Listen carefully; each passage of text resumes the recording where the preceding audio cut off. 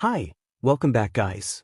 This is your friend, the MHA What If with another fanfiction. This is the move of What If Deku discovered Kaminari's secret? All credits for this video go to their respective authors, so please support the real author. Check out the link in the description for more details. Please give this video a like and subscribe to the channel if you want more videos like this. Now let's get into the fanfic. A feeling of anxiety or unhappiness that you have done something immoral or wrong. For the longest time, Kaminari wasn't quite sure he understood what guilt was. Of course, he had heard about it. He had always read books about or seen people on TV talking about how the guilt was killing them or doing something solely out of guilt. It had always seemed like such a familiar term in the world, yet he never really understood it. The first time he realized he had never actually felt real guilt was when he was 9. He and his sister, Ace-hun, had been playing in a tree not too far from their house.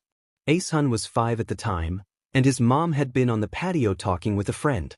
He wasn't sure why, considering she was still in kindergarten, but Kaminari had told his sister to climb the tree. He was already high up in the branches, and he wanted her up there too so it could be like they were tree people. At first, she had been nervous, but Kaminari kept pushing, kept insisting on it. Eventually, she did, each tiny leg moving one after the other to push herself higher and higher into the tree. Soon enough, Ace-hun was halfway up to Kaminari, but even from where he was he could see that she was scared. For a few moments, she stood there, clinging to the trunk of the tree with her tiny hands, too scared to move. "Come on, what are you waiting for?" Kaminari had called. "Get up here already." Ace-hun had shaken her head, tears stinging her bright blue eyes. "Denki, I don't wanna.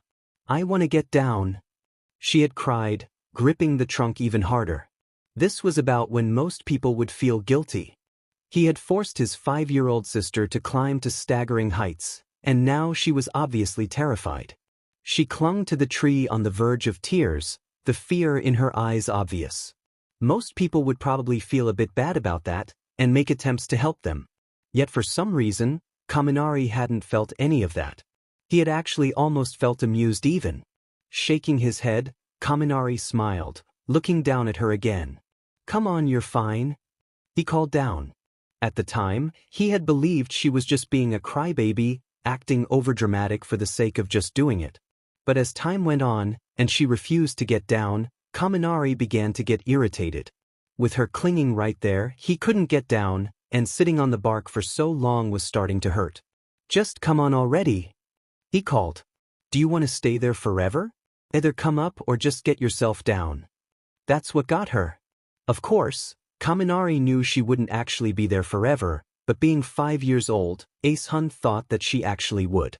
Tears started rolling down her face as the sobs bubbling up in her throat finally exploded out in loud gasps.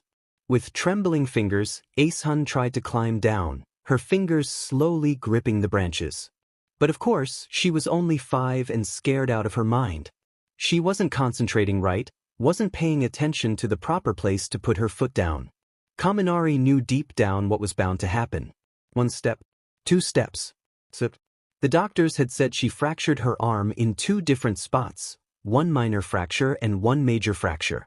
Since she was so young, it wouldn't take as long to heal as most broken arms, perhaps 3.5 weeks, maybe 4. Being so young, she was lucky she hadn't landed on her head, or else it could have been fatal. Fatal. The word echoed in Kaminari's brain like it was bouncing off the walls of his skull. Fatal. As in death. Gone forever. In the ground. No coming back. It had taken a few moments for that to sink in, but when it finally did, it didn't hit him like he thought it would. He knew it was his fault. Because he had pushed his sister so hard, she was now wearing a cast and could have died. And yet he didn't feel the way he thought he would. He felt surprisingly neutral. The whole time, even as the ambulance was pulling up, he knew she was going to be okay. She was breathing, his mom had checked. There seemed to be no reason to worry. Even when the paramedics mentioned the word fatal, he had thought that he was going to feel guilty. But as the reality of his sister's possible death being his fault sunk in, he realized he was still all right. It was then when he finally realized that he had never actually felt guilt. He had felt substitutes for it but never actually guilt before. And the reality of that almost terrified him. Almost. Kaminari felt like there was something wrong with him. He wouldn't call himself a sociopath. If he tried really hard, he could maybe empathize with someone. It's just that wasn't his initial instinct. After a time, he found out things about himself. He could lie without batting an eye, so easily and effortlessly it was almost like second nature. Several times when his mother had taken him to the store or gone to school, he would snatch something from the shelves or something from someone's pencil case if he really wanted it enough. It was nothing too severe, though. It certainly wasn't good, but it wasn't super bad either. He just felt like he didn't have the best ethics as a lot of kids he knew. He never thought much of it, never thought it was such a big deal. He just went on with his life, living what he believed was his idea of normal. He was happy. And then there was the fire. He knew everyone thought he caused it, with the most potent electric quirk out of everyone else in his family, and being notoriously reckless, he would seem like the obvious choice.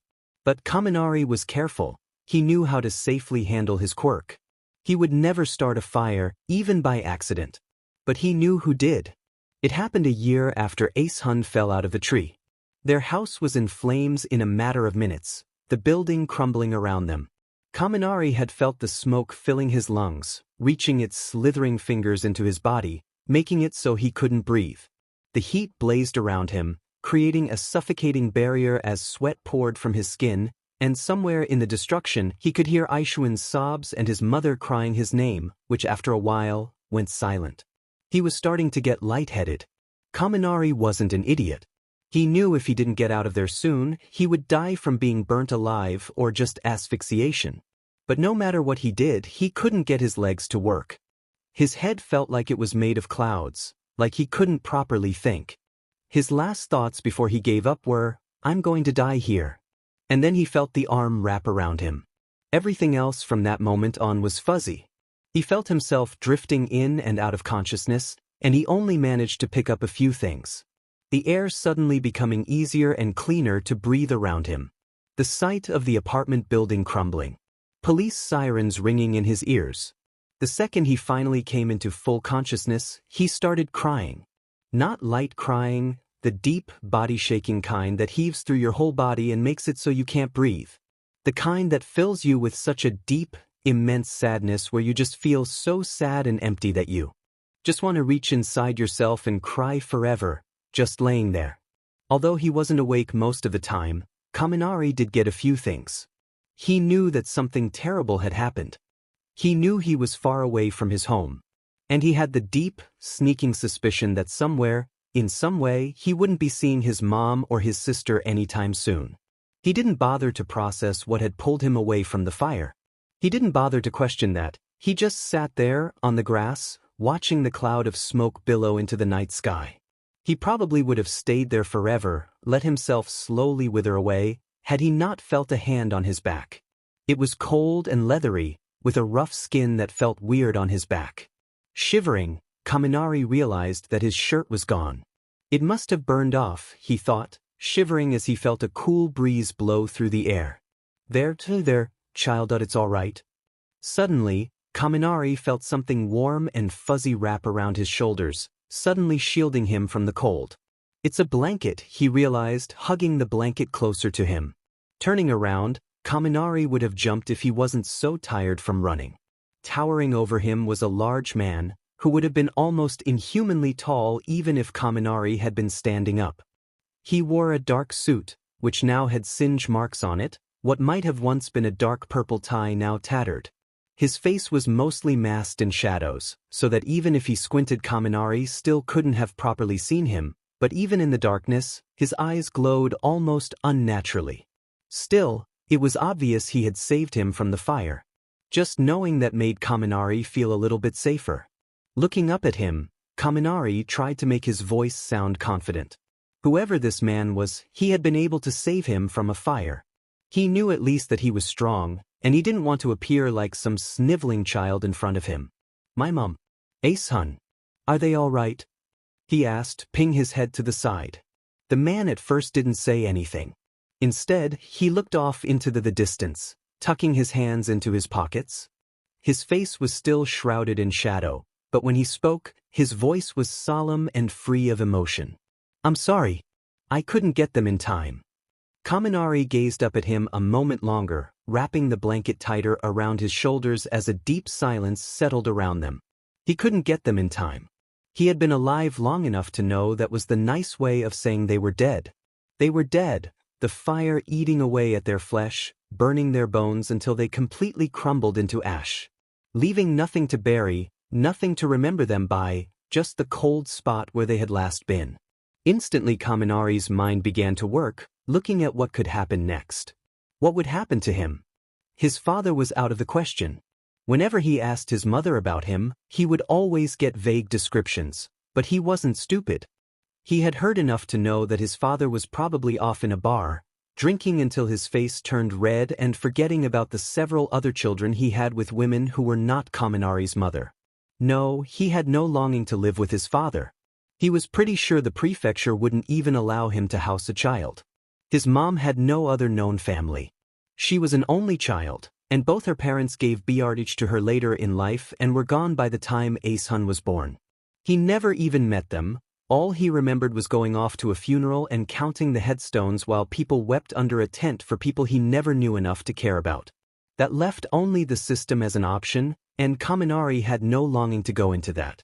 He knew he had passed the desired age zone to get adopted.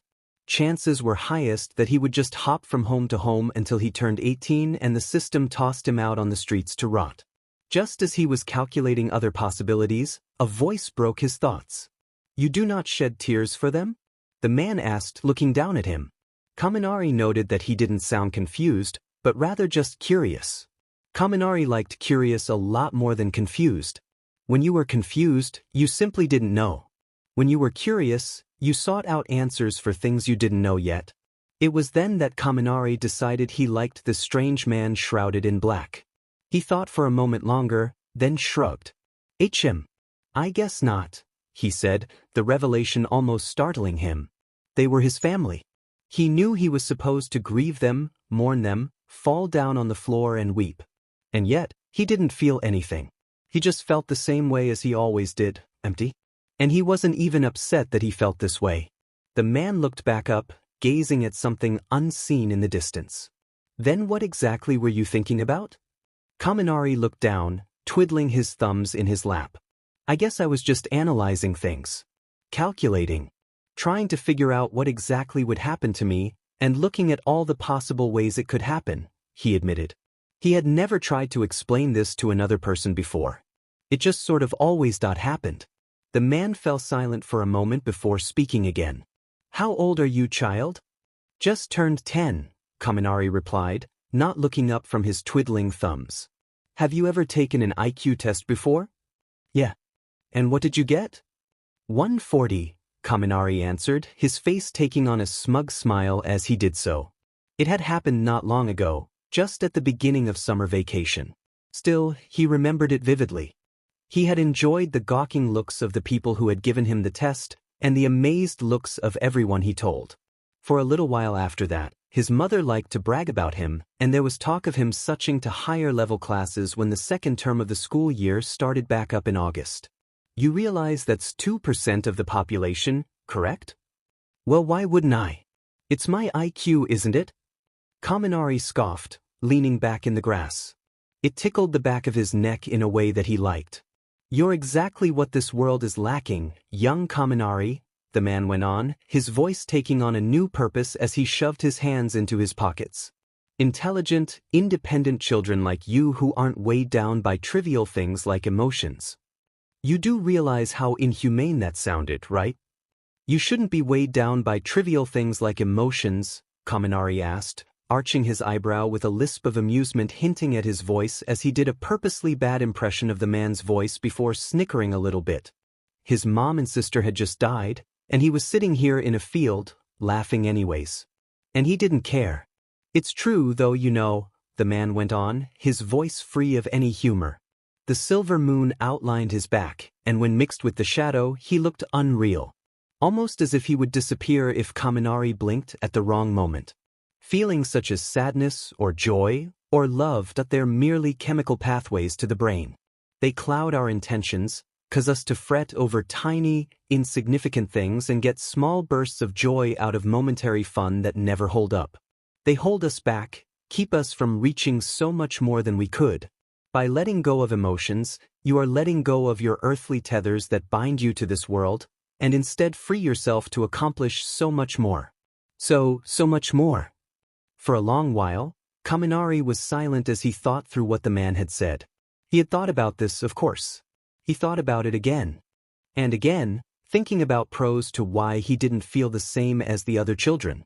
He once tried to bring it up to a few kids at his school, and they had just looked at him with either an uncomprehending gaze or had just laughed it off.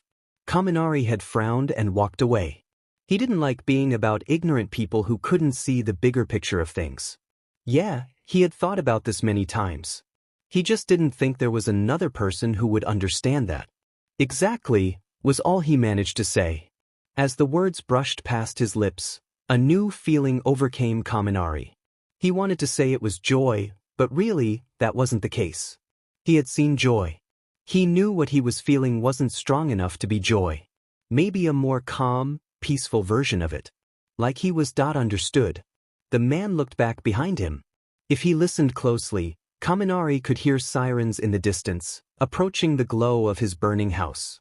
Soon, firefighters and police officers would swarm the place, and once they had enough time, they would realize that one child was still missing. They would come find him, and once they realized his family situation, he would be tossed into the system. Kaminari frowned. Thoughts swirled in his head. Bad thoughts. Thoughts that would usually scare people as he thought of all the ways he could escape that life, and some of them made him smile just a little bit. There was a ruffling of a coat, and Kaminari looked over. The man's pale hand was outreached to him. Join me, young Kaminari. Escape this life and come with me. Kaminari took one last long look at the outstretched hand. He took it. 7 years later. Okay, guys, so I was thinking that Friday bowling would be a solid plan for the night, Sero said, fingering one of the pieces of tape from his elbows. No way, man, we always go bowling. Kaminari cried, leaping forward on the common's couch. Besides, midterms right now are killing me right now, but Yairozu's holding a study session on Friday. I want to hang out with you guys, though, so I was hoping we could do something quieter where I could study at the same time. I don't want to get the same score I got last time. And the time before that, and the time before that, and the time before that. Jairu muttered, not looking up from her guitar as she adjusted the strings. Kirishima covered his mouth, trying to hide his smile at Jairu's comment as Kaminari whipped around to face her, his eyes blazing. Ah, come on, Jairu, quit messing with me. You're not even coming with us. Jairu shrugged, a tiny smile tugging at the corner of her mouth. A rare sight, especially for Jairu, Kirishima thought, crossing his arms as he adjusted himself on the couch.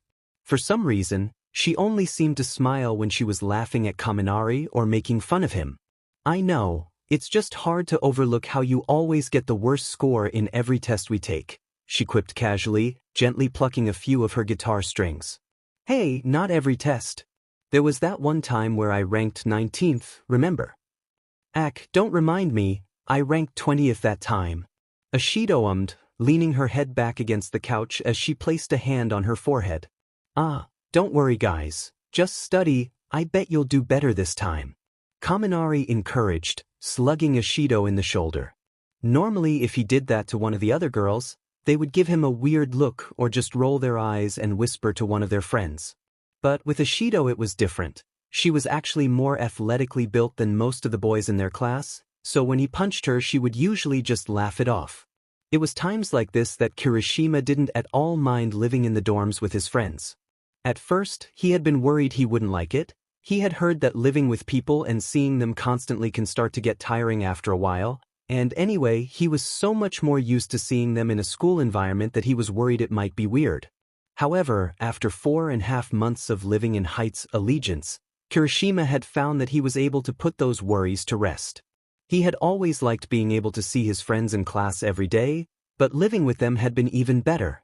Even Bakugo was being affected, he could tell, as he was starting to yell less and less. As of right now, the Commons wasn't very crowded, considering it was a school night. In the kitchen, Uraraka and Azui sat talking quietly about something as they each held a cup of tea in their hands. At the counter, Ojiro stood, mixing what might have been a protein shake as his tail lashed back and forth. Does it really matter what score you got right now? Bakugo muttered, finally speaking up from beside Kirishima. I thought you guys wanted to figure out what to do on Friday or something. Easy for you to say, Bakugo. Kaminari muttered. You always rank the highest out of everyone in our class. Bakugo glared back at Kaminari. Not the highest, he began, but Kirishima quickly stopped him by placing a hand on his shoulder, shaking his head. Not worth it. At this point, it had become common knowledge in the class that Yaoyorozu was the one at the top of the class, but it wasn't super uncommon for Kaminari to get a few things wrong from time to time. Kirishima could see how Kaminari could easily get it mixed up. Bakugo was the one who hung out with them all the time that always got the highest grades out of their friend group. It was just that Kaminari seemed to be the only one to mess it up. A lot. Along with a lot of other things, but Kirishima had just gotten used to it at this point. He would never call him dumb per se, but of course, Bakugo would. As Kirishima quickly shut Bakugo up, Kaminari raised his eyebrows. What did I say? He asked, his gaze flickering between everyone as he tried to understand if he had done anything wrong or not. Kirishima practically had to shove his fingers down Bakugo's throat to keep him from saying anything. Ashido crossed her legs, biting her lips as the corner of her mouth twitched, and Jairu looked down to hide her amused smile. At this point, they were both used to Kaminari's behavior too. Sero snickered a little, skinned the tape back into his elbow to pat Kaminari on the back. Nothing, man. Let's just focus on Friday night, okay? He said dismissively. Kaminari furrowed his eyebrows together a little bit, as if he were thinking about it one more time, then shrugged and laid back on the couch as if he had already forgotten about it. Kirishima settled back on the couch. You know, on second thought, Kaminari, maybe you should go to that study session. Dumbass. Every time Kaminari hung out with those guys, one word always came to mind. Dumbass. Each and every one of them. After so long in deep cover, there were cases of people getting their real intentions mixed up with their fake ones, such as coming to have emotional connections to the people that they were against, so every day Kaminari made a point of reminding himself that everyone he hung out with was a dumbass. Except for Bakugo and maybe Jairu, though Jairu was the only one who provided at least a little bit of intellectual support. Most of the time, Bakugo was too busy yelling cuss words and calling him dumbass, and sometimes retd, when he was in his quote, brainless state, after going over his wattage limit, which Kirishima always reprimanded him for. Kaminari never minded though, it always meant that he was succeeding. To Kaminari though, it was obvious that Bakugo was intelligent from his thinking in battle and test scores. He just wished he acted more like it. Of course, the whole reason Kaminari had chosen to befriend this certain group as opposed to, say, Midoriyas or such, was mainly because he believed they weren't smart enough to notice when he did certain, mildly questionable things, mostly because everyone he hung out with except Jairu and Bakugo ranked in the bottom 5 when it came to grades. By this point, Kaminari had been taking notes on everyone in the class. He could recite the entire list of grades in order from highest to lowest off the top of his head, as he figured that would give him an edge. He just thought throwing in that thing about Bakugo being at the top of the class would be a good subtle thing to add in. He had to keep his game going strong, now that he was starting to near the end game for all of this. To be honest, he was starting to wonder if he was overdoing it a bit, but right about now it was obvious that no one was concerned. Kaminari placed his head in his hands, listening to all of them drill on as they discussed their plans for Friday night as he kept the same clueless, classic Kaminari look on his face, dopey grin and blank eyes. At first, it had been hard to pull it off all the time, but after so many years of doing it had almost become second nature. He could switch from his normal expression to his undercover expression at the drop of a hat. Okay, if we're going to stay in the dorms, then I was thinking we could watch some movies. I heard that Swing Girls is coming on tomorrow, Ashido was saying, leaning forward on the couch eagerly. Kaminari inwardly rolled his eyes. Swing Girls was a pointless comedy about lazy schoolgirls poisoning and replacing members of the jazz band as an awkwardly out-of-place and surprisingly uneventful plotline, with random jokes shoehorned in. But of course, she would like it. Kaminari had managed to deduce Ishido as the dumbest person in this class based off of questionable actions and unimpressive test scores. Still, of course, he always tried to appear just below her. This always gave the attention of dumbest person in the class to him and took a lot of eyes off of Ishido, which is why he was really the only one that noticed her lack of intelligence. Of course, that was a good thing. Right away, when they had announced that students were being asked to move into dorms, Kaminari had had the sneaking suspicion that they would be keeping a much closer eye on the students. He had successfully covered up his tracks with the breach in security thing last year, but that had alerted the teachers that there might be a traitor. He had to keep an extra low profile now. It is. Kaminari suddenly cried in excitement, leaning forward as Mina mentioned Swing Girls. "Aw man, I love that movie. How about we watch that?" "Come on dude, you only watch it for all the girls," Sero said playfully, nudging him with his creepy elbow that always made Kaminari shudder a little whenever he touched him with it. Still, he tried to ignore it, widening his eyes as he forced his face to flush pink. "Wah, I do not," Kaminari protested, which warranted a few giggles from Kirishima and Ishido. Before he could say anything else, however, Bakugo butt in. "Besides, if we're watching anything, it's Battle Royale. I have a DVD of it in my room," he commented, and Kirishima swiveled around to look at him. "Are you sure, Bakugo? I mean, isn't that movie a little violent?" He supplied with a small smile. Battle Royale was a thriller film where 9th graders were put on an island with bomb collars around their neck and forced to fight each other to the death, and if they broke a rule the bomb would explode. It was bloody, gruesome, and mildly disturbing, so of course, Bakugo would like it. "Yeah? What's so wrong with that?" he cried, already getting defensive. Kaminari continued to watch as Kirishima tried to calm Bakugo down as he went on, talking about a bunch of the disturbing details and Battle Royale. "Look, how about we just ask everyone what they want to watch?" Kirishima suggested, trying to defuse the situation. Kirishima had always been the peacemaker in situations like this. "We know that Ishido and Kaminari want to watch Swing Girls, and you want to watch Battle Royale, and personally I want to watch Seven Samurai," he said, referring to an old movie about samurai warriors that came out 50-something years ago. Just as Sero started to suggest and describe some action comedy called The Mole Song, Hong Kong Capriccio, Kaminari felt his phone buzz in his pocket. Slipping his hand into it, he pulled out his bright yellow phone case decorated with tiny yellow lightning bolts and opened up the phone. He had a passcode, of course, but it didn't really matter anyway since he could block the signal whenever he wanted if anyone ever tried to hack it. 7 missed calls. Sirbi. Opening up his messages, he looked at the most recent one, from Hitterska Eajima. If there hadn't been anyone around, Kaminari would have scowled, frustrated. What did he want this time? The guy had never been his favorite. He always found him frustratingly annoying. Sighing, he clicked reluctantly the name. Hitterska Eajima, "Hey, call me." Hitterska Eajima. "Just do it, I have something to tell you." "You? Well, why would you tell me to call if you didn't?" Hitterska Eajima. "Are you calling or not?" "You? Alright, just gimme a sec." Sorry guys, I got to go. My uncle's been texting me, he said he wants me to call him and talk about midterms." Kaminari said, standing up and stretching his back as he shoved his phone into his pocket. Ishido rubbed the back of her neck. "Wow, Kaminari, you've been getting a lot of calls recently," she speculated, and Kaminari inwardly cringed. They had noticed.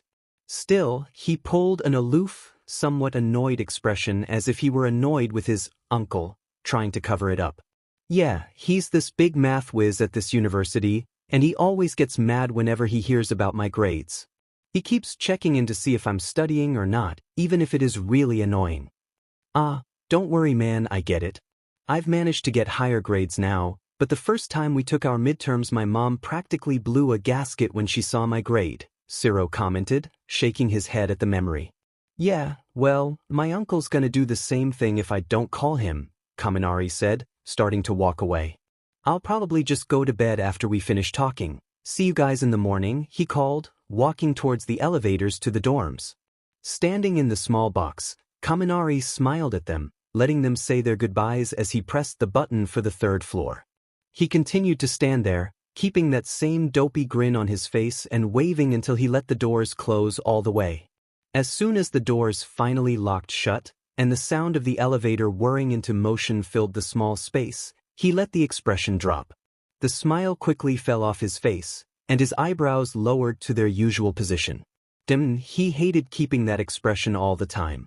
He knew it was all part of the act, but sometimes it was almost painful to act that stupid. Rubbing his eyes, Kaminari yawned. He was actually pretty tired. He just wanted to wrap up this call and go to bed. Pulling his charger out of his jacket pocket, Kaminari stuck the cord in his mouth to allow himself to charge a little bit as he walked past the rows of closed doors. Being on the third level, shared the floor with 3 people, Koda, Ida, and Ojiro. He had never really been worried about Koda.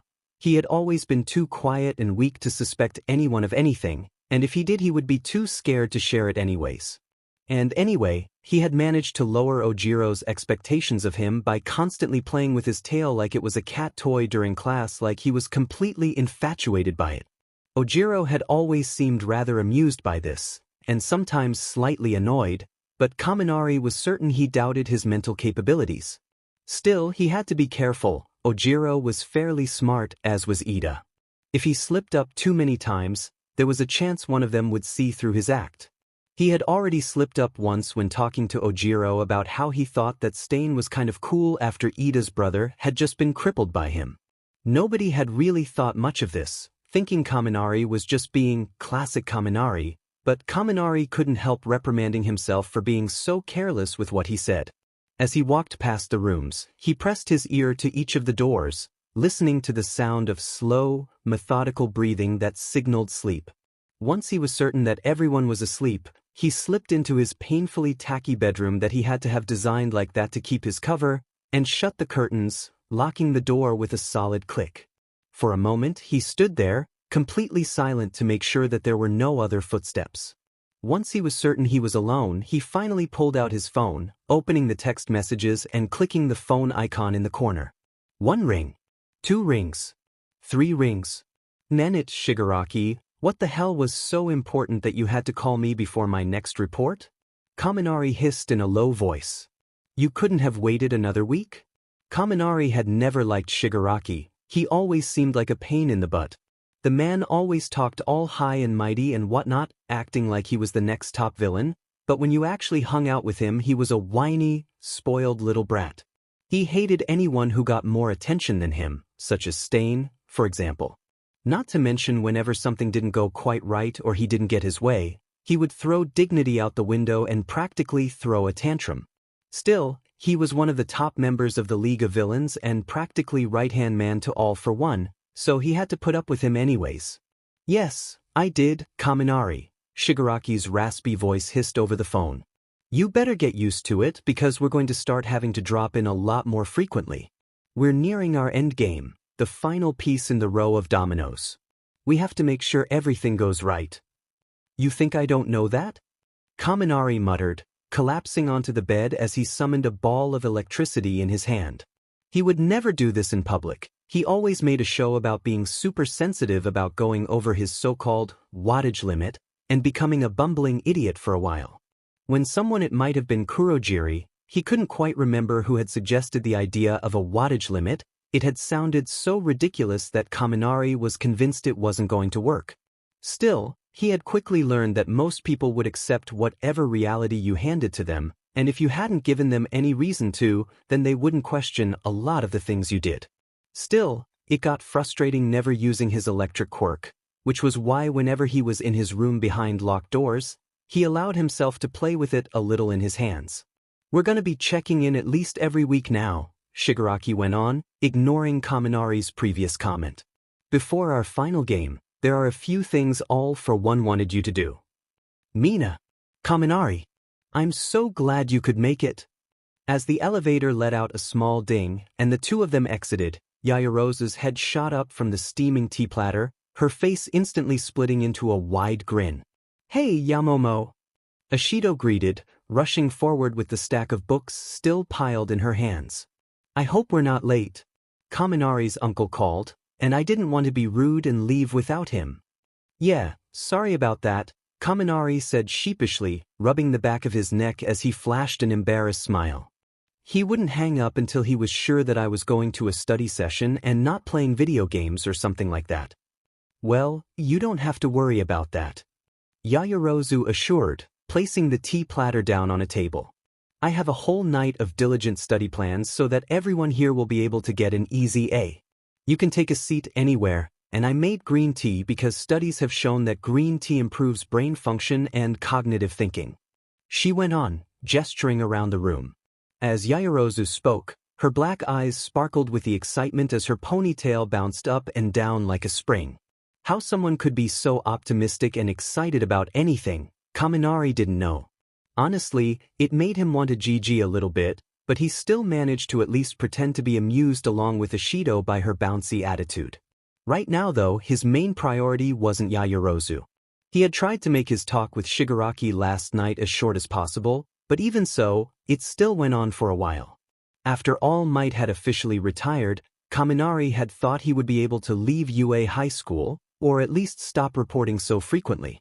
However, even with All for One currently imprisoned and Shigaraki the new leader of the League of Villains, it was clear he had plans. He just hadn't made clear what those plans were until last night. If it hadn't been for the phone call, Kaminari probably would have ended up going to that movie night with Kirishima, Bakugo, and Sero. He wouldn't have loved it, but it was better than staying here in the Commons for 3 hours. Still, because of Shigaraki's phone call, Kaminari found himself with 2 things to do tonight: put up with the most annoying people in the world for a few hours and find a way to get Yaoyorozu's computer. Of course, Shigaraki hadn't told him directly to get the computer, but it was the first thing that ran through his mind. With her family's money, it was guaranteed that her computer would be crazy expensive, which also meant the only computer that could handle what he planned to do. He had several thoughts on how to get it, including breaking into her room, but that was risky on several different levels. The safest way he could think of was to go to the study session she was hosting tonight, and he wasn't even completely sure if she was even going to bring it. It felt like a weight was lifted off his shoulders when he saw the bright red laptop sitting on the kitchen counter, gleaming in the fluorescent lighting. He just had to find a way to get his hands on it. Sero probably would have been here too, but he's watching a movie with Kirishima and Bakugo, Mina explained as Kaminari surveyed the room. As he looked around, he didn't see anyone he would particularly want to sit by. Dispersed around the 5 tables of the Commons kitchens were Ojiro, Tokoyami, Uraraka, Jairu, and maybe Hagakure, though Kaminari was never really sure about her. The 3 girls sat in a group, Uraraka and Hagakure chatting among themselves as they waited for Yaoyorozu to start while Jairu sat silently, listening to something on her earbuds. Meanwhile, the boys were more spread out, with Tokoyami hunched over what looked like a textbook in the corner by himself. Kaminari scowled a little bit. He didn't know why he had to be so dark and brooding all the time. All the black and moodiness had always seemed extra and unnecessary. While Mina grabbed a cup of tea and sat down with the rest of the girls, Kaminari slid into a seat beside Ojiro, plastering a false grin onto his face. "Hey Ojiro!" He beamed, slamming the book he brought onto the table. "Ready to get our study on?" Startled, Ojiro's head shot up from his textbook, his tail sticking out, but instantly relaxed when he saw who it was. "Oh, hey Kaminari," he greeted, his tail falling back down. "Yeah, I think we should be starting soon," he said, closing his textbook. "Do you need a pencil?" "Oh yeah, thanks. I forgot to bring mine," Kaminari said sheepishly, rubbing the back of his neck. Ojiro just smiled, shrugging as he reached into his backpack. "Don't worry about it, it happens to everyone," he said, handing Kaminari a number 2 pencil as he took another sip from his tea. Kaminari looked down at the pencil. Of everyone in this room, Ojiro had to be the one who esigi the least. That wasn't to say he would miss him when he left the school, it was just that along with Kirishima, he was probably the one who had the most potential of becoming one of the heroes Stain looked for. Before he had been taken into custody, Stain looked for heroes, real heroes who didn't do hero work to collect income or for fame and glory. He didn't know everyone's reasons at this school, but he knew for a fact that that girl Uraraka wanted to become a hero to make money. She had never told him directly, but at this point, Kaminari had made it a point to find out everything he could about everyone at this school, and when he had found out that she wanted to become a hero to make money, he instantly disliked her. Being a hero wasn't so that you could have your own personal gains.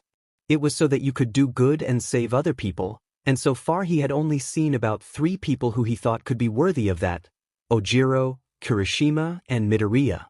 Of course, Stain had chosen Midoriya as worthy himself, but after scouting out, Kaminari believed that Kirishima and Ojiro had potential too. Kirishima had always been the peacemaker of their little friend group, but it was when he had risked his safety needlessly to help even but like Bakugo after he had been kidnapped by the League of Villains that he had shown he had potential to be a true hero.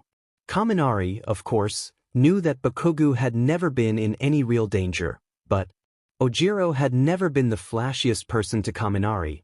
His simple and plain personality had never really made him stand out. Really, the only thing that kept him from fading into the background was the fact that he had an extra, furry part of his body sticking out of the back. He was what some people might call noble, especially after that spectacle he had made at their first UA Sports Festival, resigning because he felt he didn't rightfully earn his place to be there.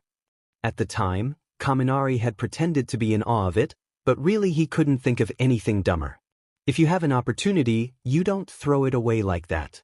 Before, Ojiro had been in the top 16 and could have ranked even higher if he continued on, but because he resigned he had been demoted to the top personally. Kaminari didn't know why anyone would throw away their shot like that, but he had learned by now that it was often the painfully noble types that Stain would often spare. Besides, so far Ojiro had been the only one to not just shake his head and snicker whenever Kaminari did something idiotic, and while it was all fake anyway, he could see that Ojiro was one of the nicest people there. Kaminari quickly shook his head. What was he saying? If he was anyone else, he might have felt warm and tingly about that and kind of bad about working against them all like that. But the thing was, he just didn't. What he was saying wasn't a compliment, it was a simple fact, and that didn't make him feel any different about his mission. He didn't get any warm fuzzy feelings or any bullshit like that when he thought about it, he just felt the same as he always did. That was what made him Kaminari, made him feel like he was in control. Sighing, he adjusted himself in his chair. He didn't have time for this. Putting his idiotic undercover face back on, Kaminari started to play with his pencil as opposed to working to keep the charade going as his brain started working away to formulate a way to get Yaoyorozu's computer. I'm telling you, Hagakure, you've got to give it a shot. Really? Hagakure said, putting a hand to her face at Uraraka's encouragement. Whether or not she was blushing, Jair couldn't really tell, but then again she never really could. Absolutely. Ojiro would have to be crazy not to go for you. Mina added, waving a hand dismissively as she leaned forward to put her elbows on the table. We know he doesn't just like you just because of your looks, at least. Thanks. Hagakure replied as if she were uncertain as to whether or not she should take that as a compliment or an insult. Jairu sighed, closing her textbook. She didn't know why all the girls were obsessed with talking about topics like this. After all, they had all come here to study, not talk about boys. However, it sometimes seemed like that was the only thing they were capable of talking about.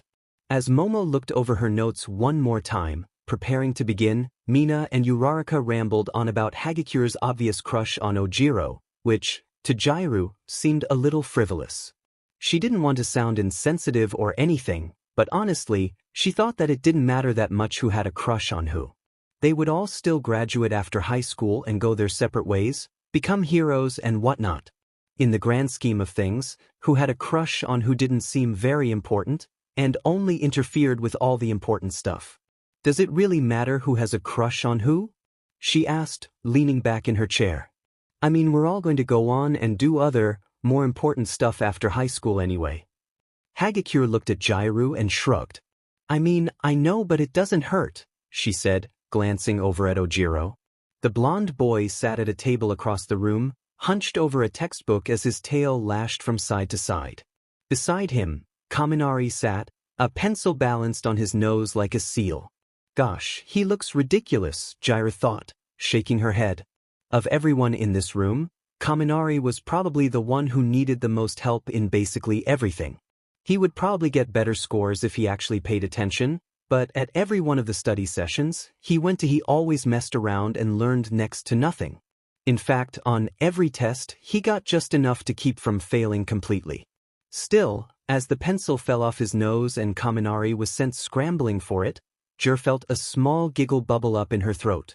Even if he was an idiot, at least he was still a little bit funny. Every time he went over his wattage limit and into his brainless state, Jur always tried not to laugh, but DMN it was funny. She couldn't help it, hearing him yell, "Way," like that. As she giggled, Mina glanced over at her, a smirk working its way onto her face. "Yeah, stupid," she muttered, arching an eyebrow.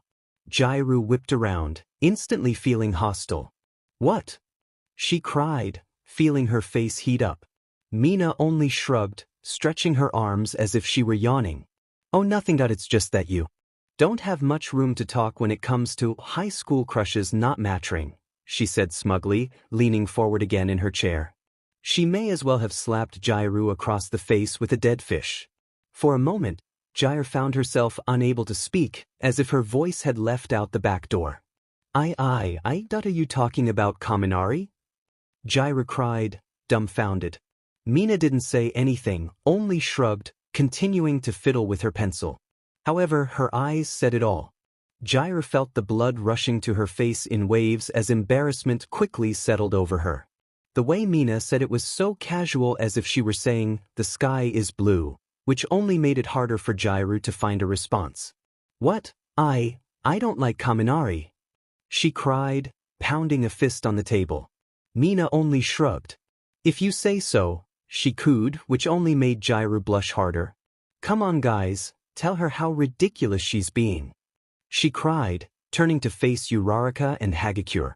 While she and Mina had been talking though, Uraraka and Hagakure had conveniently opened up their textbooks, scanning the pages and apparently not listening to the conversation. "Guys," Jairu protested, slamming her hand on the table, but before she could continue, Momo's voice filled the room.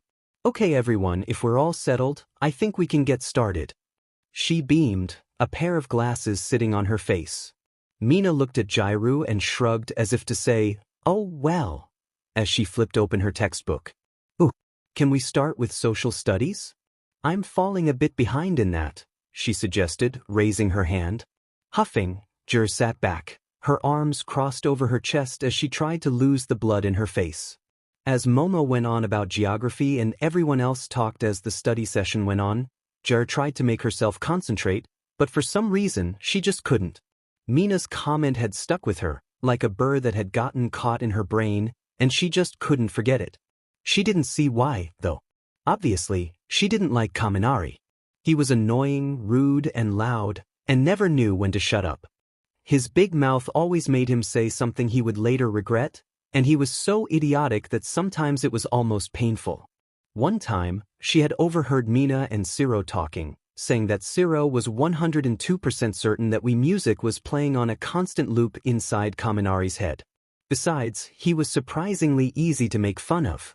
Every time she poked a little fun at him, he would always have these big reactions, which always made it worthwhile.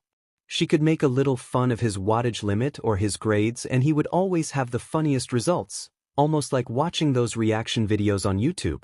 And yet, despite that, he was nice to her all the time. When they had been exploring the dorm rooms the first day and Kaminari had seen her room, she had been so flustered by his praise for her music that she didn't know what to do except punish him with her earphones. It was the exact opposite of what she expected, as she more used to making fun of him and him getting upset. She had always felt weirdly comfortable with their dynamic to a point where she actually looked forward to sitting next to him in hero class so she could poke fun at him. Is that what a crush is?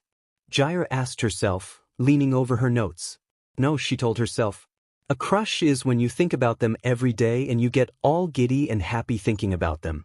You get happier just being around them and always feel better after hanging out with them, and a lot of the time don't know how to act around them but still look forward to hanging out around them. That sheet. Glancing over at Kaminari now, she saw that he was watching Momo, but his eyes were squinted and his head slightly tilted to the side, as if he were barely comprehending what she was saying. He did have a notebook, but for half the time she was pretty sure he had been doodling in it as opposed to actually trying to remember what she was saying. probably drawing melons or something, Jair thought, remembering the boy's flirty attitude, and frowned, turning back to her notes. She had forgotten how much of a flirt Kaminari was. She was pretty sure he had plans to hit on every girl at this school at least once. Everyone except her, at least. But then again, it wasn't like she didn't know about it. Even last night he had wanted to watch that movie Swing Girls because of all the girls. He wasn't as bad as Mineta, who was obsessed with looking at naked girls to a point of it being quite disturbing and probably watched porn, but rather a more tampered-down version who still really liked girls. He didn't seem like the kind who would really like a girl for her, but rather because she was hot. He was overly self-confident about where he stood with most girls, which often led to a few marks or scars by certain girls who didn't like being looked at that way. Thinking about it, Jairu gripped her pencil a little harder, feeling it crack a little in her palm. What was she thinking? There was no way she liked Kaminari. His flirty attitude had always bugged her, considering he was probably one of the most unfaithful people on the planet. It's because you have to stand up for girls, she told herself, but even she knew there was another reason back in a far corner of her brain that she really didn't want to address. Sighing, she looked back down at her notes, trying to push Kaminari out of her head as she tried to tune back into the conversation, but as she did, Kaminari raised his hand. Yayarozu? He called as Momo looked over in his direction. I had some of my notes from class saved on our school accounts. Do you think I could get them out? Sure, that's fine, Yayarozu agreed, giving Kaminari a curt nod as she turned back to her flashcards on some old Japanese war. Okay everyone, now, what did General? Dang it. Kaminari's frustrated call suddenly ripped through the hall again, and Momo turned to look back at him again. Is something wrong? She asked, her eyebrows furrowing together. Kaminari groaned, putting his hand on his forehead. I left my phone in my room. Dang it, the one time I take notes and I don't have them with me when I actually need them.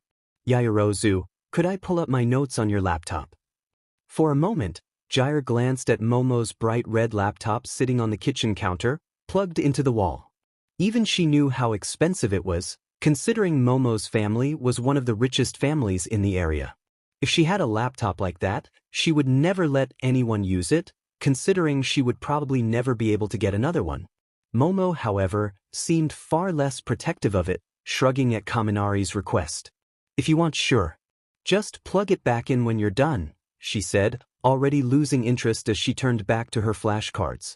Kaminari beamed. Thanks, Yamomo. He called, standing up and unplugging Momo's computer from its spot on the counter. There was a slight ding noise as it opened up, and Kaminari started typing away as he opened up a browser to find his notes. Sighing, Jair turned back to Momo, trying to push the thoughts out of her head. Damn it, she was the exact kind of person who didn't like girls who thought about boys all the time, and she had no intentions of becoming one. Instead, she tried to focus her thoughts back on the study session. How long did the Boshin War last? Momo called out. From January 1868 to June 1869, Jairu answered quickly. Correct.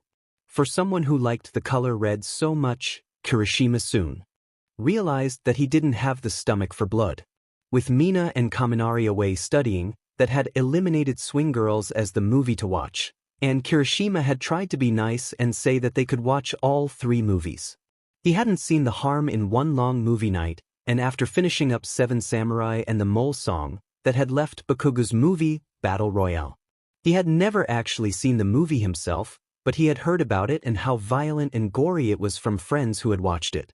However, it wasn't until the first kid's neck blew open and spattered everyone around with red that he finally realized this was going to be one of the most disturbing 2 hours of his life.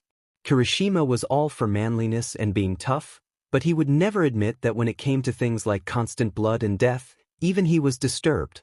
Sero was way worse. When Megumi had her throat sliced open by Mitsuka and blood sprayed everywhere, Sero's face had taken on a greenish tint as he covered his mouth with his hand. Dude, how can you watch this stuff? He muttered to Bakugo, looking like he was ready to throw up. Bakugo didn't even look at Sero, shoving a fistful of microwave popcorn in his mouth. He was really the only one eating it, considering Kirishima was too busy counting down the minutes until the movie was over, and Sero didn't look like he was in the condition to eat anything at this point. It's a good movie. If you actually went and grew 80, then maybe you would like it too, he grumbled, leaning forward with a bowl of popcorn in his lap. Sero opened his mouth like he was about to protest, but just as he did, another wave of nausea swept over him as Megumi's head rolled over the floor, the face still in an expression of fear still frozen on her face as blood spilled everywhere. "Ah man!" Sero groaned, the green color deepening in his face. Holding one hand over his mouth and another on his stomach, he leaped up from the couch and rushed to Bakugo's bathroom, not even having time to shut the door before Kirishima heard him making loud retching noises from inside. "Shut the effing door, damn it!" Bakugo called after him, glaring angrily as he turned back to the movie. Kirishima's eyebrows furrowed together as the movie switched to another scene, soon showing a guy with an axe sticking out of his head with blood spewing like a fountain from the wound. "My gosh, Bakugo," he muttered. "I get that we got to pick any movie we wanted, but did you have to pick one where someone dies every 5 minutes? What are you talking about? This movie is great, alright? Damn it you guys, just watch the movie." Bakugo roared, quickly losing his temper as a small explosion crackled in the palm of his hand. Kirishima sighed, settling into the couch. Sometimes he could confront Bakugo about freaking out like that, but right now he knew that arguing would get them nowhere. He could tell it was going to be a long night. At around 11:30 or so, right when some guy was getting stabbed repeatedly in the ball and Sero was looking about ready to pass out, Kirishima felt his phone buzz in his pocket with a new text message. Curiously, Kirishima pulled out his phone, opening up the text messages. From Ashido, he read, opening up the conversation as intrigue poked at him. "Ashido, hey, is your movie night over yet?" Kirishima, "Nah, we're watching all 3 movies." Ashido, "Wow, okay. The study session ended a while ago. Is Kaminari with you?" Kirishima, "No, why?" Ashido, "I dunno, I was just wondering.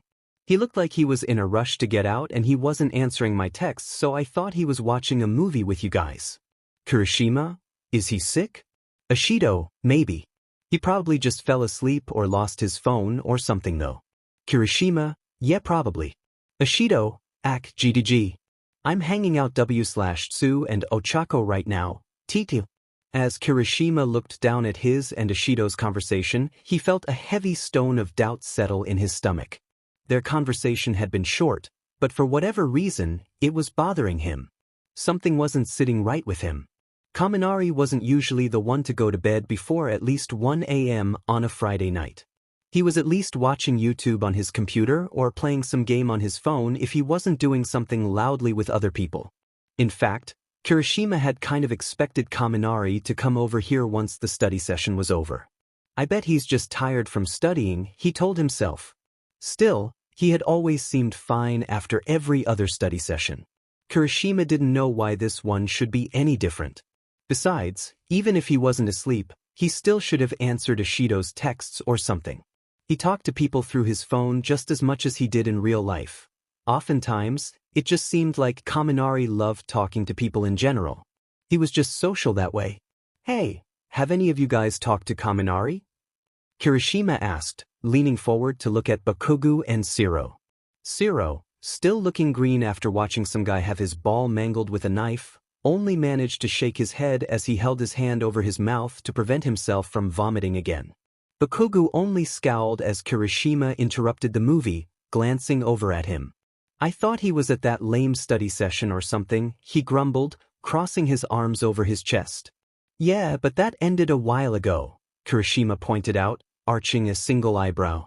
"Well, then he's probably just asleep or something." "Then, stop worrying about it so much," Bakugo mumbled in response, kicking the empty popcorn bowl a little with his foot. Despite what Bakugo had said, Kirishima didn't feel very reassured. A stone of nervousness had settled in his stomach, making him feel like he was made of rock on the inside as well as the outside. Something wasn't right. He could just tell. He remembered one time in 5th grade he had read a book about natural disasters, and how before a bunch of things like earthquakes and volcanic eruptions animals would flee the area because they just had a natural instinct that something was wrong. No one had told them that there was going to be a huge disaster or anything like that. They just had a deep guttural feeling that not everything was as it should. For some reason, Kirishima felt like he had that same instinct. His stomach refused to sit right as he tried to calm down and watch the movie, worried thoughts about Kaminari spiraling through his mind. Although he tried never to say it out, Kaminari admittedly wasn't the sharpest tool in the shed. The list of problems he could have gotten himself into was endless, and over the next 5 minutes of the movie, another one kept adding itself to his list, making him feel more and more uneasy. Kirishima had been called protective a few times in his life. It was mainly after the incident with Bakugo after he had been the one to insist on saving him, but there had been other, smaller times too. He remembered all the times Sero had accidentally gotten one of his oversized elbows stuck in something like the bars of a park bench or anything with small spaces, and Kirishima had been the one to help him get out of it. One time, Ishido had wanted to prove she was one of the guys while hanging out with them and had actually tried to get a fake ID so she could buy beer. Kirishima had been the one to stop her, saying that she could probably get expelled from the school if they found that in her dorm. Of course, the list of times Kaminari had gotten himself into trouble had been almost twice as long. One time, Kirishima wasn't even sure why, but Kaminari had thought it would be a good idea to fit himself into a baby swing at the park, and Kirishima had to literally break the swing apart to help him get out.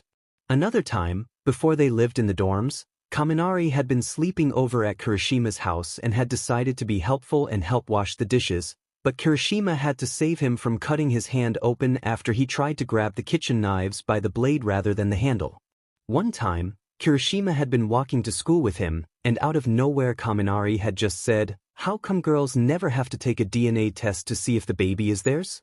Even if it made him feel a little bad to say it, Kirishima had to admit that sometimes the dude just wasn't smart enough to figure out how certain things worked. "Do you think one of us should go check on Kaminari?" Kirishima finally suggested, piping up again. As he was doing so, the same girl who had just stabbed the guy's ball over and over again was shot twice not even 10 minutes later, blood spraying everywhere. Sero's face turned an even deeper shade of green, and no sooner than the words had slipped past Kaminari's lips, Sero whipped his head towards Kirishima. "I'll go," he volunteered quickly, flying up from the couch. From the color of his face, you didn't have to be a genius to figure out that the guy just wanted to get out of there. Kirishima wouldn't have guessed that Sero wouldn't have the stomach for this kind of stuff, but then again, the guy was full of surprises.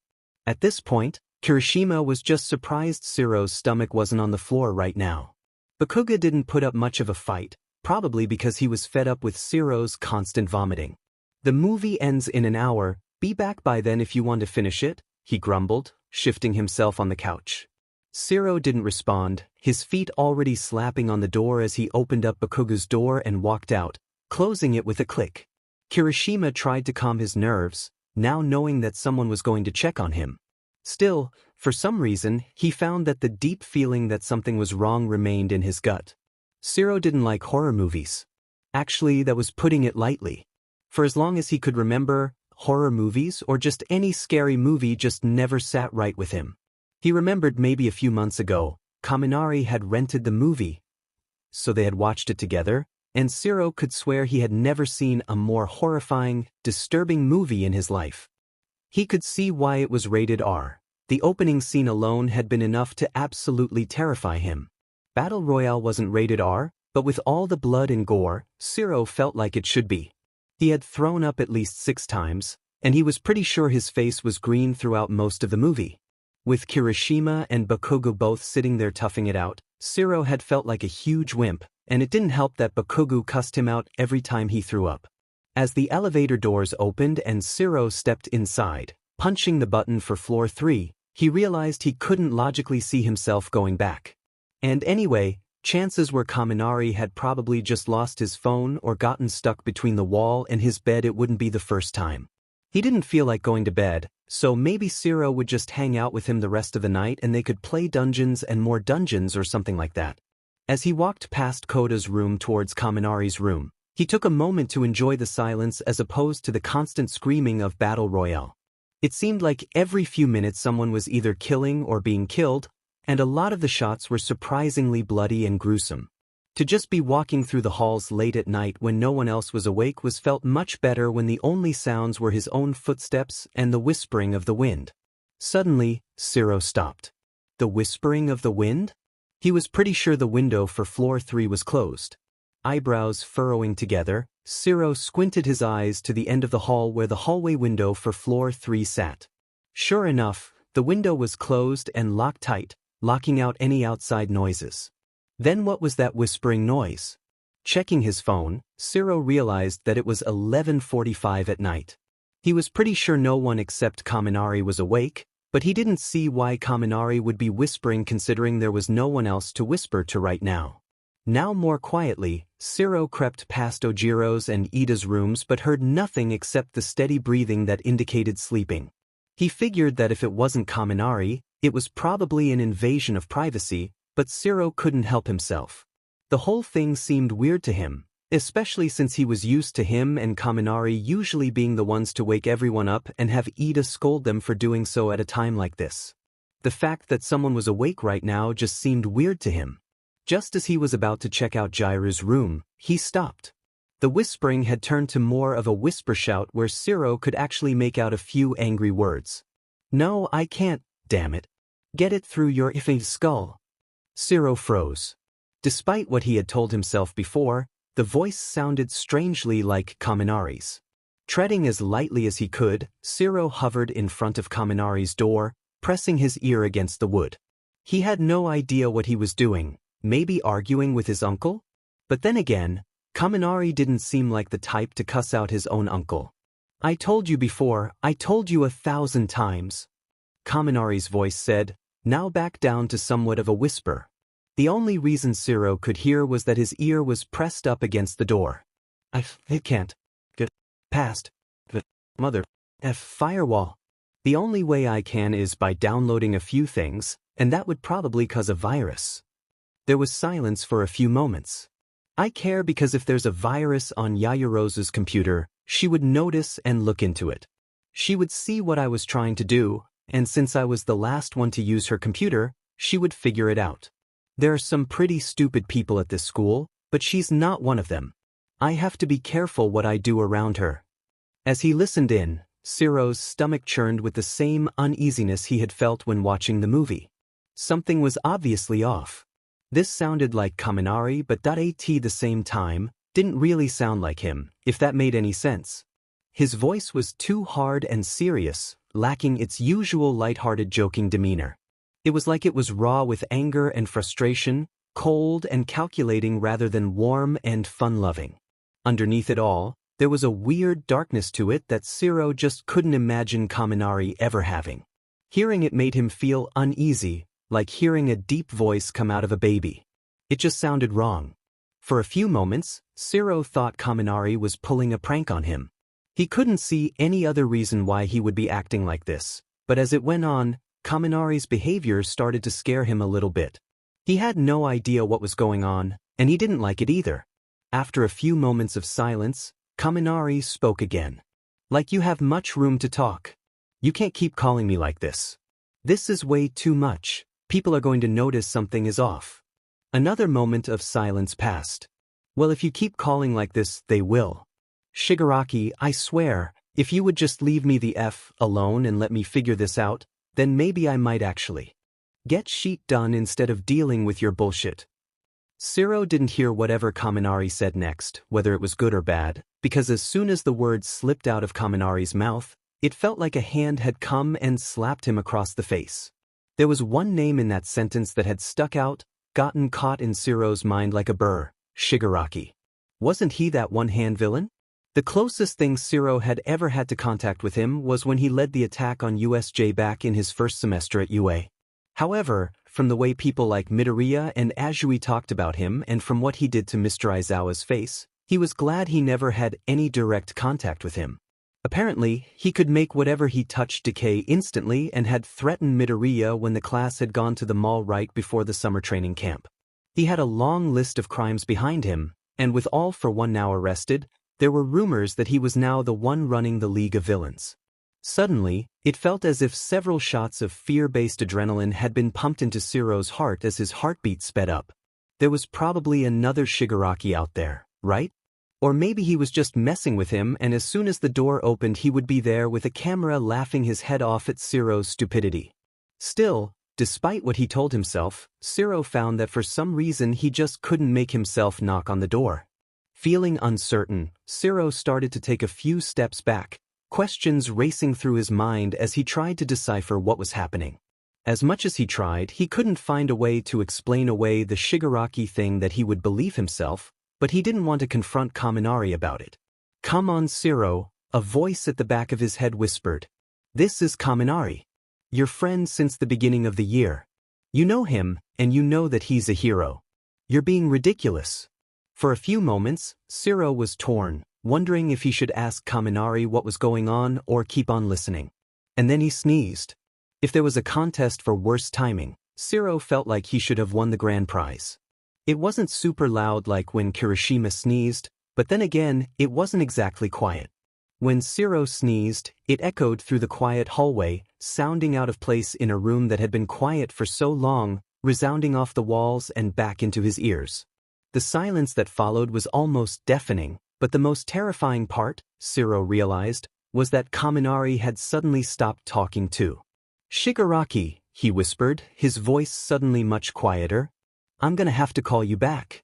A few seconds of silence passed, Sero's heart beating so fast he believed it was a legitimate concern that it would pop out of his chest and sprawl out onto the floor. After a few moments, Sero heard the lock click as Kaminari's door slowly creaked open, revealing his friend behind it. As he stood, Kaminari looked the same as he always did. His messy electric blonde hair stuck out in all directions, the black stripes zigzagging through his single bang.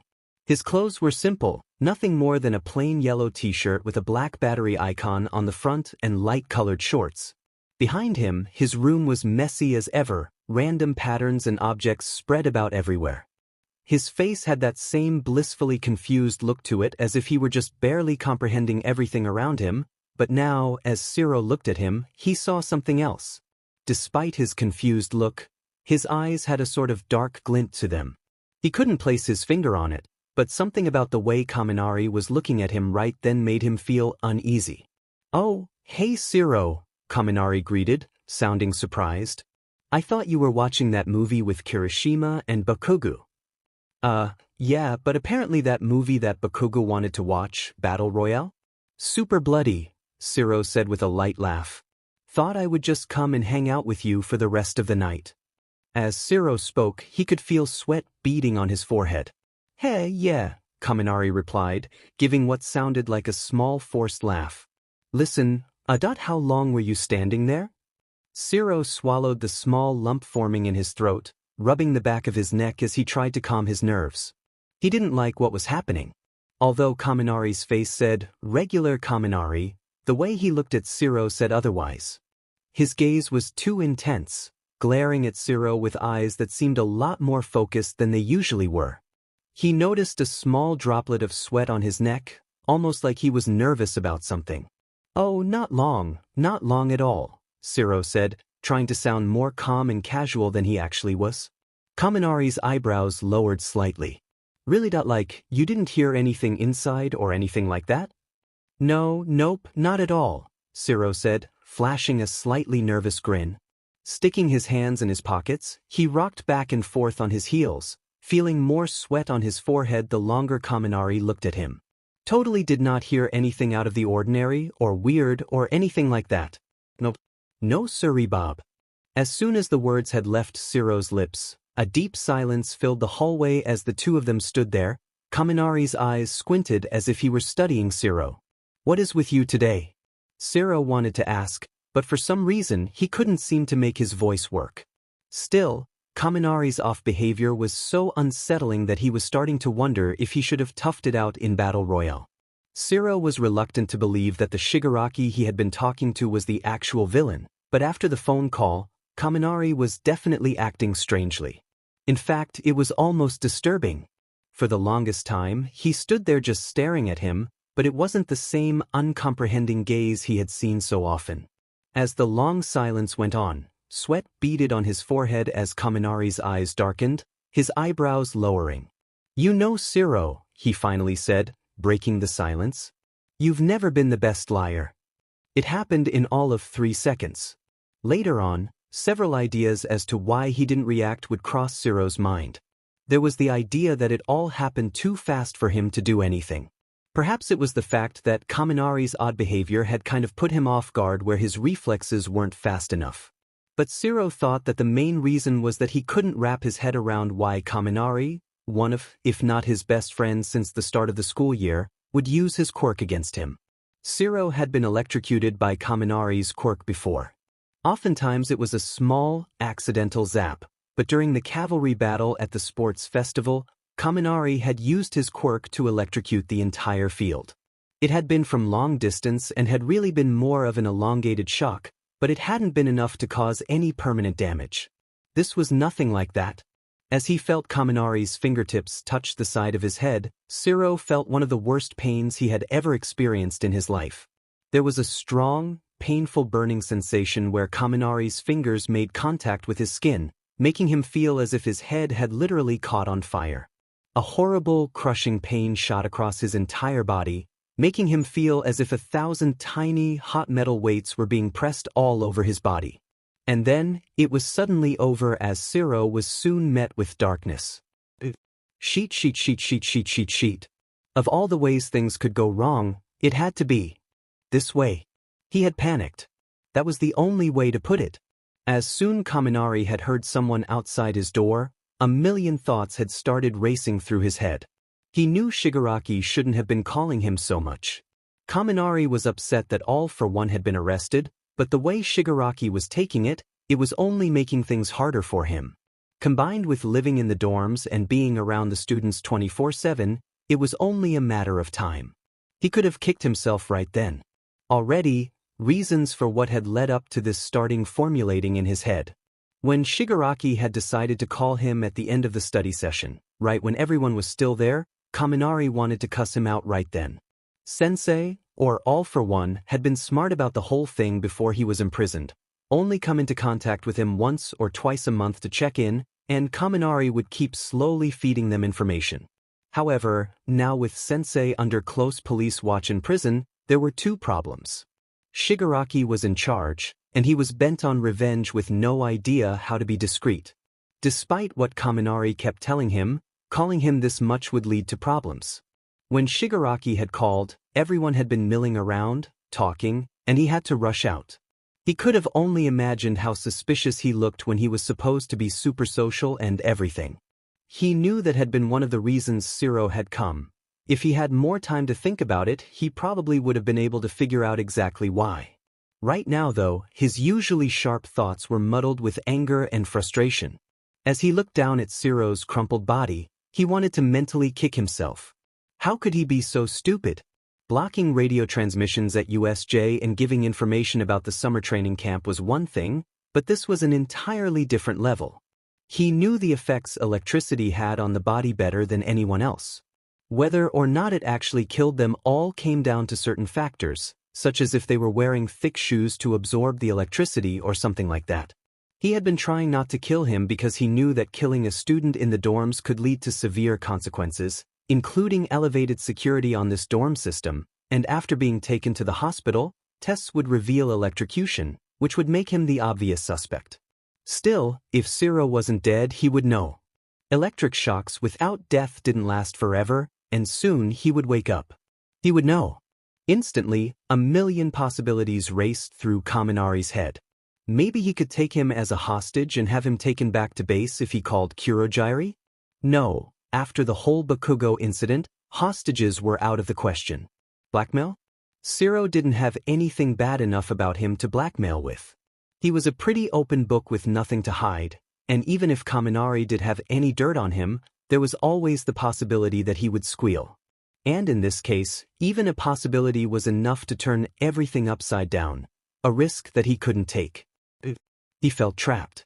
He didn't know how he could have done something so stupid. He had managed to be careful while working undercover at UA for the last 2 years. He had purposely failed the exams right before the summer training camp so he could go into the summer school protocol and avoid any fighting. He had been able to successfully deliver information back to home base, all without raising suspicions towards him. And then he had to go in panic, which led to this. Kneeling down, Kaminari pressed 2 fingers against the side of Sero's neck, feeling for the usual beating that indicated a pulse. As soon as he felt the familiar pumping of blood against his fingers, he felt as if his stomach had turned inside out with dread. Before, it had been just a gut feeling, but now it was officially confirmed. If Sero was still alive, then that meant everything had taken a turn for the worst. There was no way he could get him out of the building before he woke up or continuing to knock him out, which would ultimately kill him. Besides, if Sero fully woke up, then there was no way Kaminari could take him down again without causing a commotion. If there was no definite cause for the death other than something like assault or electrocution, then Kaminari was virtually screwed. A definite cause for the death. Almost instantly, thoughts began swirling around in Kaminari's head. Dark thoughts. Thoughts that should have scared him, but instead only edged him on. Suddenly, it felt as if a light bulb had turned on in Kaminari's head. Pressing his lips into a tight line, Kaminari glanced over to the end of the hallway towards the window. The glass pane was currently locked shut, looking out onto a cloudy night sky. However, if you really needed to, it wouldn't exactly be the hardest thing in the world to unlock. Say Sero was to, quote, fall out a window. A fall from this height would almost certainly cause some damage, and if fallen in the right position, certain factors like internal bleeding and punctured organs could get rid of any indications or evidence of electrocution. As of right now, they were on the 3rd floor. Typically, the median height for a fall to the death was 4 stories, and with students training in UA High's hero course for 2 years it would probably take more than that, but the ceilings in the dorms were relatively high and surpassed the average height of most stories. And besides, Sero's body was already weakened from electrocution. Even if he did live or recovery girl got to him in time, he would almost definitely be put into a vegetative state or coma on impact. Kaminari had killed before. Not humans, but instead animals he would find purely for fun. He would kill things like rabbits, mice, moles, even though his mother hated it when he did that. She had never understood why and always yelled at him, saying how he was being unnecessarily cruel, but even so he still continued to do it.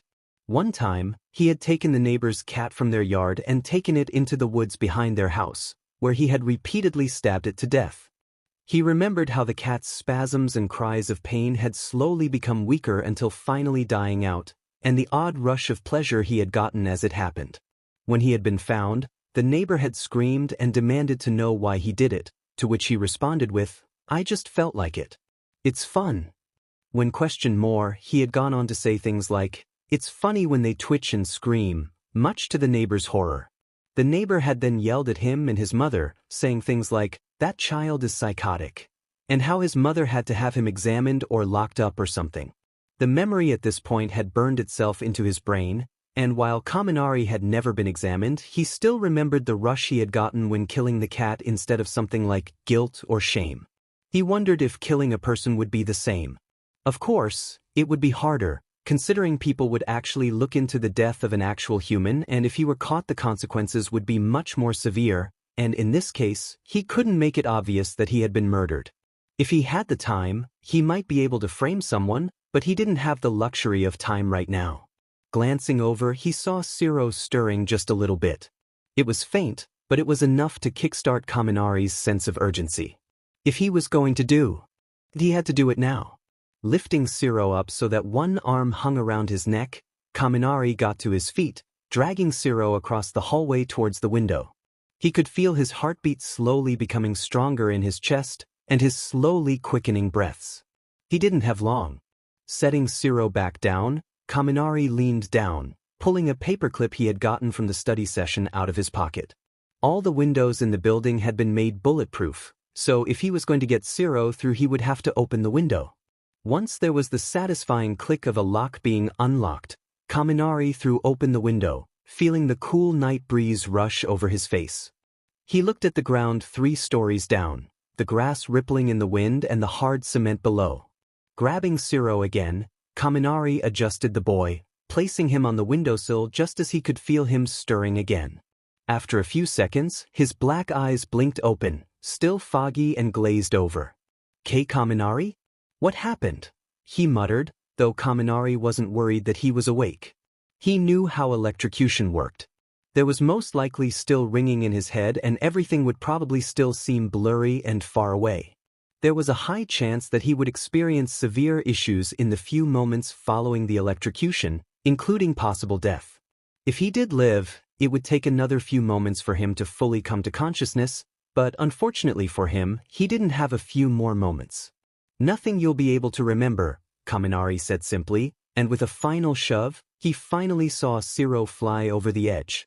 Okay, let me think. I've got one.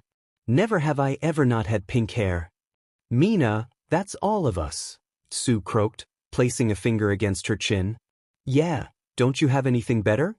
Gyro added as she arched an eyebrow skeptically. Well, sorry. This game is hard.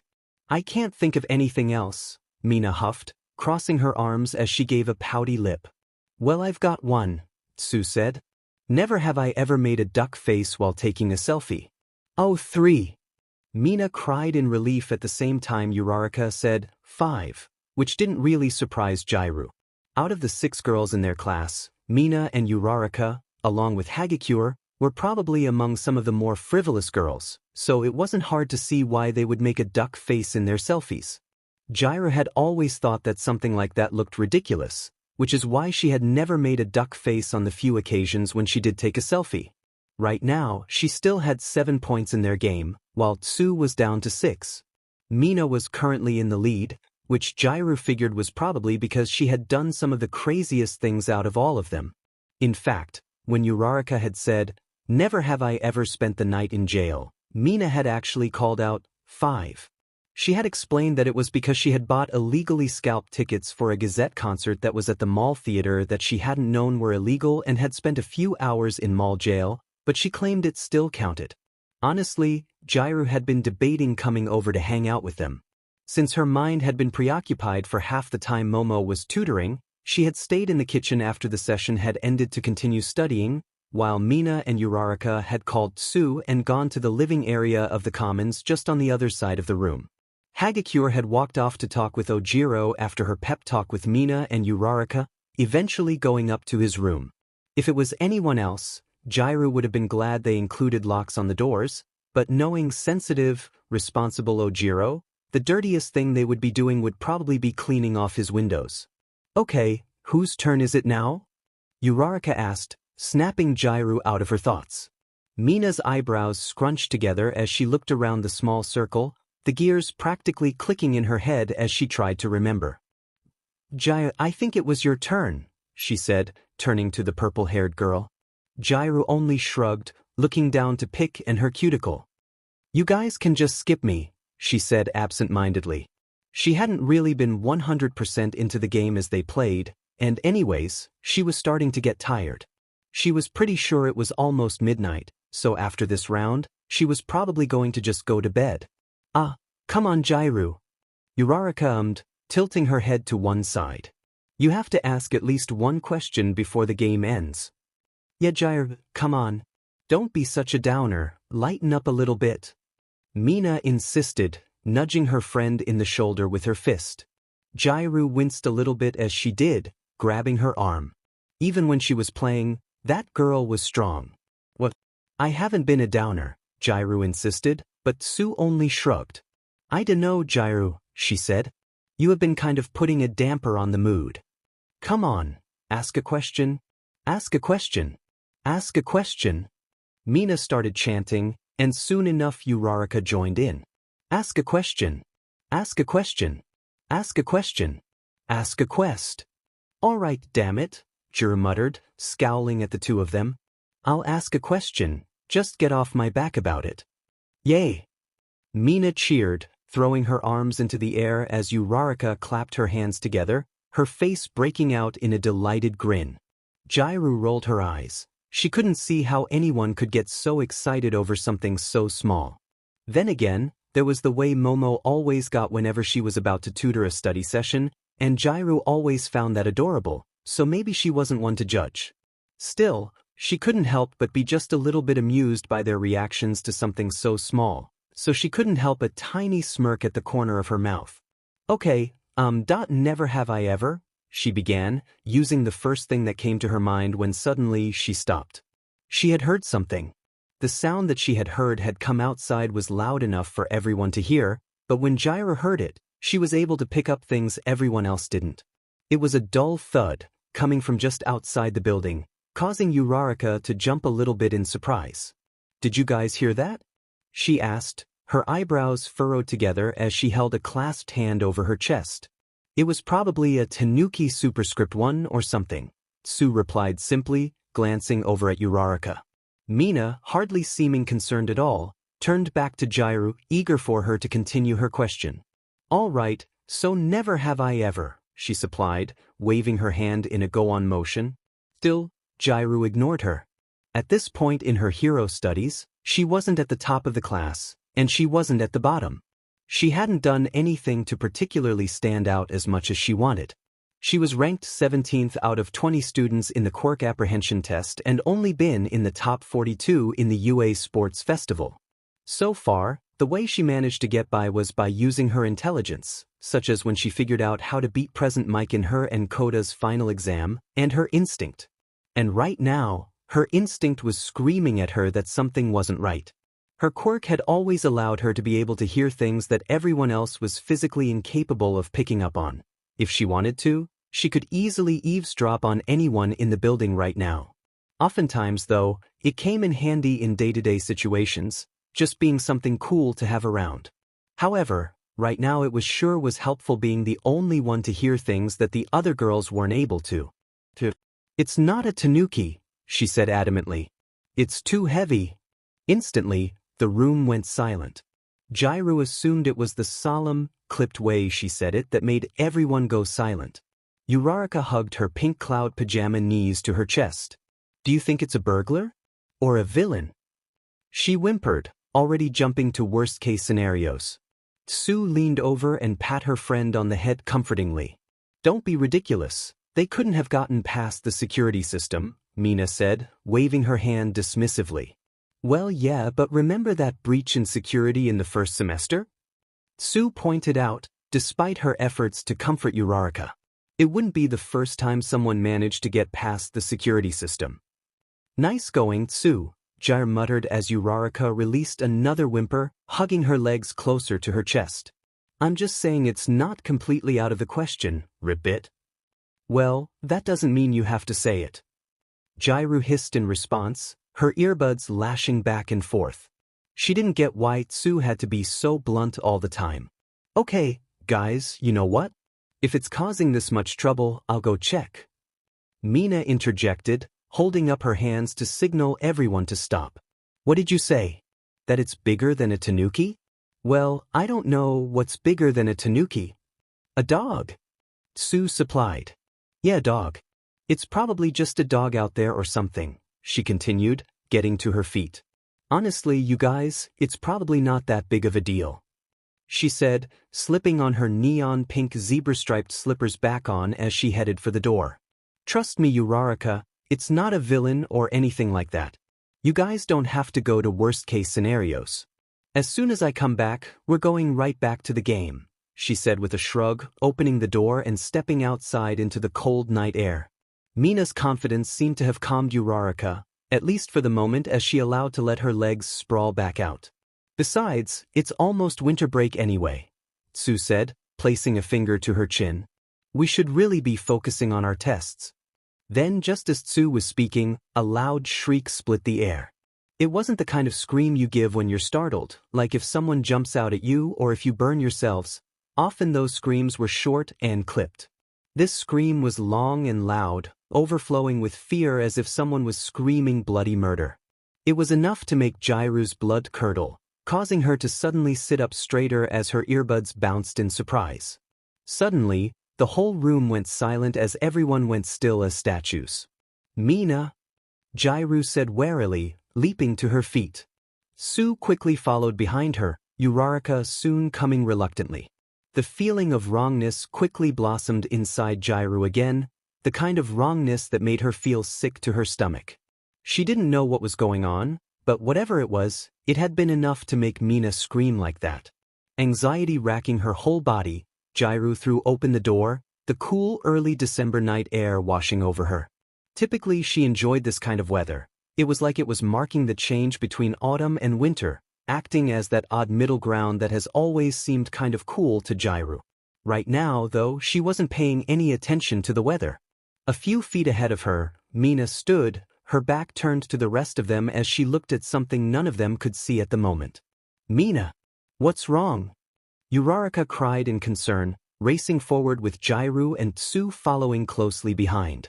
Mina didn't say anything, only pointed ahead of her with a trembling finger.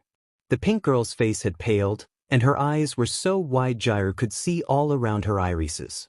Following the girl's gaze, Jairu looked in the direction Mina had indicated to, and it was then that Jairu saw what it was that Mina had screamed about. There, sprawled out on the grass before them, was Sero. First of all, Sero just laying outside in the middle of the night was weird enough, but it was obvious that something was wrong.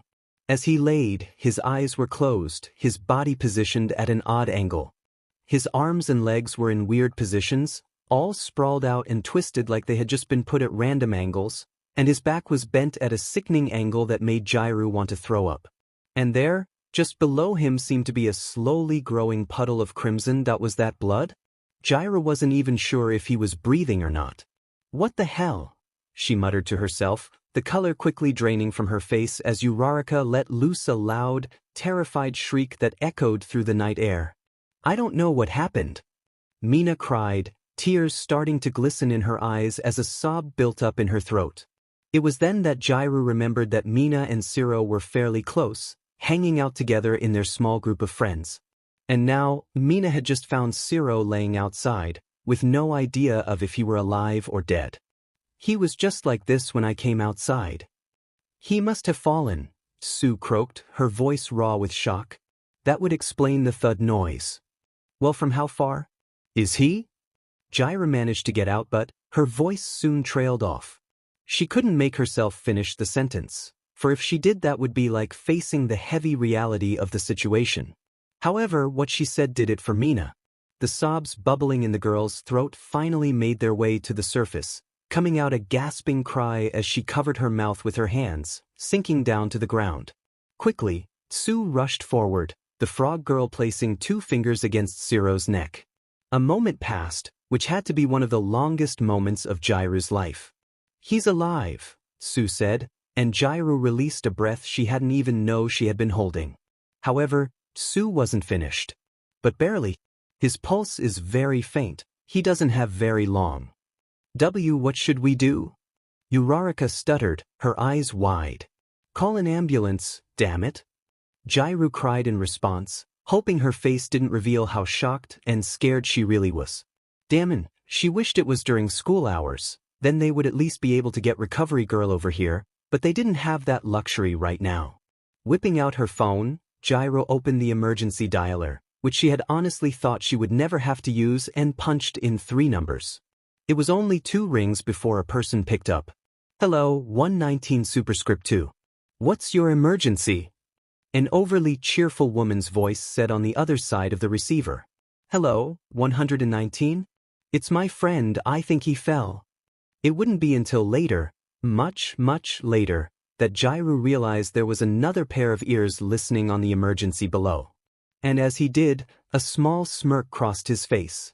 Superscript 1 Tanuki, a small kind of wild Japanese raccoon dog quite common throughout all of Japan, basically a raccoon but it's brown and black instead of gray and black and lives in Japan. Superscript 119, the Japanese equivalent of 911. His heart stopped. That was the only way to put it. Kirishima didn't know how to explain what he felt any other way. The whole thing had just felt like one big, heart-stopping moment.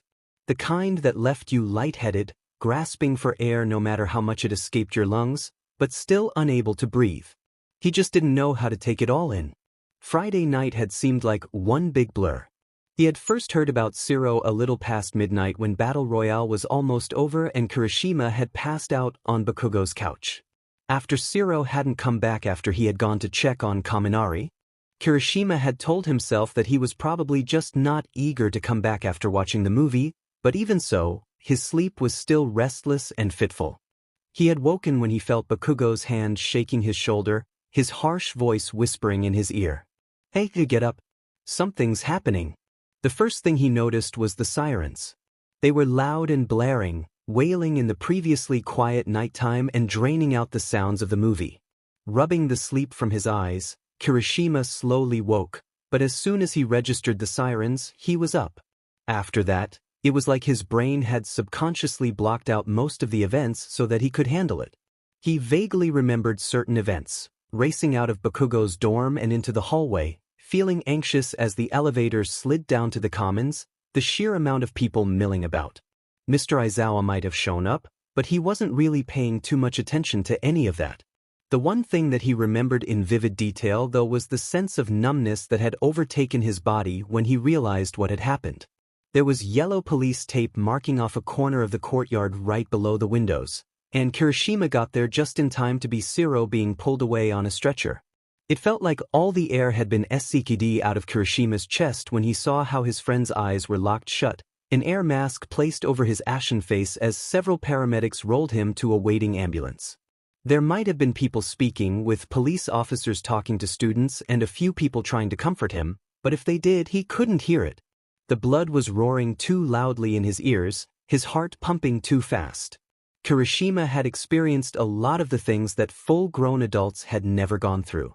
Ever since the start of his time at UA back in April, he had been in the UA Sports Festival broadcast to the world, gone through several villain attacks, fought against pro-hero Cementos, and almost gotten expelled to save his friend from being kidnapped. And yet, in all those situations he had actually been able to do something. He had never felt this helpless in his life, and he hated it. He didn't even know how this could happen. He remembered the first time he had actually interacted with Sero was at the very beginning of the year when they had been paired up as the villain team in the battle trials, and he was actually really impressed by Sero's skill. Ever since then he and Sero, as well Kaminari, had hung out as an inseparable threesome, which had been one of the best experiences of Kirishima's life. Even when they started hanging out a little more with Bakugo and Ishido, the three of them had stayed close, and it killed Kirishima to see his friend being taken away in an ambulance. Suddenly, a thought occurred to him: Kaminari. Even though the three of them had technically all hung out together, Kirishima had started to get particularly close to Bakugo, while Sero and Kaminari could probably be considered best friends. If what Kirishima was going through was this bad, he had no idea what Kaminari was going through. Eyes scanning the courtyard, Kirishima looked for his friend as Bakugo caught up to him. "Have you seen Kaminari?" he asked, the panic slowly creeping into his voice. However, Bakugo didn't need to answer. A few moments later, Kirishima saw the doors to the common swing open as Kaminari stepped outside, still wearing his black pajama briefs and a neon yellow t-shirt. "Whoa, Kirishima, Bakugo, what's going on?" he exclaimed, racing through the courtyard. As he did, a few people gave him pitying looks. By this point, it was common knowledge in the class that Kaminari and Sero were good, if not best friends. Kirishima wasn't sure if he could be the one to tell him without breaking down himself. "Kaminari, I'm sorry," he managed, and though he could never fully read Bakugo well, he thought he saw something flash in his eyes. Anger? Pity? Remorse? He had no idea how Bakugo was feeling in this situation, but he knew that if anyone was going to break the news to Kaminari, it had to be him. As he went on explaining what he had been told by a crying Ishido and several police officers, he could feel the weight in his own chest slowly getting heavier as he heard it said through his own lips. However, the look on Kaminari's face was almost unbearable. As Kirishima continued, he saw his friend's face slowly go from confusion to disbelief, to horror. "No, and oh, you're lying," Kaminari stuttered, his golden eyes widening as he took a few steps back. Just seeing him like this was almost as bad as seeing Sero pulled away on a stretcher. The look of pain in Kaminari's eyes so unbearable Kirishima was starting to tear up. Sero that could never happen to him. "Dude, I'm sorry, but," Kirishima began, trying to place his hand on Kaminari's shoulder, but before he could he felt Kaminari's hand swatted away, a small zap of electricity shocking his hand. Quirks are harder to control when you're emotionally unstable, he thought, rubbing the shocked spot on his hand. "Don't touch me. All right, just don't touch me," Kaminari yelled, tears glistening in his eyes. Typically, he was usually very sympathetic and apologetic whenever he shocked anyone without meaning to, But right now he didn't seem to care. Kirishima couldn't blame him. In fact, seeing him do that made this so much harder. Kaminari, he had begun, feeling a choked sob build up in his own throat, but Kaminari had stopped him. "No, don't Kaminari me right now, alright?" he had exclaimed in response, now drawing the attention of a few people in the courtyard, but he was obviously ignoring them. Tears were starting to spill over the edges, tracing his cheeks in tiny streams. Now is not the time to even Kaminari me, or even bro me, or call me even manly, or anything even like that. He had shouted, balling his hands into fists at his sides, and for a moment Kirishima was stunned silent. Kaminari wasn't one to curse very often, so the one time he did, in the intensity of the situation, Kirishima wasn't sure what to say. When Kirishima didn't say anything, more tears spilled over Kaminari's cheeks as he bit his lip, glaring at him.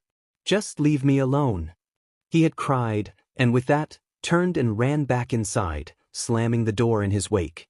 Kirishima thought that seeing Sero like that would be enough to make him feel sick, but after seeing Kaminari, he was actually ready to cry himself.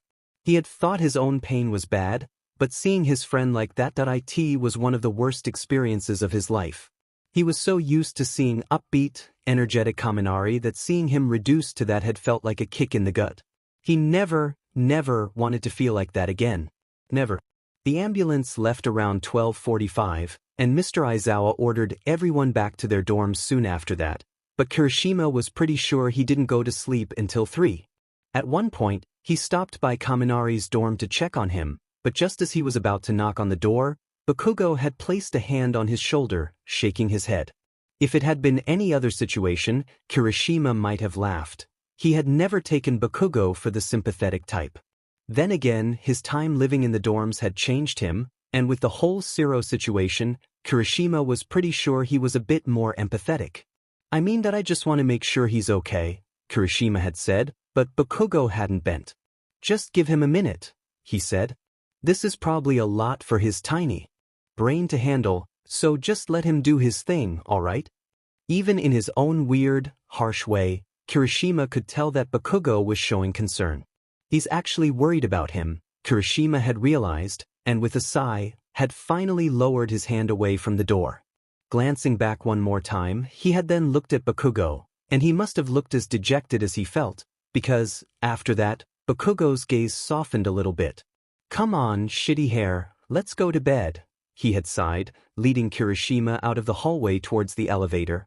For a moment, Kirishima had hesitated, then allowed himself to follow Bakugo, sticking his hands in his pockets as he walked. Would I be more upset if this happened to Bakugo? He thought for a moment, then quickly pushed the thought out of his mind. He didn't like to think like that, comparing his friends to his other friends. Still, he remembered how upset he had been when Bakugo had been taken by the League of Villains. It had felt like an actual piece of him had been taken, and if he didn't try to get that piece back, then he had to blame himself for that. "Well, yeah, 'cause he's my friend," he thought to himself, trudging towards the elevator, but even he felt there was a little more to it than that. Kirishima quickly shook his head. Now wasn't the time for that. With one last glance towards Kaminari's room, Kirishima gave a small, sad sigh and stepped inside the elevator, pressing the button for floor 4 so that he could go to bed. But even so, he had a feeling that it would be a long time before he went to sleep. Alright, so tell me what happened again?" "Honestly, Hagakure, I really don't feel like talking about it," Gyre sighed, stirring her cornflakes absent-mindedly. For some reason, Hagakure kept asking her to retell over and over again what happened when she, Azui, Ishido and Uraraka had found Sero like it was some crime story on TV. Right now, she just wanted to forget it happened at the moment and eat her breakfast. Gyre didn't see what was so interesting about it.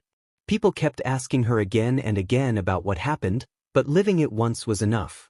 A week later, and people still wanted to hear about it from the perspective of someone up close and personal, which Gyre didn't get at all. Seeing Sero laying, his body all broken in a puddle of blood had been traumatizing. The last thing she wanted to do was tell people about it again and again, and she hadn't even been that close with Sero. Mina and Sero had been friends for a while, and Gyre could swear she was about to throw up seeing him laying like that. Everyone was taken by surprise by Sero's accident, especially Kirishima, Mina, and Kaminari. Jiraiya wasn't really sure about Bakugo, but even he had been acting just a little bit softer since the incident. Mina had been acting a little more nervous recently, and Jiraiya had recently heard from Uraraka that she had been waking up during the night with nightmares. Uraraka had mentioned she thought it was because of the trauma that came with seeing her friend's body like that. With the police tape up for a few days after the incident, the news of what happened to Sero had quickly spread to other classes. There were even a few ideas or conspiracy theories that he had jumped or been pushed, which had ultimately set Kirishima off. At one point, there had been some students from Class 1H talking about it, and Kirishima had completely gone off at them, yelling things like, "He fell by accident. You don't need to turn it into some sort of crime story." However, Jiraiya was pretty sure the one that was affected the most was Kaminari. The fact that he and Sero were very close was common knowledge at this point. No one had doubted that they were best friends or something along those lines. Jiraiya had been regaling what had happened when Sero fell to a police officer when Kirishima told Kaminari. She was pretty sure the whole courtyard saw it. There hadn't exactly been any measures made to be discreet about it. Telling Kaminari what had happened might as well have been the equivalent of setting off a bomb in the middle of the courtyard. He certainly hadn't taken it well. Jar could swear she saw tears rolling down his cheeks. Usually, Kaminari was so ridiculous and outgoing that it was kind of weird to see him like that. Jiraiya wasn't really sure how to react. During class, he wasn't much better. Jiraiya sat in a corner of what she called the triangle, the arrangement of where Kaminari, Kirishima, and Sero all sat that formed a triangle shape, and she was so used to hearing them whispering and joking around that for once, it was kind of weird to hear silence. In fact, she was pretty sure this was the first week in a long time, no, in forever, that Mr. Aizawa hadn't had to discipline anyone for passing notes or shooting a spitball or something like that. Jiraiya sat right next to Kaminari in class, and she could swear this had been the quietest week of her entire time at UA. Oftentimes, he was whispering to her, asking about something he didn't understand or having a big reaction if she poked a little fun at him. This week, though, every time she looked over at him, he was looking down at his desk or carving something into it with a dejected look on his face or staring vacantly into space. After class ended, Kaminari used to hang around the classroom for a few minutes talking to people or trying to hit on girls, but now he would just shoulder his way out of the classroom as quickly as he could without looking at anyone. Yesterday, just as he was about to leave for the weekend, Ojiro stopped him, placing his hand on his shoulder. It had been a quiet week for him too, considering how Kaminari oftentimes played with his tail like a cat playing with a toy, and now he was just kind of silent. "Hey Kaminari, are you okay?" he asked, concern etched in his voice as he placed a hand on his shoulder. "What do you think?" Kaminari had grumbled in response, shouldering his hand away and trying to make it the rest of the way to the door. However, Ojiro hadn't stopped there. "I just wanted to say, if you need someone to talk to," he had continued, trying again to touch his shoulder, but Kaminari whipped around, his eyes blazing as he smacked Ojiro's hand out of the way, a small spark flashing between them. "Ow!" Ojiro cried, grabbing his hand. Where Kaminari had shocked him, there was a small red mark indicated where he had been burned. Kaminari, however, hadn't shown any remorse. "Damn it, Ojiro, would you just leave me the hell alone?" he snapped, the fury in his voice almost palpable. "Hey!" He was only trying to help. Hagakure had cried, stepping to Ojiro's defense as he stood there, tears welling his eyes. Whether it was from the pain of being burned or Kaminari's words, Jiraiya wasn't sure. The guy had always been surprisingly sensitive. Kaminari hadn't said anything in response, only shot one last glare before shooting out of the classroom, leaving a shocked silence behind him. If she was being honest, Jiraiya was worried about him. "Hagakure, if Jiraiya doesn't want to talk about it, then she doesn't want to talk about it. Let it be," Momo said, snapping Jiraiya back to reality. Hagakure sighed, tracing her finger on the ingrained markings of the table. "I know. I just want to know if it was as bad as everyone's been talking about." He must have been pretty messed up for the hospital to not allow visitors or for Kaminari to be all mad like that. "Well, anger is pretty normal when it comes to the early stages of grief," Momo explained, shoving her chopsticks of rice into her mouth. "And he and Sero were pretty close, so it's only natural for him to be a little testy with everyone.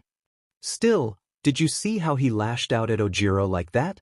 I mean, that was pretty harsh, Hagakure insisted, taking another bite of her Shokupen superscript 1. I talked to Ojiro about it this morning, and personally I think he forgave him a little too quickly. I mean, he's still got that burn.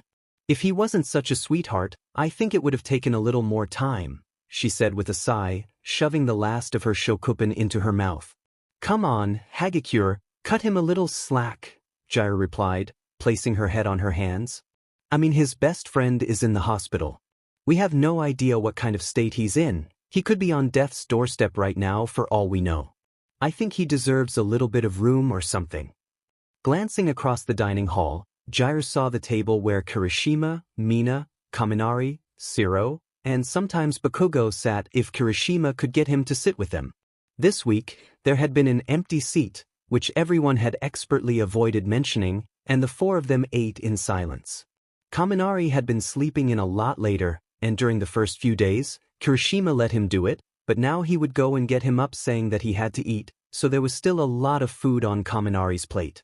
All of them ate in silence, which was odd, considering just last week Sero and Kaminari had been having a contest to see who could fit the most spoons in their mouth while Kirishima and Mina laughed and Bakugo continuously called them dumbass. So it was kind of weird to see them all eating in stony silence, each of them looking like they were in their own world. Jiraiya pressed her lips into a tight line, turning back to Momo and Hagakure. Besides, I heard the hospital opened up visitor rights today, and they're going to visit him. I thought I would go with them or something, she said, standing up to put her plate in the dishwasher.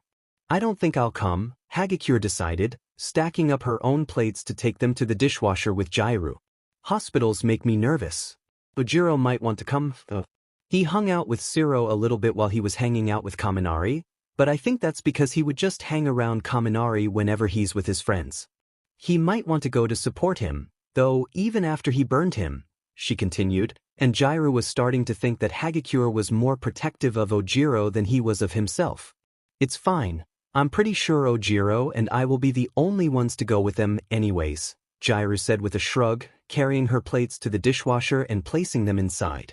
Well, have fun, Hagakure was saying, then stopped herself. Well, I mean as much fun as you can have at a hospital. Jiraiya only shrugged again, then started off to the elevators to get dressed. She figured it was going to be a long day. The walk to the hospital was a silent one. Of course, Kaminari was fine with that. It was too cold to do much talking anyway, since even though it was December, Kirishima had insisted on going out as early as possible.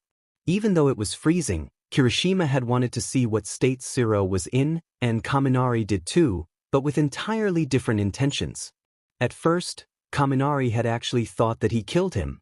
When he saw Sero's broken body lying on the cement stairs below, the puddle of blood pooling underneath him, he had actually felt a rush of something that could only be described as exhilaration.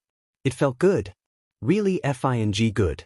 When he saw the girls freaking out below, he had given a small smirk of satisfaction, thinking that they had discovered his dead body. When he discovered that Sero wasn't dead yet, it had felt like a kick to the teeth. Combined with the hospital getting there very quickly, along with extensive measures to preserve brain function, Sero had actually survived the fall. Later that night, when he was alone in his room, he had punched the wall out of pure anger and frustration at his own slip-up. Now, he had to go to the hospital just to get a feel for what state Sero was in. The best he could hope for was that he was on life support, unable to breathe on his own, and the hospital would have to turn it off soon. Worst-case scenario. Well, Kaminari didn't want to think about the worst-case scenario right now. Keeping up the impression of the grieving friend wasn't so hard, though. According to psychology, there were 5 distinguishable phases that recognized the pattern for human grief: denial, anger, bargaining, depression, and acceptance. When his mom and sister had died, Kaminari hadn't allowed himself to feel any of those. It was the first time he had actually felt something strong, and it was too strong. Too intense. Too much of everything. He hated it. Instead, he had chosen to push his feelings deep, deep down inside of him, until he had gone back to being stony and cold. It was the only way to cope, and having the nature he did, It was easier for him than it would probably be for most people. Right now, though, Kaminari had to at least pretend to be grieving. During his time at UDA, he had managed to build a particularly close relationship with Sero, and everyone knew it. Everyone would expect him of all people to be completely destroyed over his incident, so of course, he had to act like he actually was. He couldn't just go on acting like his usual self. Everyone would expect him to be a complete mess. So of course, he had to play the part. He had no idea what actual grief felt like, so the only idea he had for this certain scenario was the 5 stages of grief, and what they should look like thanks to this one kid. Back in 5th grade, about a month before the fire, there was this kid in his class whose mom's car had gone off a bridge. Before, he had been a pretty nice guy, but after the incident, he had been a completely different person for a little while. At first, he had been super angry and would lash out at everyone who came close to him, but then after that he had slipped into a deep depression.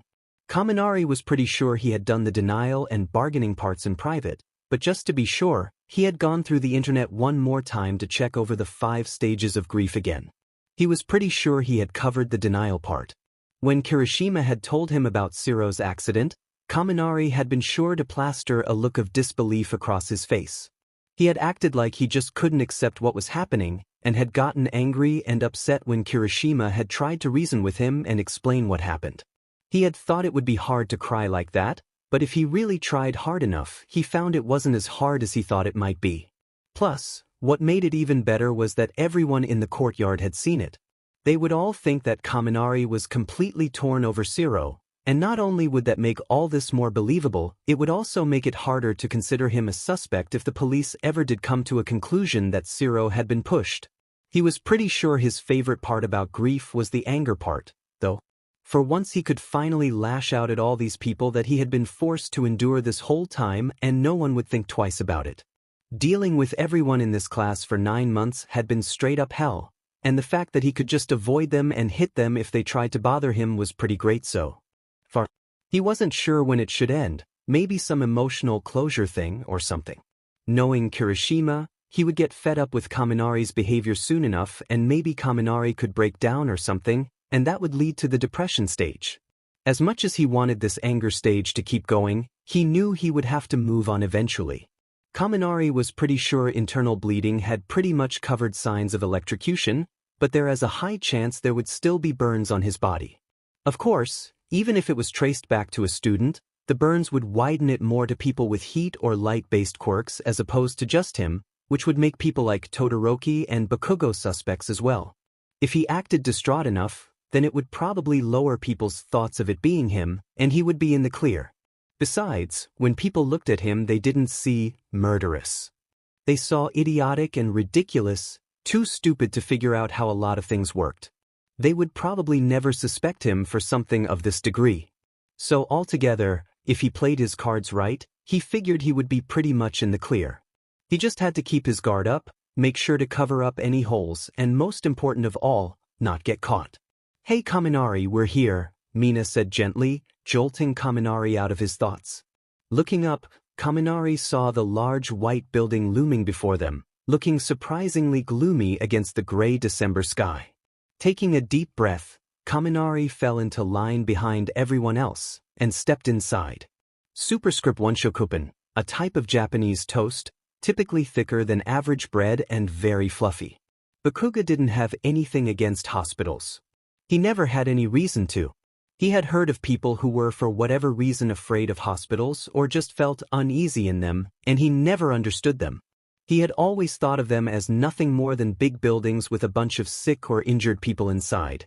In fact, he would be lying if he said he had never put anyone in here. But now, as he sat on the uncomfortable teal couch of the hospital waiting room, the whirring air conditioner one of the only noises in the quiet white room as he was surrounded by the faces of sad, tired-looking people, he could admit he was beginning to feel a little uneasy. Crossing his arms, Bakugo slid down in his seat, giving a small huff. Now that he was here, he wasn't entirely sure why he had agreed to come. When Kirishima had come to him about visiting Sero last night, he had seemed so different from his usual boisterous and outgoing self. His eyes looked tired and strained, his voice sounding dull and quiet. Bakugo had partly agreed to go so that he could keep an eye on him. It was clear he wasn't taking Sero's incident well. In fact, no one had exactly taken the whole Sero incident, as they were now calling it, super well. Glancing over at Ishido, his eyebrows furrowed together. The pink gremlin sat on a couch alongside Kaminari, though from the looks of it neither of them had any intentions of talking. It didn't look like she was really in any condition to talk anyway. Even from the other side of the waiting room, it was obvious how nervous and anxious she was. Her eyes couldn't seem to rest. They always seemed to be darting back and forth as if she were constantly watching for something that might sneak up on her. Her posture was stiff and rigid, unlike the slouched and relaxed way she sat a week ago, and every now and then her breathing would randomly quicken. For some reason, she kept on rubbing her arms as if she were cold, even though she was still wearing her coat. From sharing a floor with her, he had quickly found out about her nightmares. Every night she seemed to be waking up crying, and one time she had actually woken up screaming and woken up the whole floor. Bakugo didn't care if she was a girl. He had wanted to beat her but right then for waking him up at 2 in the morning. "What the F are you screaming for? It's 2 in the morning, you F beach," he had yelled, slamming open his door.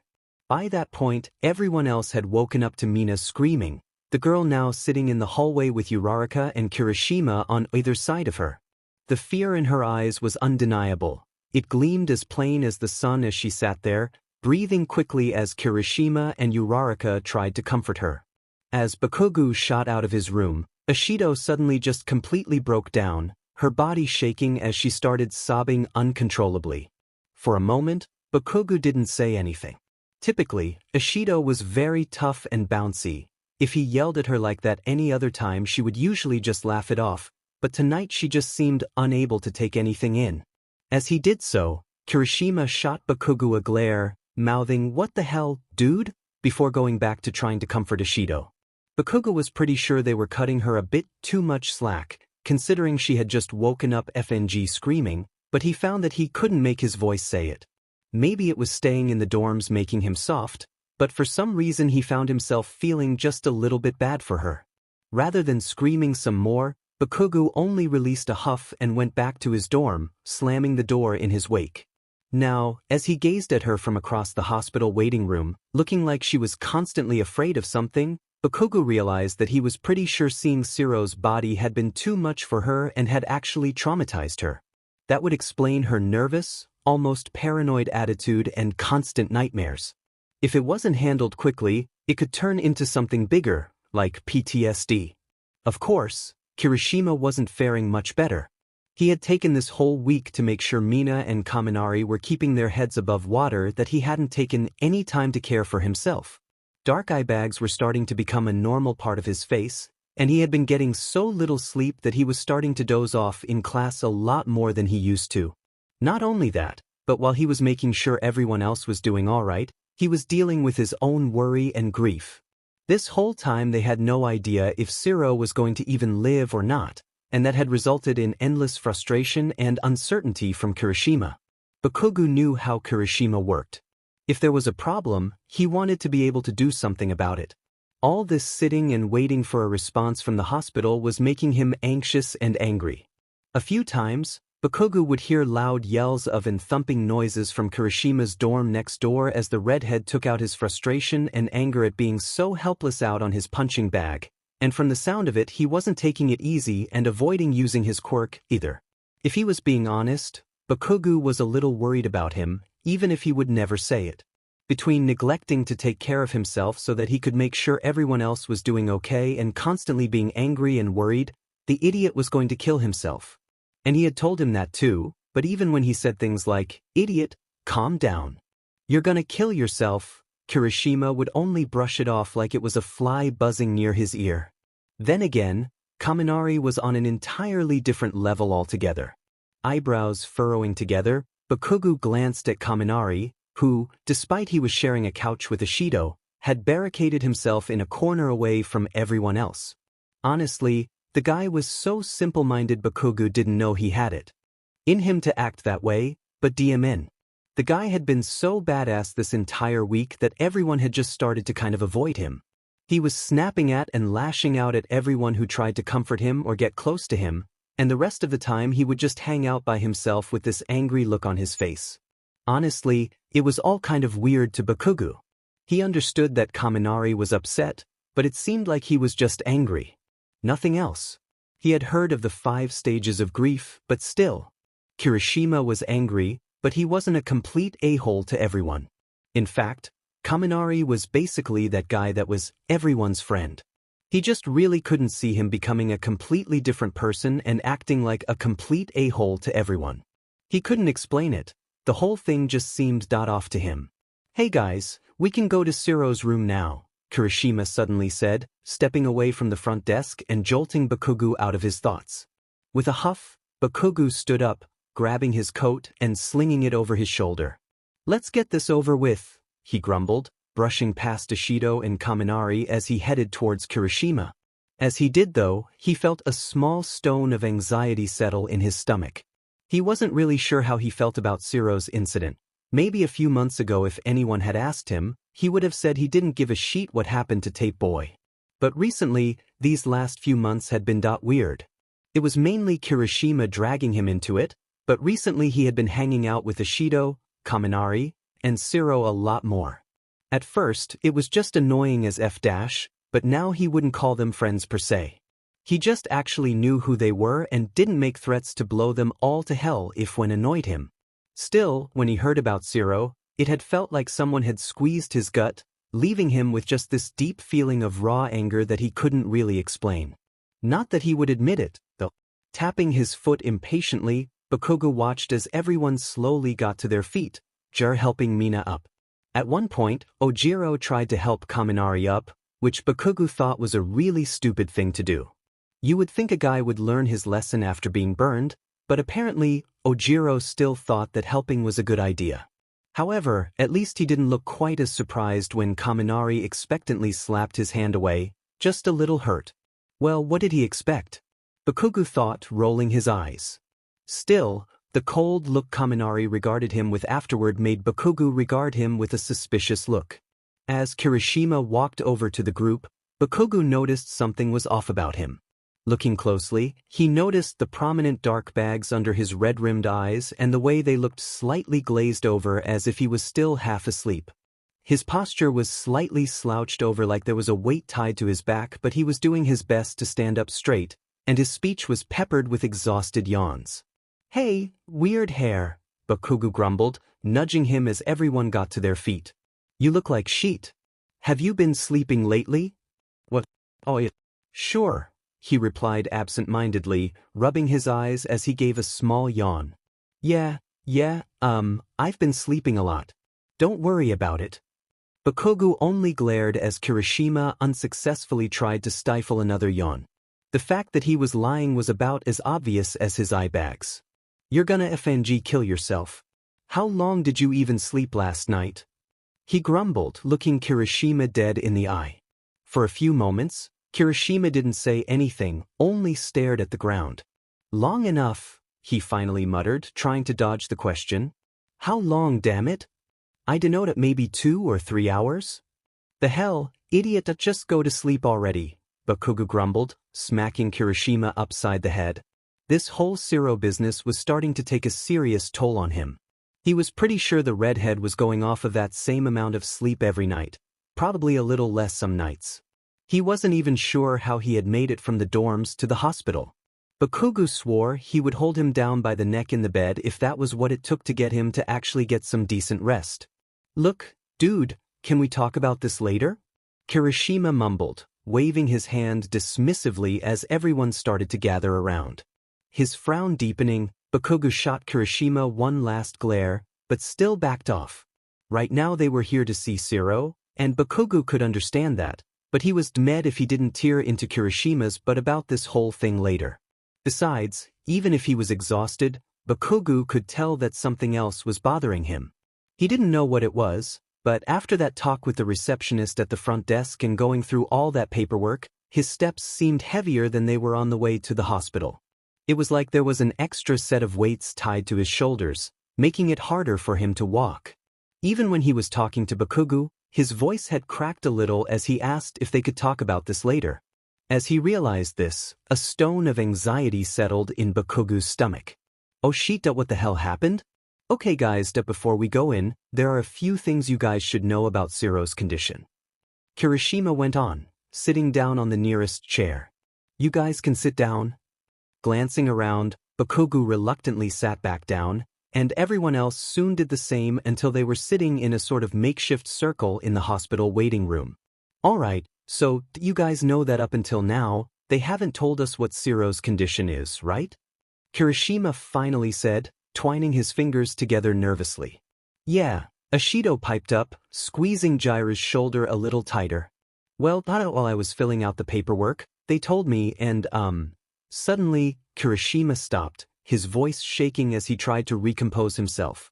Bakugo felt his stomach twist into a knot. Kirishima hardly ever got choked up like that. Something was wrong. For a few moments, the only sound was the whirring of the air conditioner and quiet talking of the receptionist at the front desk as Kirishima got a hold of himself, then turned to face everyone again and went on. So yeah, they told me what Sero's condition was and that he's not doing so great. Kirishima managed to go on, looking down at his lap rather than meeting everyone's gaze. Suddenly, it felt as if the temperature in the room had dropped a few degrees, leaving everyone in stone-cold silence. For some reason, Bakugo found that he wasn't quite sure he wanted to hear what Kirishima had to say next. He watched as Ojiro tensed up a little bit, and Mina clenched her fists as a look of worry crossed over her face. Kaminari that he wasn't quite sure what Kaminari was feeling. He looked like he was worried or maybe in disbelief, but under that, there was an emotion that Bakugo couldn't quite place his finger on. What's wrong with him? Jiraiya pried, though she obviously looked uncomfortable as well.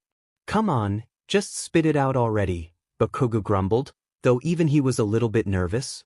Glancing over at Bakugo, Kirishima took a deep breath and finally continued.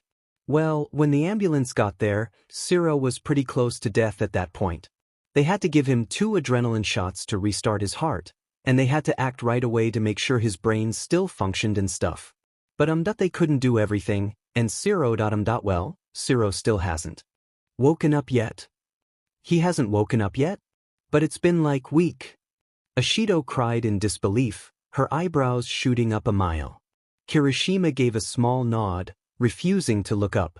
As he spoke, he twiddled his fingers together nervously, as if he needed something to distract himself from what he was saying. Yet he's been pretty much unresponsive to everything. He hasn't even woken up a little bit, and his condition hasn't really improved, so the doctors think that he's in for now anyway, until his condition probably improves, or he shows signs of response, or spit it out, damn it. Bakugo hissed, already getting impatient as anxiety twisted around like a knot in his stomach. Kirishima glanced at Bakugo one more time, then bit his lip and looked back down. They're pretty sure that Sero is in a coma. It was like a blanket of shock had suddenly been draped over the room. Kirishima was trying to hold it together, but between not getting enough sleep and neglecting caring for himself to make sure everyone else was alright, Bakugo could tell that this was a lot for him to handle. Small tears dotted the corner of his eyes, and his voice cracked as he spoke. For Bakugo himself, it felt as if all the air had been sucked out of his lungs. A coma, for some reason, he found that harder to wrap his head around than he expected. With Sero being in the hospital with no word on him for so long, he had figured something was wrong, but he hadn't imagined this. Instantly, he thought of people in media like books or movies who went into comas for months or years at a time, and in some cases where the patient never woke up. Not like I care about the little sheet or anything, Bakugo quickly thought, but his hands slowly balling into fists told him otherwise. However, compared to everyone else, his reaction was minor. As soon as the words slipped past Kirishima's lips, a gasp escaped Ashido as her hands flew to her mouth. Tears almost instantly started streaming down her face in sort of a soundless crying, which somehow made it harder to watch than if she was loudly making a scene. Turning away, she buried her face in Jiraiya's shoulder, while Jiraiya herself sort of just stared ahead as if she were trying to comprehend what Kirishima had said. Ojiro didn't say anything, but as his expression morphed to disbelief and he pressed his lips into a tight line, looking down at the floor as if he couldn't meet anyone's eyes, he didn't really have to. Bakugo tried to look over at Kaminari, but he didn't get the chance to. The only thing he caught was a glimpse of panic cross over his face before he sprang up from the couch, racing over to the front desk. "Kaminari!" Kirishima suddenly cried, snapping awake, but Kaminari was already at the desk, hurriedly asking the lady at the front, "Which room is Sero in?" In no time at all, the electric blonde was racing through the hall, his sneakers slapping on the tile flooring as Kirishima leaped up from his seat, quickly racing after him. "Damn it!" Bakugo mumbled, feeling his heart pounding in his chest as he instinctively threw himself up from his own chair. Sprinting out of the waiting room, Bakugo raced down the hallway Kirishima and Kaminari had taken trying to track down the two of them. He had no idea what the hell was going on with Kaminari, but he could swear the guy was on the verge of an emotional breakdown, and Kirishima had pretty much taken it upon himself to watch out for him. But then again, Kirishima recently hadn't been so stable himself. With one on the verge of an emotional breakdown and the other on the verge of a physical one, Bakugo had no idea what would happen. Racing past closed doors and carts through the blindingly white halls, Bakugo thought he heard Mina, Ojiro, and Jairu rounding up behind him, but he wasn't sure, and even if he was, he didn't really care. Right now, his brain was honed in on tracking down Kirishima and Kaminari. Right now, the only way he knew which direction they were going in was the echoes of footsteps and Kirishima occasionally calling out Kaminari's name. It felt like his mind was racing in a million directions at once, each one screaming at him and drowning out his own thoughts. In fact, that was probably for the best. If he allowed himself to think, even for a moment, to just digest what was happening. Never mind that. Feet pounding on the floor, Bakugo rounded a corner and flew up a small flight of stairs into another hallway, before finally, sweaty and out of breath, he found Kirishima, disappearing into an open doorway. As soon as he realized he was fine, Bakugo released a breath he didn't even know was having. However, as soon as he had a minute to process what had happened, he quickly felt that relief dissipate into white-hot rage. "You dumbass! What the hell were you thinking, just running through the hospital like that?" he exclaimed, already spiraling into an angry rage as he marched towards the door. Feeling explosions crackling in his palms of his hands, stormed into the room, already preparing how he was going to tear into Kirishima before stopping short. As he stepped into the room, he felt the explosions in his hands quickly stopped as soon as they had started. It felt like all the air had been sucked out of his chest by a high-pressure vacuum, leaving him only with this crushing feeling of rage in his chest. But oddly enough, this wasn't the kind of rage he had felt at Kirishima only moments ago. This was a different rage, a kind of rage that made him not quite sure who he was angry at, but still filled his head all the same, made him want to kick or punch something. But oddly enough, he felt that this time, kicking a few walls wouldn't help. There, laying on a hospital bed in the middle of the room, was Sero. Only thing is, it wasn't really Sero. If you had come up to Bakugo and told him that that was a cousin or a sibling or anything along those lines, he wouldn't have batted an eye. The person before him was so different from the guy who had only a week ago been trying to build a tower that reached the ceiling out of popsicle sticks and his tape or coming up with different pranks to pull on Kaminari and Kirishima. His body was a patchwork of tubes and wires, everything seeming to be hooked up to something big and beeping. His face was a ghostly pale, his black eyes locked shut as an air mask provided air to his nose and mouth. He almost looked like he was already dead. In fact, if it wasn't for the beeping machine showing his heartbeat, Bakugo would have had absolutely no problem believing he was dead. The way he laid on the hospital bed, he just looked so peaceful and quiet, as if he were only sleeping. Somehow, knowing the truth only made it worse, like it was some kind of cruel joke. At the foot of his bed, Kaminari stood, looking as if he had just seen a ghost. His fingers clasped the plastic foot of the bed, wrapped so tight around it that his knuckles were starting to turn white as if he were using it just to keep himself standing. His golden eyes were so wide that you could easily see the white around his irises, and small tears dotted the corners, threatening to spill over. At the side of the bed was Kirishima, and while he didn't look like he was about to cry, his eyes were wide and his hand covered his mouth in an unreadable expression, but no doubt it wasn't exactly good. As Ojiro, Jairu, and Mina finally burst through the door, The silence was quickly broken as soon as they stepped into the room. The second Mina saw Sero, she let out a loud yelp before covering her mouth with her hands, tears brimming in her eyes. As soon as Jairu saw him, she released a small gasp. "Oh my gosh," she muttered, placing a shocked hand over her chest. As he saw Sero, Ojiro stiffened, his expression taking on one of horror. As the three of them entered, it seemed to break whatever spell had been over the room, and Kaminari's chest starting rising and falling rapidly as his breaths quickened, still clasping the footboard of the bed. Tears finally started to fall from his eyes, running down his cheeks in rivers. Hearing his heavy breathing, Kirishima glanced over at Kaminari, his expression falling into one of pity as he looked at him. "Oh, Kaminari." He didn't get to finish, though. Before he could complete whatever he had been saying, Kaminari lunged over, wrapping his arms around him in a large embrace. For a moment, Kirishima stiffened, obviously surprised from the change in Kaminari's attitude of just wanting to be left alone, but as his friend started to shake with quiet sobs, he finally hugged him back, allowing his own tears to fall. If Bakugo hadn't been feeling that something was weird about these past few days, he would have missed it. Had he just ignored the odd pattern of Kaminari's behavior, he wouldn't have watched the sudden hug closely, just to watch. But he did. And as he did, he saw a small smirk on the corner of Kaminari's lips. It wasn't a sad smirk or a smirk of finally being hugged by a friend. It was kind of smug smirk, a kind of smirk that went with something Bakugo couldn't place his finger on. And for reasons he couldn't explain, seeing it sent shivers down his spine. Kirishima. Kirishima. It took a few moments before Mr. Aizawa's words finally registered in Kirishima's ears. If it was any other teacher, Kirishima probably would have woken up to maybe a strong shake on the shoulder or someone yelling in his ear. Those were normal, rational approaches to the situation. He had little time to comprehend what Mr. Aizawa was even saying before he felt a strong WHP on his back, causing him to shoot up in surprise. Instantly, the redhead's eyes flew open as he felt the painful smack, instantly sitting up straight in his chair. What the hell?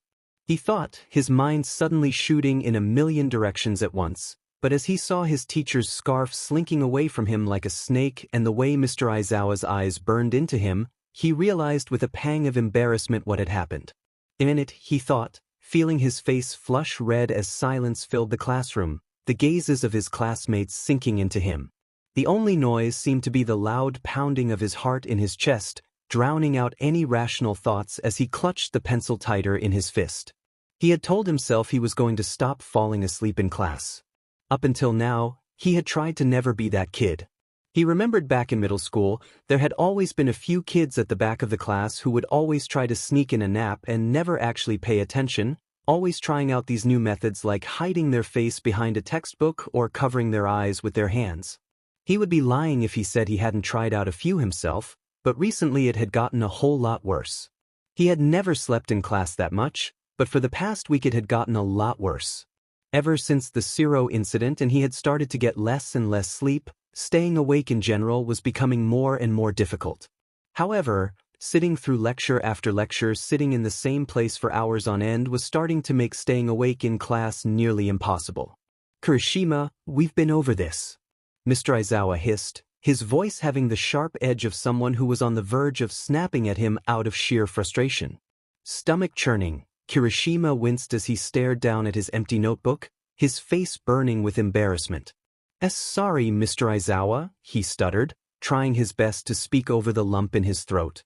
He typically wasn't this timid when speaking out in class, but recently his brain felt like Kaminari after he short-circuited himself.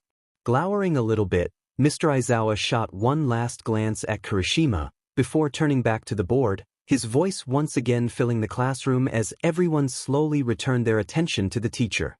Biting his lip, Kirishima grabbed his pencil, trying to shift his attention back to the board.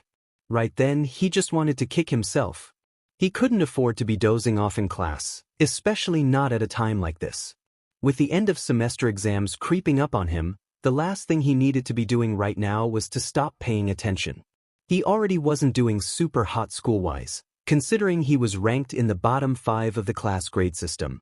These exams were just what he needed to boost his GPA right about now, And while he wasn't really sure if they would be doing the same thing as last time for the practical, the least he could do was try to ace the written part of the exam. He knew that he wasn't going to do as well as, say, Yaoyorozu or Bakugo, but he at least wanted to do better than he did last time. Scoring number 15 in a class of 20 students may not have been as bad as Kaminari or Ishido, but even so, it was still pretty bad. Still, as Mr. Aizawa went on talking, he could already feel his eyelids growing heavier as his brain wavered between consciousness. "Come on, dude, wake up." He scolded himself, stabbing the back of his hand with the pencil. As soon as he did, a sharp jolt of pain shot through it, instinctively causing him to harden his hand, but not after the pencil had caused him a little bit of pain. Even if it warranted a strange look from Azui beside him, it was enough to keep him up at least a little bit. Was it weird that he was more exhausted after he woke up than he was before he had fallen asleep? Recently, his meals had consisted mostly of coffee and Red Bulls, which he figured wasn't the best way to do things, but it was better than nothing. Right after drinking a Red Bull, he would feel this surge of energy which would allow him to be more alert and focused for at least a few hours, which was probably why he kept chugging it so much. However, after 2 or 4 hours he would start to feel even more exhausted than he was before he drank it, which was why he was starting to drink it more and more often. Between studying for exams and trying to watch out for Ishido and Kaminari, he had been cutting back on sleep to make more time for more important things. He had never really been into caffeinated energy drinks, but at this point, it was the only thing keeping him functioning. He would be lying if he said that he and Sero hadn't been pretty close. Kirishima was friends with pretty much most of the people he came across, but Sero was different. Along with people like Kaminari, Bakugo, and Ishido, Sero was one of the few close friends that Kirishima could count on. His outgoing and optimistic personality made him easy to talk to a point where he could make anything Kirishima had been stressing out about seem not as important and a little bit easier to think about. He was usually pretty mischievous, but he had some top-notch skill when it came to training to be a hero, and Kirishima knew that he wanted to be a hero more than anything. The whole Sero incident had almost forced him to think about this, and made him realize how good of a friend Sero had been to him. When he fell out the window, it hurt as if he had been the one who had fallen. He still remembered the night Sero had been taken to the hospital. Kirishima had gone to bed a little past midnight, but even then he didn't go to sleep. His brain had been too active. There was too much to think about, too much to comprehend. To think about how something this bad could happen to Sero so soon after he had just spoken to him seemed almost surreal. Sero was a good person. Something like this couldn't just happen.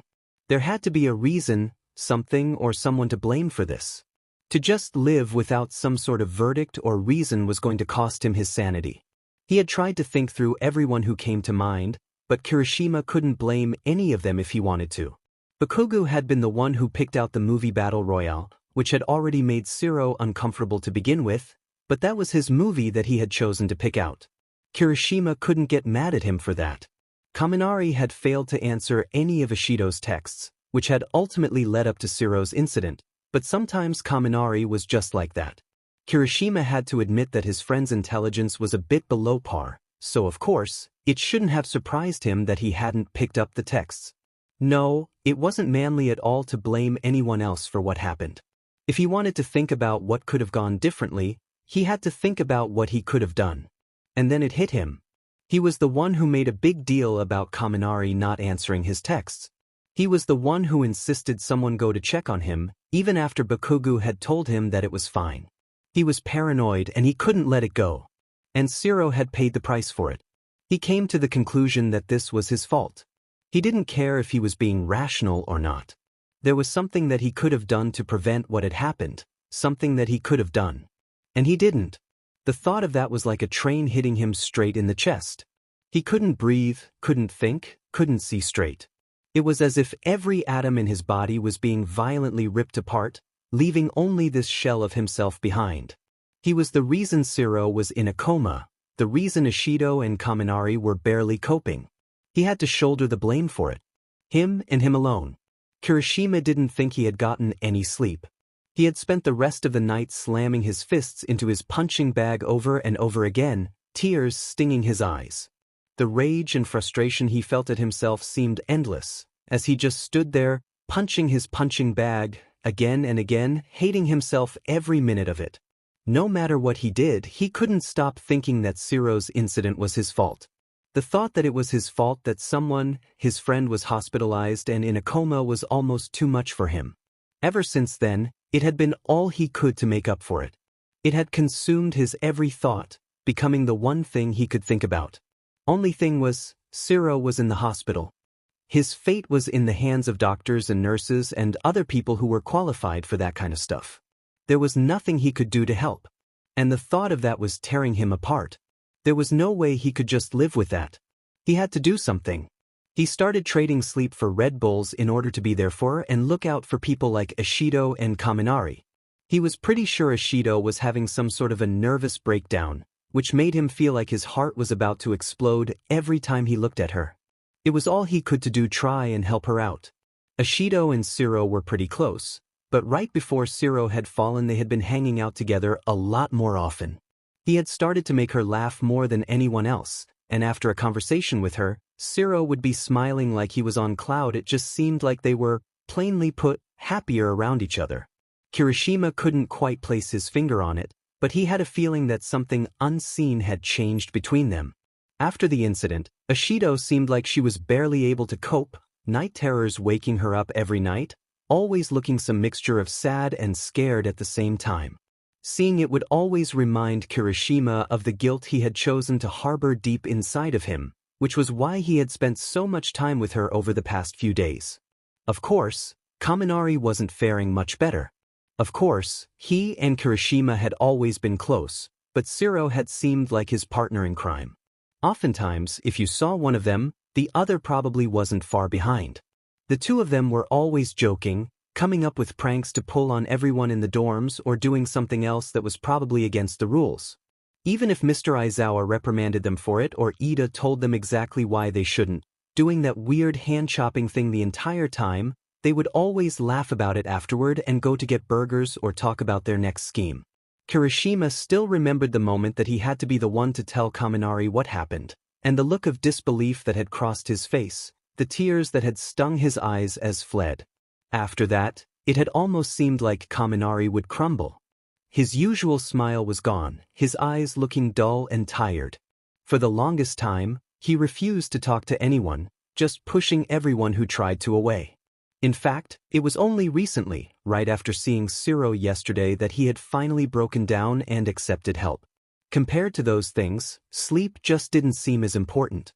He had started to trade in hours of sleep for Red Bull in order to have more time to try and help, to do anything. And even if he didn't, he doubted he would be able to sleep anyways. Kirishima didn't even realize he had started to doze off again until he felt a strong hand roughly shaking his shoulder, jolting him awake. "Hey shitty hair, wake up," Bakugo grumbled in his ear. "School's over." "What?" "Oh, yeah, I know," he muttered, trying to clear the fog from his brain as he stood up from his seat. Slinging his backpack onto his shoulder, Kirishima turned to look at Bakugo, forcing a small smile. In all honesty, the last thing he felt like doing was smiling right now. However, for the past few days, he had been trying to put on a brave face. Trying to hide how he felt like he was dying from the inside out. Looking around, he now saw that the classroom was emptying out, with only about half the class still there. "Damn it," he thought, trying to shrink into himself as a few of his classmates glanced at him. Maybe he should just stock up on energy drinks. Did Ishido and Kaminari? "They left," Bakugo interrupted, not looking at Kirishima as he shrugged his own backpack onto his shoulders. As he spoke, his tone was short and clipped, his eyes staring down at the floor rather than meeting Kirishima. Biting his lip, Kirishima furrowed his eyebrows together. Over this past week, Kirishima hadn't really been sure what to make of Bakugo in this situation. He was pretty sure he had Bakugo figured out for the most part, but recently he had just been kind of uncertain. He was pretty sure Bakugo only hung out with people like Ishido, Kaminari, and Sero because Kirishima always dragged him into it, not by choice. Maybe he had a slightly higher opinion of them than most of the other people in Class 1A, but that wasn't saying much considering he still called some of their classmates extras. He hadn't really expected him to be. Completely fazed by Sero's hospitalization, Not in the way Kaminari and Ishido were. And technically speaking, he wasn't, but it seemed like he was taking it a different way. When Sero had fallen, Bakugo didn't cry or take to a punching bag or anything like that. He just got quiet. Like really quiet. Kirishima hadn't realized how used he was to Bakugo's constant yelling and cursing until he finally stopped, and he noticed how quiet it was without him constantly yelling. Of course, he still spoke, but it was like he had just forgotten how to talk when unprompted or anything like that. Instead, it was just kind of this silent anger, like he was quietly seething. However, ever since they had gone to visit Sero at the hospital, it seemed like Bakugo had taken on a different kind of quiet. Kirishima knew how weird that sounded, but it was the only way he could think to describe it. It seemed like he had gone from angry to Kirishima didn't even know. Of course, he still always seemed angry, being Bakugo and all, but it was like ever since they had left the hospital, his mind had been preoccupied with something else that Kirishima couldn't quite place his finger on. He barely remembered what had happened at the hospital after they had left. He was already exhausted on the way to the hospital, but with the added guilt that he had chosen to put on himself after seeing what happened to Sero, it was like his body had chosen to shut down. He had practically fallen asleep on the way out. He vaguely remembered walking into a door, and he thought it was then that Bakugo had just decided to buy bus tickets for everyone instead of walking the rest of the way back to campus. Kirishima didn't exactly protest, but as the bus rumbled over the newly salted roads, Kirishima struggling to stay awake, he noticed that Bakugo had seemed oddly quiet. The ash blonde hadn't said a word, didn't give any indication of anything, just stared out the window, his eyebrows furrowed together as if he were lost in thought. Kirishima would almost describe it as calm, but there was something uneasy about it that made calm not exactly seem like the right word. More like angrily anxious was the best term he could use to describe it. He had harbored that feeling with him ever since they had left the hospital, which, although it had seemed a little odd, Kirishima had decided to not address at the moment. Still, as the two of them stepped outside Yudare's doors and into the frigid December air, Kirishima spared another glance back at Bakugo, a mixture of curiosity and worry poking at him. He had no idea how Bakugo would take seeing Sero. At the time, he had been focused mainly on Kaminari and Ishido since they seemed to be the ones fazed the most by it, but after visiting Sero, something was definitely bugging Bakugo. Hey, Bakugo, are you doing alright? You've seemed kind of quiet lately, Kirishima asked, forcing another small smile that he hoped didn't look as fake as it felt.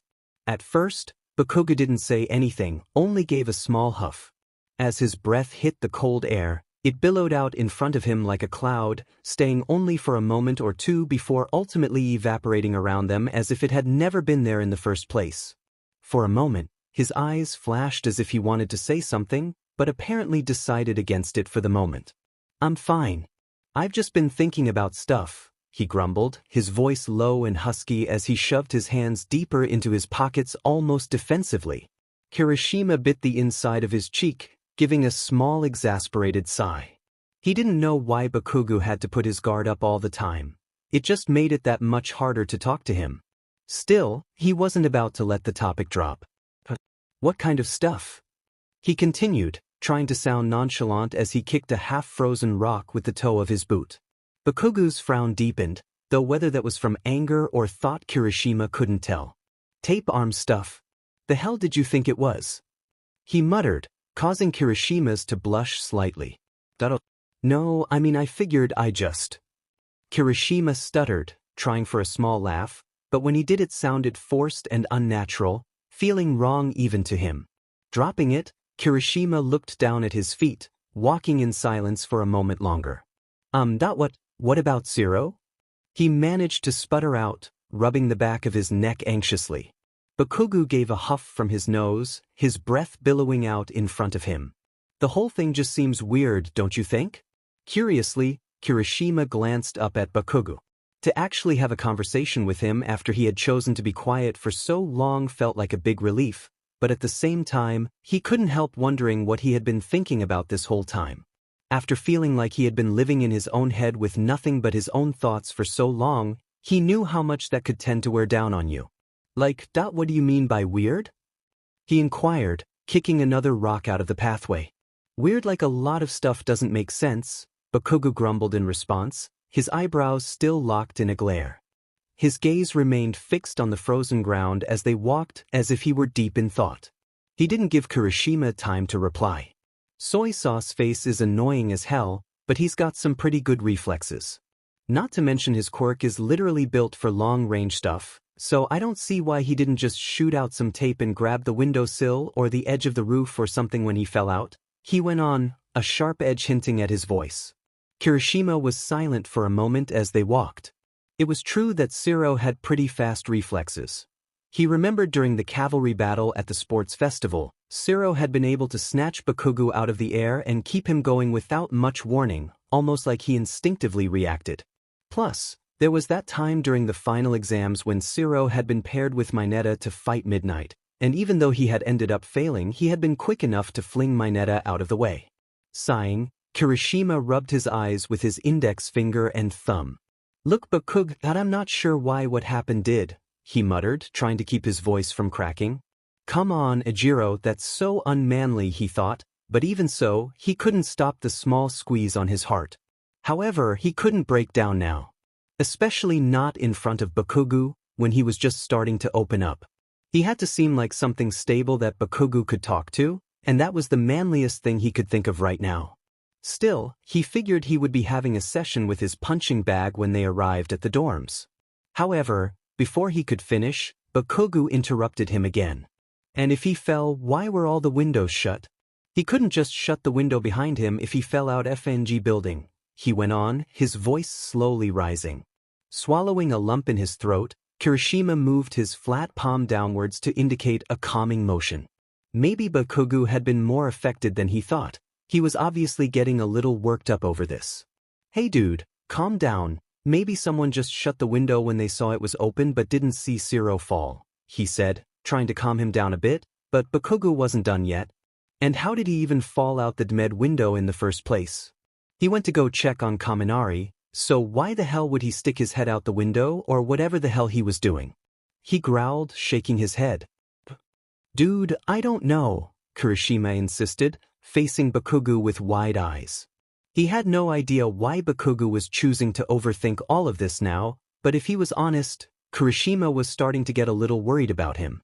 He didn't know if this was his way of coping or something, but whatever it was, it probably wasn't healthy. He had thought about all the other possible outcomes for this situation over and over again, and each time it never ended well. He couldn't change the past, no matter how much he wanted to. No matter how much it hurt. I've thought about this more than you know.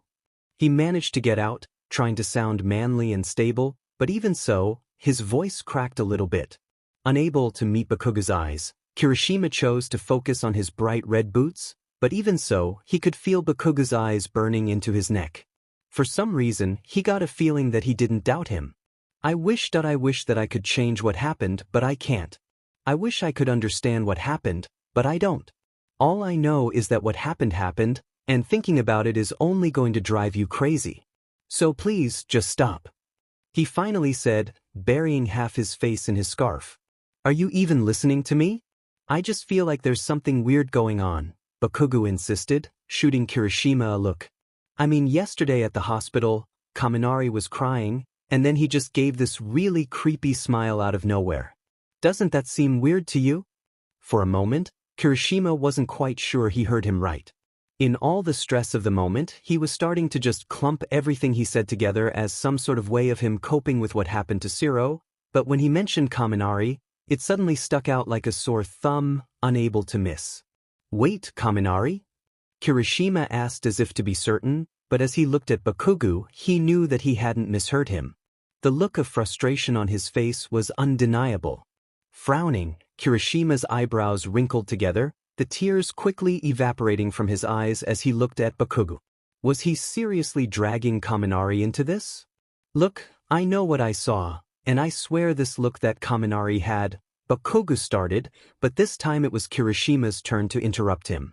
The sense of worry he had felt for Bakugo had quickly morphed into a feeling of protectiveness for Kaminari as soon as the subject had come up. He still remembered the way his heart felt like it was about to burst when Kaminari flung himself into his arms, the tears streaming down his face. He could never unsee that. He could never ease the pain that Kaminari had felt in that moment, and in the direction Bakugo was going, it was like he was completely ignoring that fact. "No. Stop," he said, suddenly stopping in his tracks to glare at Bakugo. "You can say what you want about me, about whatever you think should have happened, but leave Kaminari out of this," he growled, his eyes flashing dangerously. He had to nix this now, right now before it escalated. For a moment, Bakugo went quiet at Kirishima's sudden change of attitude, but he recovered quickly. "Look, I don't care whatever you feel about the moron because what I saw was this really." "Are you kidding me?" Kirishima interrupted, feeling his anger quickly rising. Was he being serious right now? You saw the way he reacted when he found out about Sero's coma. He's still coping with it. And now you're just going to drag him into all your paranoia as if it just didn't happen? Glaring, Bakugo met Kirishima's eyes, his lava-colored eyes flashing. "Are you even listening to me? Are you that heartless?" Kirishima countered. Without thinking, it all happened in a flash. He wasn't sure why he did it. Typically, it wasn't very manly to put your hands on one of your friends like this out of anger, but before he could think it though, Kirishima felt himself shoving his hands against Bakugo's chest. He didn't use his quirk or anything like that, but it was enough to push Bakugo backward, startling him. Wordlessly, Kirishima quickly went ahead of Bakugo, rushing the rest of the way to the dorms. He didn't know why he did it. He hadn't bothered to think it through, but the thought of someone just completely acting like what Kaminari felt didn't matter, set him off. He knew if someone had said the same thing about Ishido, or if Sero felt the same way and someone said that, he would have acted the same way. He didn't realize how mad he was until he reached out to open the front doors to the dormitory and saw in his reflection in the glass the same cracks and edges that indicated his quirk had worked their way onto his face. Scowling, Kirishima brushed past it and threw open the doors, making a beeline through the commons to the elevator. He chose to ignore the curious looks that followed him as he stomped across the commons. Right now, he didn't want to pay attention to them. He didn't want to pay attention to anything. His rage at Bakugo clouded his vision right now as he stood, trembling with rage in the elevator. He could admit now that maybe he had overreacted a little bit, but right now he didn't care. It was just after seeing Kaminari so upset like that, he didn't see how Bakugo could still go around calling him a moron and dragging him into whatever thing he had next. Normally, Kirishima could put up with Bakugo's constant picking on Kaminari, but right now, at a time like this. Hands trembling, Kirishima ran to his dorm as soon as the elevator doors opened and started to punch his punching bag. Again and again, each time knocking it back further, as if every punch would erase one day until he got back to the day before it happened. But he couldn't go back. Tears stinging his eyes, Kirishima only punched harder. Sometimes, Kaminari tried to empathize with people. He really did. He would take a moment to just stand there, try and take in what they were feeling, and really understand it just so he could get a brief bit of knowledge as to why they acted the way they did. Usually, that didn't really work out in the end. Kaminari knew that everyone wasn't going to take the Sero incident, as they were now calling it, very well. He had spent enough time with everyone in Class 1A, especially Kirishima, Bakugo, Ishido, and of course Sero, to know that they were going to be fairly upset about Sero. The tape guy hadn't exactly been the strongest, but he had managed to actually be nice to people. Personally, Kaminari thought that was kind of dumb since they didn't come to you today to make friends, and if it had been him in Sero's shoes, he would have pushed all the glittery rainbows and friendship to the side and actually gotten down to business. Of course, he also had Sero to thank. The reaction most people had gotten to Sero's incident had been so severe that they had actually left Kaminari alone for the most part. Better yet, he could just hitch onto them and try to act like a more severe version of what they were feeling, because according to everyone else he and Sero had been, as close as could be, even if Kaminari couldn't have cared one way or the other. Even so, it wasn't as if anyone else knew that. For the past few days, everyone had been acting like they had placed Kaminari on a silver pillow. Whenever he thought about it, he almost snickered a little bit at how they were always tiptoeing around him, like they were afraid he would suddenly break down or something. All he had to do was walk all slumped and maybe shed a few tears here and there, and suddenly, they were all eating out of his hand. The amount of sympathy had been endless. Most of it had been from Kirishima, as apparently the guy had chosen to channel his stress about the situation into helping him and Ishido out. Sometimes, Kaminari would be too distraught to go to dinner, or something like that if he really didn't feel like eating with the dumbass, and Kirishima would be up there in a second to bring his dinner to him. However, the dark bags under his eyes spoke volumes, and a lot of times Kaminari would hear him beating his punching bag to a pulp beneath his floor. He remembered one time he had been doing it so loudly that Mr. Aizawa had to march in and tell him to knock it off, but from the sound of it he was taking it easy on him. Kaminari hadn't been able to read the pro-hero as well as he had been able to read a lot of other people, but he was pretty sure he was being sympathetic towards him. Apparently, Kirishima had absolutely no coping skills, and he didn't bother to make it any secret either. The guy had continuously fallen asleep in class, which Kaminari thought was kind of pathetic. Of course, Ishido wasn't faring much better. After just one talk with her, he had figured she was pretty much out of the picture for the moment. After finding Sero's body, she was shaken up pretty badly. How someone could be so soft as to let something as small as that get to them so much was beyond him, but he had managed to keep his mouth shut. Even so, it was pretty obvious she had developed PTSD.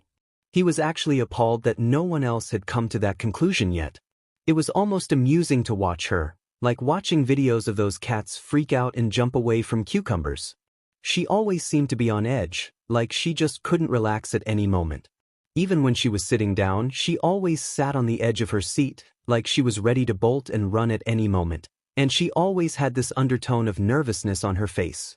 There would also be times when she would just start hyperventilating out of nowhere. A few times she had started without warning in class, and she would have to leave the room, it got so bad. She was even starting to lash out a little bit, though not as much as Kaminari had, which made him wonder if he had overdone it. Even if he did, no one seemed to notice, and anyways he enjoyed it quite a bit, so it had all worked out. But Ishido was doing it in much smaller ways, such as one time when Kirishima would sometimes ask her if she was doing all right and peppering her with questions, and out of nowhere she had just snapped and said, "I'm fine, all right?" When she said it, it came out harsh and raw, as if she was just agitated he was asking her these questions. Her temper was getting shorter and shorter and she would lash out more frequently, though whenever she did Kirishima seemed to leave it at that, like he was afraid she might splash him with her acid the way Kaminari had shocked him. Observing her actually been very helpful to Kaminari. He wasn't really sure how to act in this situation, considering he wasn't really sure how to grieve properly. So instead, he just tried to imitate Ishido. Of course, he couldn't imitate everything she did, in case people got suspicious, but he made sure to try and keep to the same guidelines. It was almost as if he had a trauma reference, which had helped him out in more ways than he could imagine. He tried to take on Ishido's irritability, which wasn't very hard, since now if he just didn't feel like talking with anyone he could just snap, "I'm fine," harshly, and everyone would just leave him alone like that. If he was being honest, the irritability and anger were most of what he had chosen to use, but every now and then he would try to throw in some tears here and there. And for the most part it had worked. The amount of sympathy he had received was endless, from various students. However, the one he found the most interesting results in through all of this was Jairu. If he was being honest, he had never really thought particularly highly of her. She was basically one of those punk rock kids Kaminari always found annoying who listened to things like Panic at the disco and wore a lot of black and fishnet stockings thinking it made them look dark and edgy, for no apparent reason. She was smart, but not that smart, being ranked at about a 7 in Class 1A's grades, and needed a bit of help herself when it came to studying. When Mr. Aizawa had analyzed everyone's quirks at the beginning of the year, she had been ranked at 17 out of 20 students, so she wasn't even all that powerful. She seemed to like hanging out with him but had a weird way of showing it, considering she always acted like an butt to him. Most of the time their interactions included her making fun of him and his intelligence, which Kaminari chose not to worry about since it meant he was succeeding in maintaining his cover, but either way she was still kind of an a-hole to him. It was only over the past few days that her behavior had unexpectedly changed. Ever since Sero had been hospitalized, Kaminari had been trying to act all traumatized and depressed and cheat like everyone else was, which apparently had caused Jairu to act not as harsh as she normally was. She was being a lot gentler, if you could call it that, like she was actually worried about him. The concern in her eyes whenever she spoke to him was impossible to miss, which always Kaminari feel a surge of triumph. However, it wasn't until the day they had gone to visit Sero at the hospital that Kaminari had noticed something else about Jairu's behavior. After they had arrived back at the dorms, everyone apparently had their own way of dealing with it. Ashido had decided to go straight to her room to do hell knows what, probably start crying again or something. Kirishima had fallen asleep on the bus, which didn't really surprise Kaminari since he was already half asleep just standing in the hospital. When the bus pulled up, he didn't show any signs of waking up, and Bakugo didn't seem to have any intentions of waking him. Instead, he only put the redhead wordlessly on his back so that Kirishima's head rested against his legs crossed over his stomach. Dumas needs to sleep for once, he had explained when they all gave him a few looks as they stepped inside the elevator. Kaminari had remained mostly quiet during all this, his hands tucked inside the pockets of his hoodie as he tried to look as upset as possible. He had forced himself to cry so that his eyes were red and glassy, and he kept his eyes focused on the floor. When the elevator finally shuddered to a stop and the doors opened with a small ding, Kaminari quickly stepped out into the hallway, Ojiro and Jairu following close behind him. Ojiro had looked at him as if he wanted to say something, then sighed sadly and stepped into his own room. Soon enough it was only Kaminari and Jairu left in the hallway. If he was being honest, Jairu had intrigued Kaminari during their hospital visit. Not enough to make her the center of his attention, but still enough to grab it. The whole time she had kept glancing at him as if she were studying him, and when he had broken down crying in Sero's hospital room, she had this distraught look across her face that he couldn't quite place. Now, as Kaminari walked down the hall towards his dorm room, and the elevator doors closed behind them, Jairu stood in the middle of the hallway, not moving a muscle. Her dark pixie bob hair framed her face, a Fleetwood Mac jacket that was obviously too big for her hanging unzipped off of her shoulders, the two long sleeves covering up her hands. With her petite frame and still posture, she almost looked like a china doll, able to break at any moment.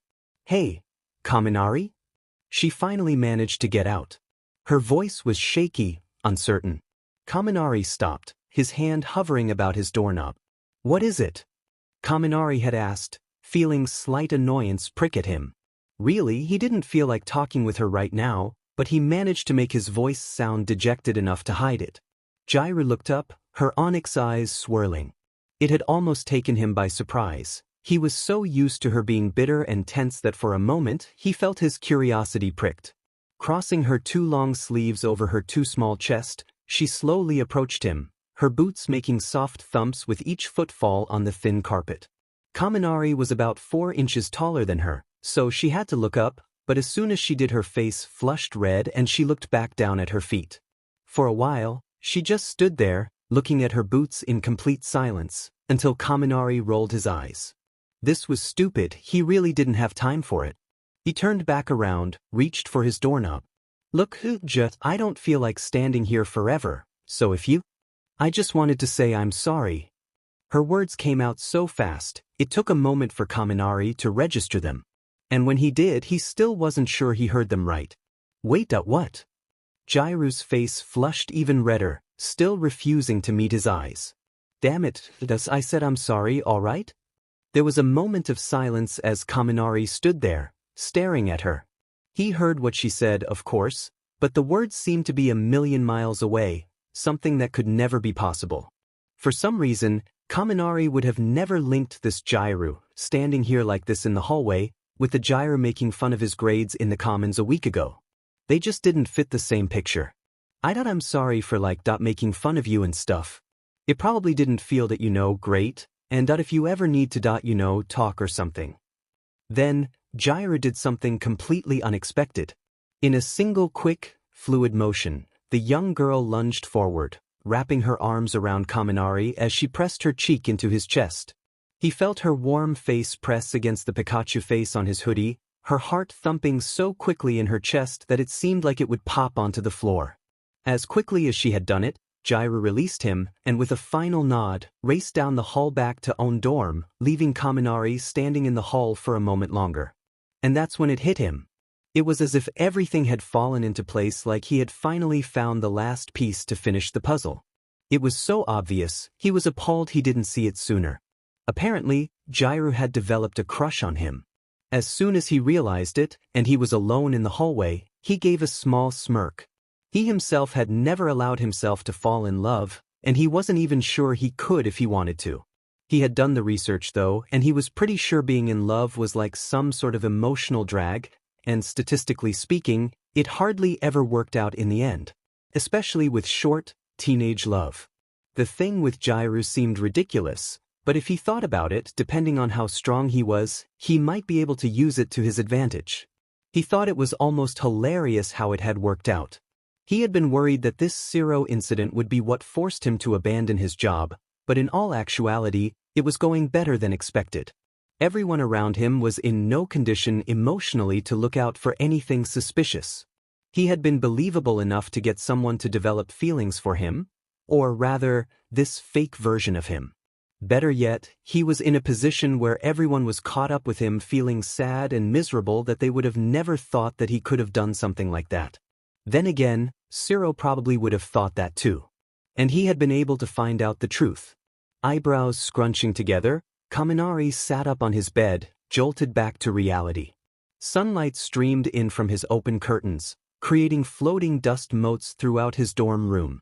The leopard print striped sheets on his bed wrinkled as he adjusted himself so that his back was resting against the wall. He scowled as he looked around. As soon as he left, this tacky bedroom was one thing he wasn't going to miss. He wasn't sure how long Shigaraki wanted him to stay here, but it certainly didn't help that he had to look at a bunch of eyesore decorations all day. As he sat on a bed, he tossed a small metal sphere from one hand to the other, the ball making a dull thudding noise as it landed in his palms. It was a tedious, small task that didn't offer much SDMLTN, like the usual excitement that came with poking at animals with pins or blades, but it allowed him to think. These past few days, he had been thinking. A lot. Typically, he didn't tend to worry about things too much. He found that oftentimes, things played right into his hands. He had never really needed to worry about anything much. However, this past week it had felt like a ball of nervous stress had knotted itself in his stomach. So far, Sero hadn't woken up yet. The doctor had no update on his current status. He showed no signs of waking up, at least for now. However, Kaminari knew that when he did, everything would go to hell. He wished he could say that Sero wouldn't remember any of what happened that night, but in all actuality, many electrocutions and trauma victims remembered everything up until the moment they blacked out.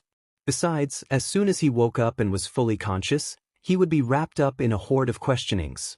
What had happened that night, what had led to him falling out the window, anything that would basically allow everything to be completely placed together so they could deduce exactly what had happened that night and understand what kind of damage they were dealing with. Kaminari had this tiny sliver of hope that if that did happen, Sero wouldn't rat him out. He would think that whatever happened was a hallucination or anything along those lines, or even better, he would die as soon as he came out of the coma, but of course, that was just a hope. In these scenarios, nothing could be left to chance. The time that comas lasted typically tended to vary. Of course, there were cases of comas lasting years and years, but those were very rare and didn't happen as often as most people thought. In fact, most comatose victims woke up after maybe 1 or 2 weeks, sometimes 5. The bottom line was that there was someone out there who knew what Kaminari was doing. If he had his doubts before, they had surely been put in check after Kaminari had electrocuted him. He knew what was happening. And that was something Kaminari couldn't let happen. If Sero ratted on him, then this whole operation would be over before he even had the time to gain as much information as possible. No, if he was going to keep this charade up, he had to take matters into his own hands. This entire thing seemed like a game, and if he was going to win, he had to simply take one of the variables off the table. He had been thinking about this for a while, and at this point, he knew exactly what he was going to do. He may not have been able to knock Sero off once before, but he wouldn't let it happen again. He hadn't let all this time he had been able to spend by himself go to waste.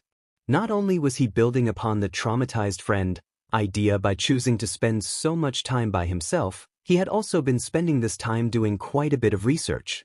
He wouldn't be able to just go in there and simply stab him in the chest if he wanted Sero off the table. No, what he had to do had to be sleek, quiet, and most importantly of all, undetectable. It had taken him a minute to actually come up with something. He was so used to thinking about big, much more violent ways to kill someone ever since he had started living with the League of Villains, such as how to properly slit a throat or how much force to apply in order to snap their spine. Thinking of quieter ways to knock someone off didn't seem nearly as exciting, but it was all he had to work with. He had done a lot of research over the past few days, comparing notes from previous murders and suicides, and how hard it was to determine the cause. It had taken a while, but he finally thought he had an answer. It was simple: poison. Depending on what he used, it was much cleaner and quicker than instigating an accident and didn't require much need for a thorough police investigation. Of course, these days there was no such thing as undetectable poisons anymore. If Sero happened to pass away without any reasoning, then that would lead to an autopsy, where it would be revealed that he would be poisoned. No, the best kinds of poisons were the ones where they broke down into elements that occurred naturally in the human body. A simple injection of a serum comprised of, say, succinylcholine, which contains succinic acid that occurred naturally in human, plant, and animal tissues, or even something as small as potassium chloride, which of course contained both potassium and chloride and was common in heart attack victims, and the whole Sero variable would be off the table. As Kaminari looked out the window at the cold December sky, tossing the ball back and forth in his hands, he felt a glimmer of pride as he smirked, feeling a bit smug with himself. In just a few simple steps, he would be able to regain control of the situation, and everything would once again be playing as attuned to exactly how he wanted it. A cold smile crept across his face. He loved this feeling of being in control. It was as if he was puppet master and everyone else were his puppets to be yanked around on invisible strings. No matter what happened, he had complete control over it, and no one could do anything to stop him. Feeling prideful, he tossed the ball from his right hand back to his left, where it landed with a soft thud. And that's when he heard a loud pounding at his door. Hairbrained mess. Teeth grinding together in rage, Bakugo slammed the door shut with a loud bang that rattled throughout the building, knocking a good amount of icicles off of the awning outside. It was almost satisfying to hear them shattering on the cement steps below, mostly because as of right now, he just felt like being destructive. He didn't care if a few extras in the commons stared at him a little bit. That was their problem.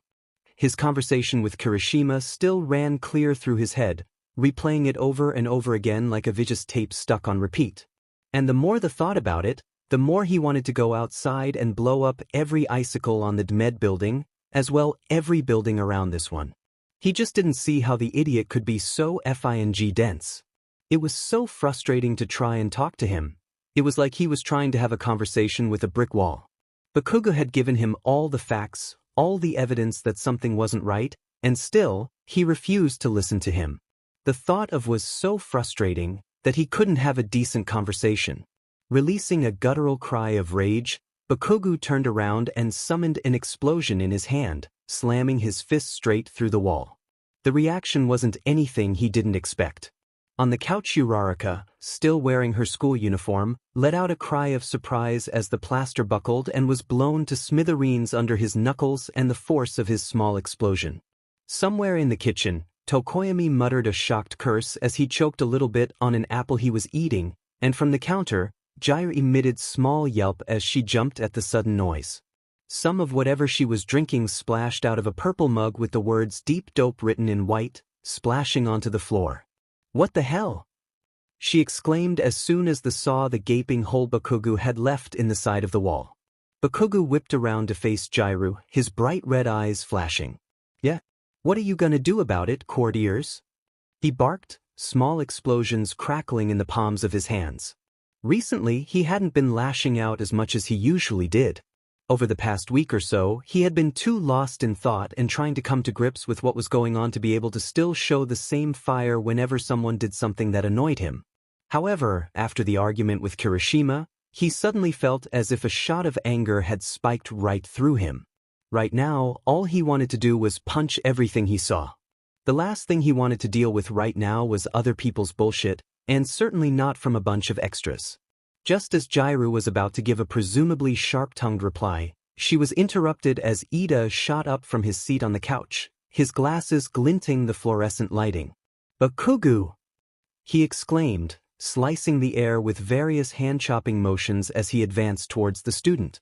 As he walked, the engines on his legs gave small, furious putters, and the class rep's face was flushed bright red with rage. Bakugo's scowl only deepened.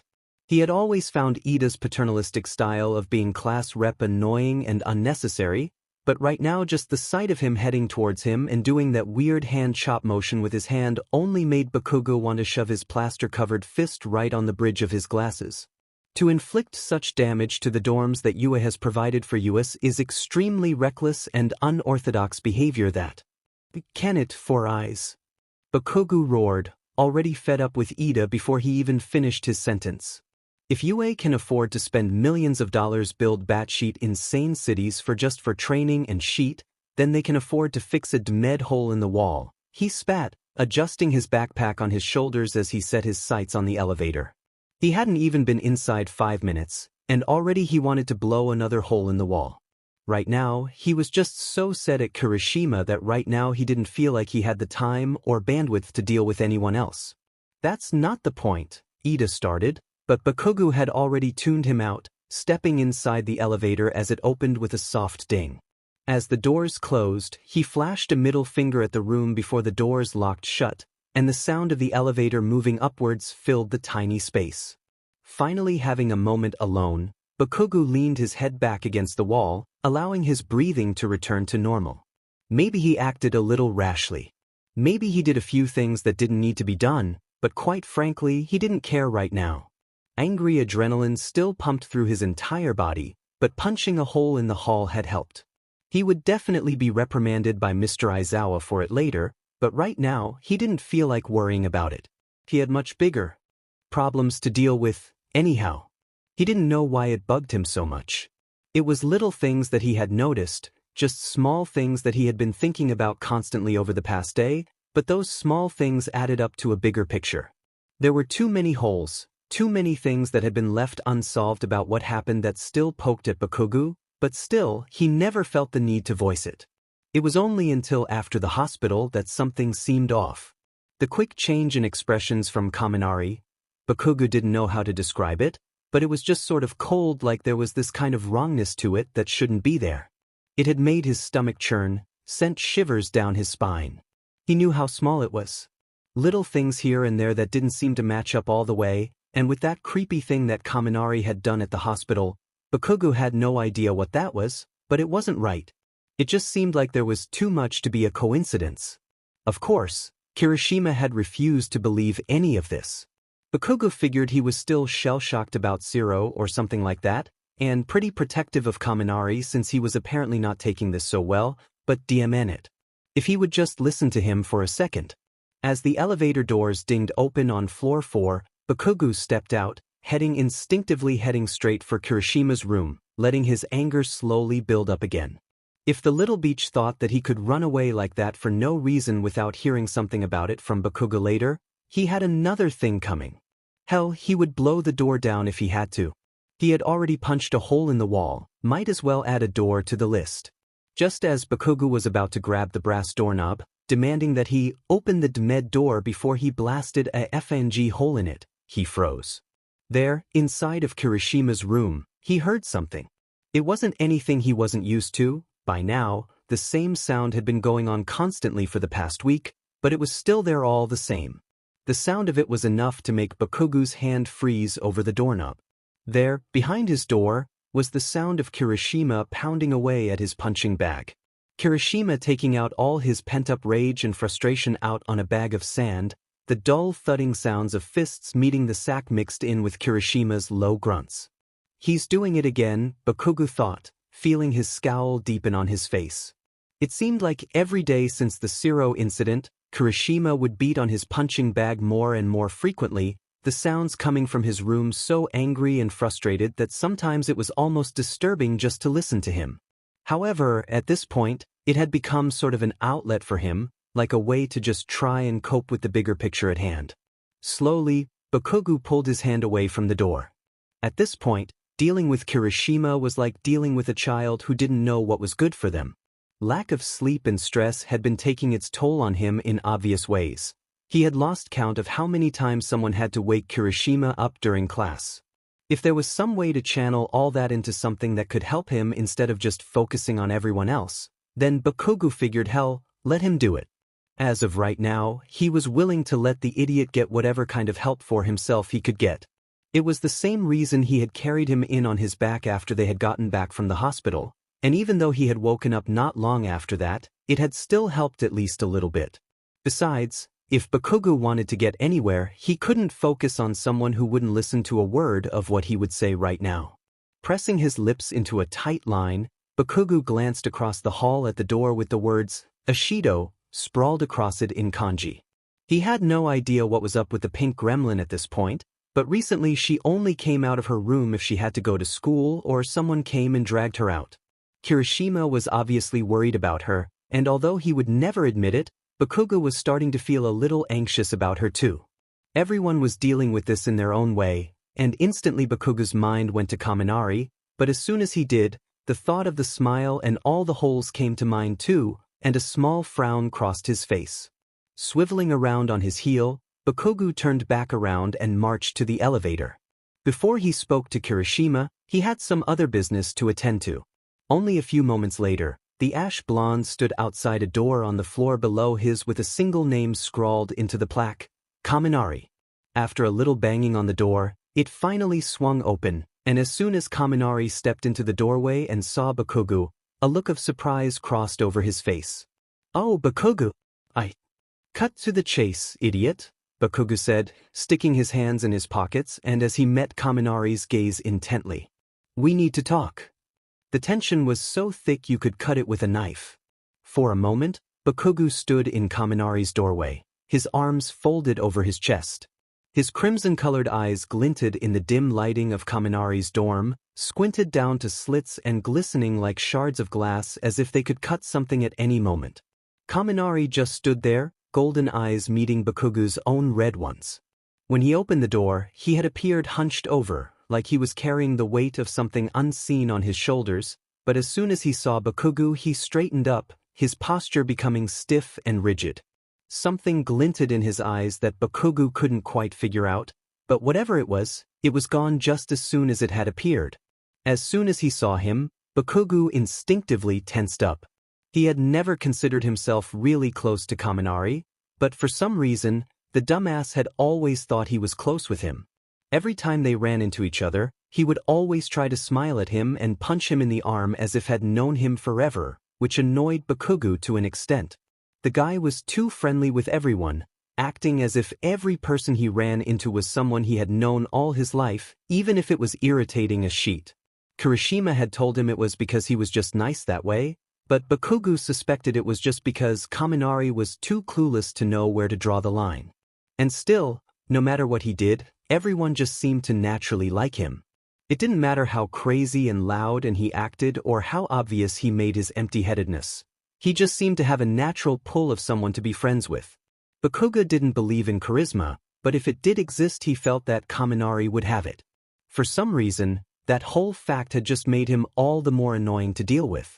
Recently though, Bakugo had grown much more tolerant of Kaminari's behavior. He wouldn't consider him a friend, by any means. More like nowadays he just didn't feel the need to blow him up every time he opened his mouth. He would let him punch him in the arm and call him Kakin, or Bakubro, or whatever half-butted nickname he had for him at the time. Once, Sero had teased him about it, saying that he was getting soft, which Bakugo had quickly put a stop to by threatening to beat his butt, until Kirishima calmed him down. Even if he did find him a little bit amusing, he wouldn't admit it to anyone, let alone himself. Still, when he saw Kaminari in the doorway, he instinctively prepared himself for a weirdly big smile or a punch to the arm, or to be called Kakin, or something. Anything other than the blank stare Kaminari had given him would have been fine. For a moment he just stood there nervously, shoving his hands into the pockets of his blue hoodie, his mouth pulled down into a small frown. It was almost like a slap to the face. He would never say he was worried or anything along those lines, even to himself, But for some reason seeing Kaminari acting so not like himself made Bakugo feel things he would rather not feel. So instead, he deepened his glare, choosing to get angry and annoyed over Kaminari, allowing himself to get so bent out of shape by something like this as opposed to the other option. Besides, he reminded himself why he was here. He wasn't completely sure what was going on, but every time he played the events of what had happened over the past week over again in his mind, there were just things that didn't seem to completely match up. It was like everything was a piece from a different puzzle, but someone had taken them and forced them to go together despite the obvious. Still, everyone just went with it, ignoring the fact that the picture it created made absolutely no sense or how there were all these other unused pieces lying scattered around. The whole thing was too weird to ignore. Even after Kirishima's blow-up, he was sure that Kaminari somehow played into this. He wasn't sure how yet, but he couldn't forget that creepy, cold smile he had seen at the hospital amidst all his tears, like some sort of a crack in a dam that had only just become visible at that moment. He wasn't sure what he expected to gain by talking to him. He wasn't even sure what Kaminari's place in all of this was. All he hoped for was just some sort of insight, some chance to ask all the questions that had been building up in his mind. Or rather, it wasn't really talking. More like confronting. Ever since the hospital, there was something else about Kaminari that Bakugo noticed. Something he didn't trust. He didn't know what it was, but every time he thought about it, that same cold feeling ran down his spine, like long ghostly fingers pricking him from behind. At this point, he wasn't sure what was true and wasn't true, so for now, this was what he knew. Sero fell out the window. He fell into a coma, with no signs of waking up. Everyone close to him was shaken. Kaminari was affected the most and was especially fragile right now. And unless or until one of those was proven to be false, that was all he had to go off of. However, now he wasn't even sure if that last one was true. This was his chance to see if it was true or not. "We need to talk," Bakugo said gruffly, looking down at Kaminari. Giving a small sigh, Kaminari rubbed his eyes with his thumb and index finger as he leaned against the doorframe. He didn't have bags under his eyes like Kirishima, but for some reason he still seemed tired. "Kirishima's not in here. I think I heard him in his room or something." "I know where he is," Bakugo grumbled, stepping farther inside. "I came to talk to you, dumbass. What the hell do you think 'we need to talk' means?" Oh. Kaminari stuttered, blinking in surprise as his brain slowly worked to register what Bakugo had said. Bakugo released a small grunt of annoyance. Sometimes Kaminari was so slow it was almost painful to deal with. Without waiting for an invitation, Bakugo slipped past Kaminari into his dorm, cringing at the look of it. He had only bothered to go to his dorm 5 or 6 times, and during all their time in the dorms, Kaminari had never once thought to fix his room so it didn't look like everything came straight out of the bad section of Craigslist. Huffing, he made the conscious decision to stand rather than sit down as Kaminari closed the door behind him, delving the two in complete silence. Wordlessly, Kaminari crossed the room over to his bed, setting himself down on the leopard print striped covers.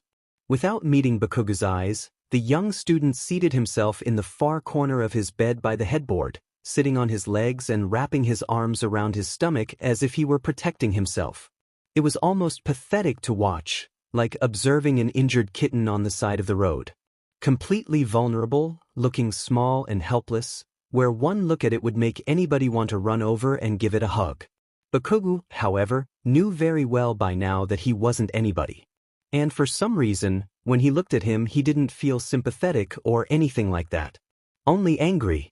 "Stop that," he growled, shoving his hands into his pockets. Startled, Kaminari's head shot up, his golden eyes wide. "Stop what?"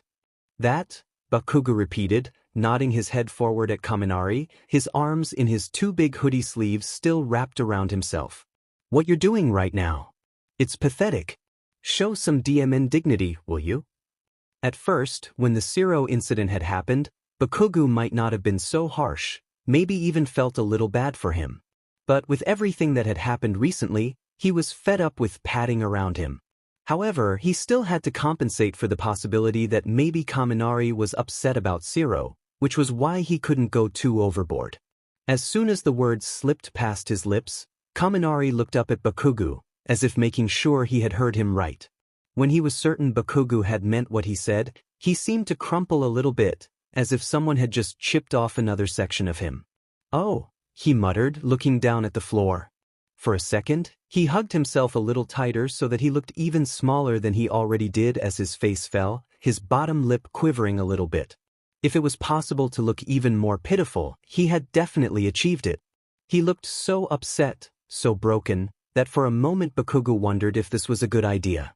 He wasn't typically one to second-guess himself, but the hurt on Kaminari's face was so real, so miserable, that for a moment he felt a small pinprick of a doubt at the back of his mind.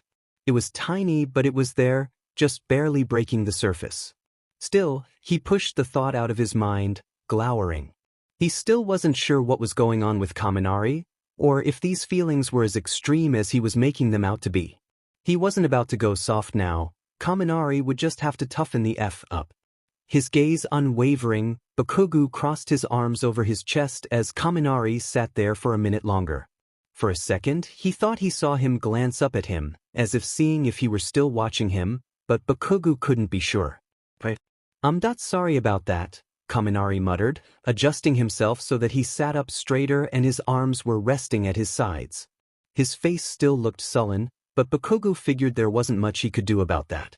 "I don't mean to be pathetic or anything like that." Kaminari went on with a shrug. "Then stop acting so FNG helpless, damn it. I came here to talk to you, not listen to you beach about everything." Kaminari's entire body tensed up as if Bakugo had physically struck him. He looked like he wanted to bolt, but Bakugo blocked the entrance to the door, making it impossible to get out without getting past him. And that wasn't happening anytime soon. He wasn't letting him leave until he got some answers. He didn't care if Kaminari broke down sobbing. Unless he got a little bit of insight as to what was going on, he wasn't going anywhere. Whatever was going on here, Kaminari knew something about it. And Bakugo wasn't leaving until he managed to squeeze those answers out of him. "Look, I'm sorry Bakugo. I'm really sorry. It's just stuff's been really weird lately, with all that you know." Kaminari said, sounding as if he was trying to defend himself, but his voice trailed off when it started to crack, and he looked down again, refusing to meet Bakugo's eyes as his hands curled into fists at his sides. Bakugo's glare deepened, taking a few steps towards Kaminari's bed. "Yeah, I know, dumb. That's why I need to talk to you, so shut up and listen, will you?" Kaminari glanced up again, now fiddling with the ends of his hoodie strings. Just the mention of it, his entire body froze. When he looked up, Bakugo saw that his pupils had constricted, and his chest rose and fell quickly as if his breathing a lot faster. About Sero?" He stuttered, a slight edge to his voice as if he was already getting nervous. "No, the FNG Emperor of Japan," Bakugo thought, tempted to say it, but managed to hold his tongue. Kaminari was obviously starting to get upset, and if Bakugo wanted to get any information out of him, he couldn't let him have a full-blown meltdown before he got anything. He had to at least try and make an effort to keep him calm. "Yeah, about Sero, all right?" he muttered, crossing his arms over his chest as he leaned against the wall. Instantly, Kaminari's breath quickened as his pupils constricted a little bit more. "Hey, don't lose your sheet," Bakugo growled, trying to prevent a meltdown. "I've just been thinking about it, and there's a lot of stuff that hasn't made sense to me." Like what?" Kaminari mumbled, fiddling with his hoodie strings again. "Like why weren't you answering Kirishima's texts that night?" Bakugo finally asked, tilting his head slightly to the side. It was a simple question, phrased and said like an innocent inquiry, something to be curious of. Yet as he said it, his eyes narrowed together, glinting dangerously as he gazed at Kaminari with a fiery intensity. His question obviously caught Kaminari off guard. Alarmed, he suddenly looked up to face Bakugo, his hands frozen with his hoodie strings still locked in his grasp. "What?" he asked as if he wasn't sure he understood what Bakugo had said. "I mean, it just seems kind of weird to me," Bakugo went on as casually as he could, now straightening himself up and taking another step closer to Kaminari's bed. Outside, a cloud passed over the sun, and for a moment, the room was delved in shadow. Bakugo's crimson-colored eyes glinted in the new shade, and for just a split second he thought he saw Kaminari's golden eyes flash. Bakugo narrowed his eyes. Was something bothering you or something? 'Cause according to Raccoon Eyes you just went straight to your room after that study session, he went on, looking Kaminari straight in the face. Kaminari swallowed, his voice cracking. What? So I'm just expected to go and hang out with you guys 24/7? Maybe I just didn't feel like it, he huffed, crossing his arms over his chest. Bakugo's glare deepened. He expected Kaminari to look away, refused to meet Bakugo's gaze. Possible because he was upset talking about this and wanted to avoid it at all costs, or maybe because he didn't want to admit something. If he was lying about something, a red flag would definitely be not being able to meet his eyes. But to his surprise, Kaminari met Bakugo's gaze head-on, his stare unwavering and intense. Much more intense than Bakugo had expected. For once, he was caught a little off guard but recovered just as quickly. His expression hardened and he crossed his arms over his chest again. Yeah, maybe you didn't feel like it, but I'm just saying, you usually come to hang out with Kirishima and Sero and Sheet, he went on. Suddenly, Bakugo's voice volume dropped, now speaking much quieter. For some reason, that just made it all the more menacing. So why didn't you? What exactly were you doing? The question lingered in the air for a moment longer, hanging above their heads like a boulder dangling precariously on a thread. There were 1,000 more things catching in Bakugo's throat that he wanted to say, but for the moment he managed to stay quiet, letting the silence fill the space. Kaminari blinked at Bakugo as if he were just barely comprehending what he was saying, or why he was saying it. But this time there was something else there. Something Bakugo wouldn't have noticed unless he looked closely, but he did. This time, talking to Kaminari, it wasn't like talking to a brick wall. It was like there was a storm brewing just below the surface, glistening in the back of his eyes. It was small, but it was there, just below the surface, something dark. Almost like a venomous snake, holding back its dripping talons, despite being ready to strike at any moment. However, just as soon as it appeared, it was gone again. Or rather, buried again, so that Bakugo couldn't see it, and Kaminari's face went back to being a ring of stress and sadness as if it hadn't happened at all. A twinge of unease pricked at Bakugo, something he never liked to admit, but he couldn't really deny that it was there either. It was like witnessing something that wasn't supposed to happen, something that wasn't natural, yet still existed. Something was wrong here. Something was very, very wrong. Still, Kaminari drew his legs close to his chest as if he hadn't done anything, seemingly too distraught to care if Bakugo thought it was pathetic or not. Look, Bakugo that night was really crazy. A lot of it just kind of seems like a blur. I don't really remember most of it, and I'm not really sure I want to. On last part Kaminari sort of choked on his words a little bit, then just stopped and placed his head on his knees. However, at this point, Bakugo was fed up with this game of playing cat and mouse. This whole time he had been scrambling for answers, and now he was being met with a dead end. Just because Kaminari didn't want to talk about it, or some half-butted reason, Bakugo was being left with an unsolved puzzle because of one little thing. Besides, after thinking about some of the odd changes with Kaminari recently, that just made him even angrier with the result right now. Letting his anger boil up inside of him, Bakugo balled his hands into fists at his sides. The hell kind of vague but answer is that? He growled through clenched teeth, using every last bit of his restraint not to pounce on Kaminari. You do remember, just F&G try harder. Bakugo, I just can't, Kaminari stuttered, tears now threatening to spill on his cheeks as his breath quickened, which only made Bakugo even angrier. Everything about this was wrong. Kaminari's blow-ups were too extreme. His reasons for all this shit was vague as F-. And now, whatever was going on, he was going to let it slip away again just because of this one little thing. Throwing all reason to the wind, Bakugo allowed explosions to crackle and pop in his hands, crossing the room over to Kaminari and grabbing his hoodie by the collar with a single hand. He was fed up with all of this. Damn it, a hole. He roared, infuriated, letting his explosions boom in his other hand. Just cooperate with me and quit whatever up charade you're pulling in this demon thing so this hellhole can be done and over with and we can actually get some shit done. Tears now spilling over his cheeks, Kaminari looked up at Bakugo, his breathing quick and sharp. Bakugo, just leave me alone, he cried, which only made Bakugo even angrier. Furious, Bakugo took his other hand and balled it into a fist, raised above Kaminari's face. He didn't care what he did at this point.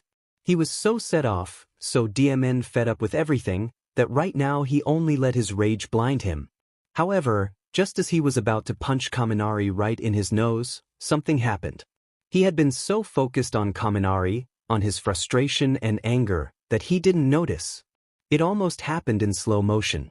As his fist was making its way for Kaminari, the student raised his hand, his face for a moment, just a moment, going cold. At the same time he was making a move to start punching Kaminari, he raised his hand, almost in slow motion. His index and middle finger were up, something crackling on his fingertips, bright and yellow, burning with heat. He watched as it slowly made a move for the side of his head. And then, just before they did, something in Kaminari's face shifted. It was small, minute, but it was just enough for Bakugo to notice. And just at the last moment, before it made contact with his head, it was directed towards his wrist instead. What the F dash? Bakugo exclaimed, leaping backward as he grabbed his wrist, now burning and stinging with heat. Kaminari, however, had already buried his head in curled-up knees, hugging his knees close to his chest away from Bakugo. What is going on in here? A voice suddenly boomed, and it was at that moment that a single thought went through Bakugo's mind. Sheet. Whipping around, Bakugo saw the familiar rectangular shape of Class Rep Ida standing in the doorway, his glasses glinting as his chest heaved in anger. Rubbing his wrist, Bakugo wished it didn't hurt so much so that he could punch Ida in the jaw. He never liked how seriously he took his duties as class rep, especially when it interfered in his stuff like this when he was so close. Puff for eyes. It's none of your dimmin' business. Bakugo shouted, more explosions crackling in the palms of his hands. Kaminari only whimpered, hugging his knees closer and burying his head deeper. Throughout the hallway, people slowly started to take notice of what was going on. From around the corner, Bakugo saw Jiru poke her head through, now wearing a different shirt than the one she had spilled her drink on in the kitchen. What's going on? She muttered, walking around to Kaminari's room, and it was then that Bakugo saw Hagakure following close behind her. When she finally poked her head around the corner, Jiru suddenly se in a breath, quickly bringing her hand to her mouth in shock. Hagakure poked her head in soon after and immediately gasped. Oh my gosh, she muttered. Bakugo could tell it was obvious what had happened, from all the yelling and Kaminari now in a fetal position, with himself looking furious and explosions booming in his hands. Whatever happened, he knew exactly what they saw. What the hell did you do? She exclaimed, suddenly racing into the room. Quickly, she kneeled beside Kaminari's bed, but Kaminari didn't look up, only hugged himself tighter, his breathing fast and shaky. Scowling, Jiru looked up and glared at Bakugo, her eyes crackling with anger. Bakugo, your behavior recently has been absolutely vulgar. Ida exclaimed, chopping the air with his hand for extra emphasis. By now, Ojiro had poked his head around the corner and was watching with a look of disbelief. Not only have you damaged your property but now you are harassing your fellow classmates. This behavior is completely uncalled for.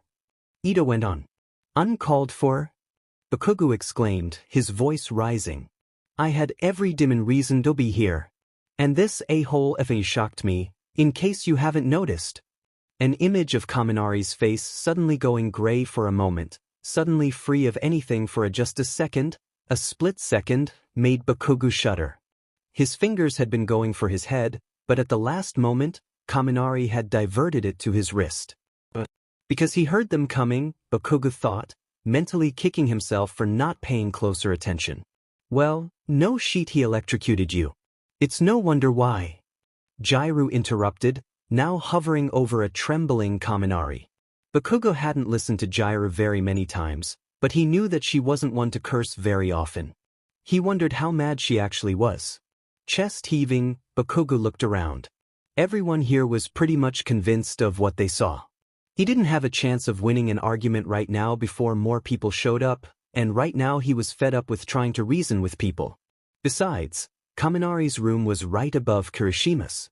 No doubt he had heard something and would be up here in a split second. After their argument, something told Bakugo that he wouldn't exactly be very happy. Growling, Bakugo looked around one more time, then stuffed his hands in his pockets.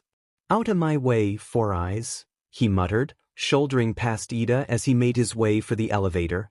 He ignored Ida's protesting shouts that followed, or anyone else, for that matter. He didn't have to explain himself to them. They were already sold on what happened. No matter what he said wasn't going to change that. Huffing, Bakugo let the elevator doors close, riding up to the 4th floor in complete silence. When the elevator finally locked into place, the doors opened to reveal Kirishima standing on the other side, already heading out of the hall. Huffing, Bakugo only brushed past him, but Kirishima obviously noticed him. Eyebrows furrowing together, he watched Bakugo's urgency to get to his room, his head down, eyes flashing with anger. "Bakugo, were you just up there? What's going on?" he asked, but Bakugo didn't say anything, only brushed past him to his room. Suddenly, something seemed to click in Kirishima's head. Looking at Bakugo, his gaze hardened, suddenly getting wary. "Bakugo, what did you do this time?" Scowling, Bakugo opened the door to his dorm, cutting off whatever Kirishima was about to say next. "Bakugo," and then the door slammed. As he heard Kirishima's now pounding footsteps slowly fade as he entered the elevator, Bakugo finally released a breath when he was sure that he was alone. Reaching into his pocket, he took out a small object, rectangular and flat, able to fit in the entirety of his hand. Something he had managed to swipe on the way out, when no one was looking. Kaminari's cell phone. No matter what it took, he was going to get some answers, whether Kaminari liked it or not. Kirishima wasn't one to get mad very easily. At this point, it didn't even seem like an opinion, more like just a well-known fact. He hadn't even realized it for himself until a few months ago when Mina had pointed it out after he had talked all day about going around to the park and doing some training, only to have it rained out, and he had merely laughed it off. After some thought though, he realized that it did kind of make sense. Every time they were all hanging out as a group and an argument was on the verge of popping up most of the time caused by Bakugo, he would usually be the one to put a stop to it. He had been considered the peacemaker, so to speak. The only things that could actually get him mad were when someone, directly or indirectly, did something to question or insult his manliness, and when someone did something to harm the people he cared about. When he heard about Kaminari, he was absolutely livid. There was really only one way to put it. In was any other case, Kirishima probably wouldn't have gotten worked up about it in the way that he did. Kaminari didn't have the thickest skin, but he wasn't super sensitive either, and as long as it didn't require too much thinking and intricacies, he could pretty much take care of himself. He could easily put up with Bakugo's casual picking on him, no doubt. But recently stuff had been crazy. Sero's injury had hurt Kaminari in places that shouldn't be hurt, and now his friend was especially fragile at the moment. At first, he thought that Bakugo understood that because for a little while after the Sero incident, his teasing had seemed to have toned down quite a bit. But after the hospital visit, Kirishima didn't know, but something had changed. Bakugo had seemed different towards Kaminari. Colder. Then, just today during their argument, he seemed to think there was some sort of connection between the Sero incident and Kaminari. Kirishima thought he had put some sort of a stop to it. After a few times slamming his fist into his punching bag, he had figured that Bakugo had maybe calmed down too, and they could just go and make up about it or something. It didn't have to be anything more than a bump in the road. And then he heard the chaos unfolding upstairs. Kirishima's room was right underneath Kaminari's, so it wasn't exactly hard to hear. For the most part, it was quiet, but if there was talking, he couldn't hear it over the sounds of his punching bag. Then he heard a slam. And yelling. Lots of yelling. Instantly his mind flew to Bakugo. He knew he had this one crazy idea in his head, but Kirishima figured he had made it perfectly clear to leave Kaminari out of it. He didn't care how mad Bakugo got. Whatever he decided to work out to help him deal with what was going on should be on his own terms. He wouldn't just turn around and go up to Kaminari like that right after, right? He had been out of his dorm in seconds. He caught a glimpse of Ashido poking her head out of her dorm, her eyebrows furrowed together curiously, right around the same time Bakugo emerged from the elevator. His shoulders were hunched, his eyes burning with a sort of rage that Kirishima had to be around to calm down. But right now, he didn't feel like calming him down. Not yet. He had tried to get his attention, tried to make sure that he hadn't just gone and done what he thought he did. Even so, Bakugo only shouldered past him, slamming his door behind him. It was then that Kirishima raced into the elevator. When the doors finally dinged open on the 3rd floor, Kirishima's face was already flushed red, his heart pumping so loud he was worried that other people could hear it. A few people had gathered around outside Kaminari's room, a few voices wafting out from his open door. Kirishima didn't even take a second to register who was there. All he was thinking of was the crisis on hand, and all the horrible ways it could have gone wrong. Bakugo was set at Kaminari. He decided to take it out on him. Normally, that would be bad enough in itself, but Kaminari was in no way ready to deal with Bakugo just yet. Shoving past a few people, Kirishima burst into Kaminari's room, his chest heaving rapidly. As he peered into Kaminari's room, already expecting the worst, he felt his stomach drop to his feet. There, sitting in the far corner of his bed, was Kaminari, hugging his legs close to his chest. He had his face buried in his knees so that he couldn't see anything, with Ojiro crouching beside his bed, his tail swishing back and forth anxiously. "Come on, Kaminari, you'll have to talk to us at some point," Ojiro was saying, to which Kaminari only replied with a low whimper. "Geez, what did Bakugo do?" Hagakure muttered, her arms resting on Ojiro's shoulder. Ojiro didn't reply, only gave a small shrug and continued trying to talk to Kaminari. Off to the side, Jer stood, her arms crossed over her chest. She leaned against one wall with her head down, her bangs half covering her eyes as if she were deep in thought. When Kirishima stepped into the room, her head shot up, and it was then that he saw her eyes were burning with rage. She caught him by such surprise that he almost took a step back when he saw her. Normally, he was so used to Jiraiya being so placid and apathetic, as if she didn't really care about anything. Now though, she blazed with such a silent fury that it was impossible not to notice it, as if it had taken up the whole room. It was almost kind of terrifying. Still, he quickly recovered as his attention was quickly drawn back to Kaminari, still curled up in a ball as Ojiro tried to coax him out. Watching him, Kirishima felt that same feeling he had felt at the hospital slowly creep over him. It washed over him, stealing the breath from his lungs, enfolding over him like a suffocating blanket, leaving him unable to breathe. He remembered only a little over a week ago when Kaminari would most likely be laughing over something with him or planning out different ways to prank Bakugo. Now, seeing him sitting on his bed, so fragile, hurt him in more ways than it should. It felt like a metal spike being stabbed through his heart, living with the knowledge that his friends were suffering like this, and no matter how much he tried, he was helpless to do anything. It was this terrible feeling of wanting to help, and not being able to do it, no matter how much he tried. The sheer reality of it came crashing down just then as he looked at Kaminari curled up in his bed, refusing to talk to anyone. No matter how much he did to try to help, it still wasn't enough. Only thing was, this time it was a little different from the time at the hospital.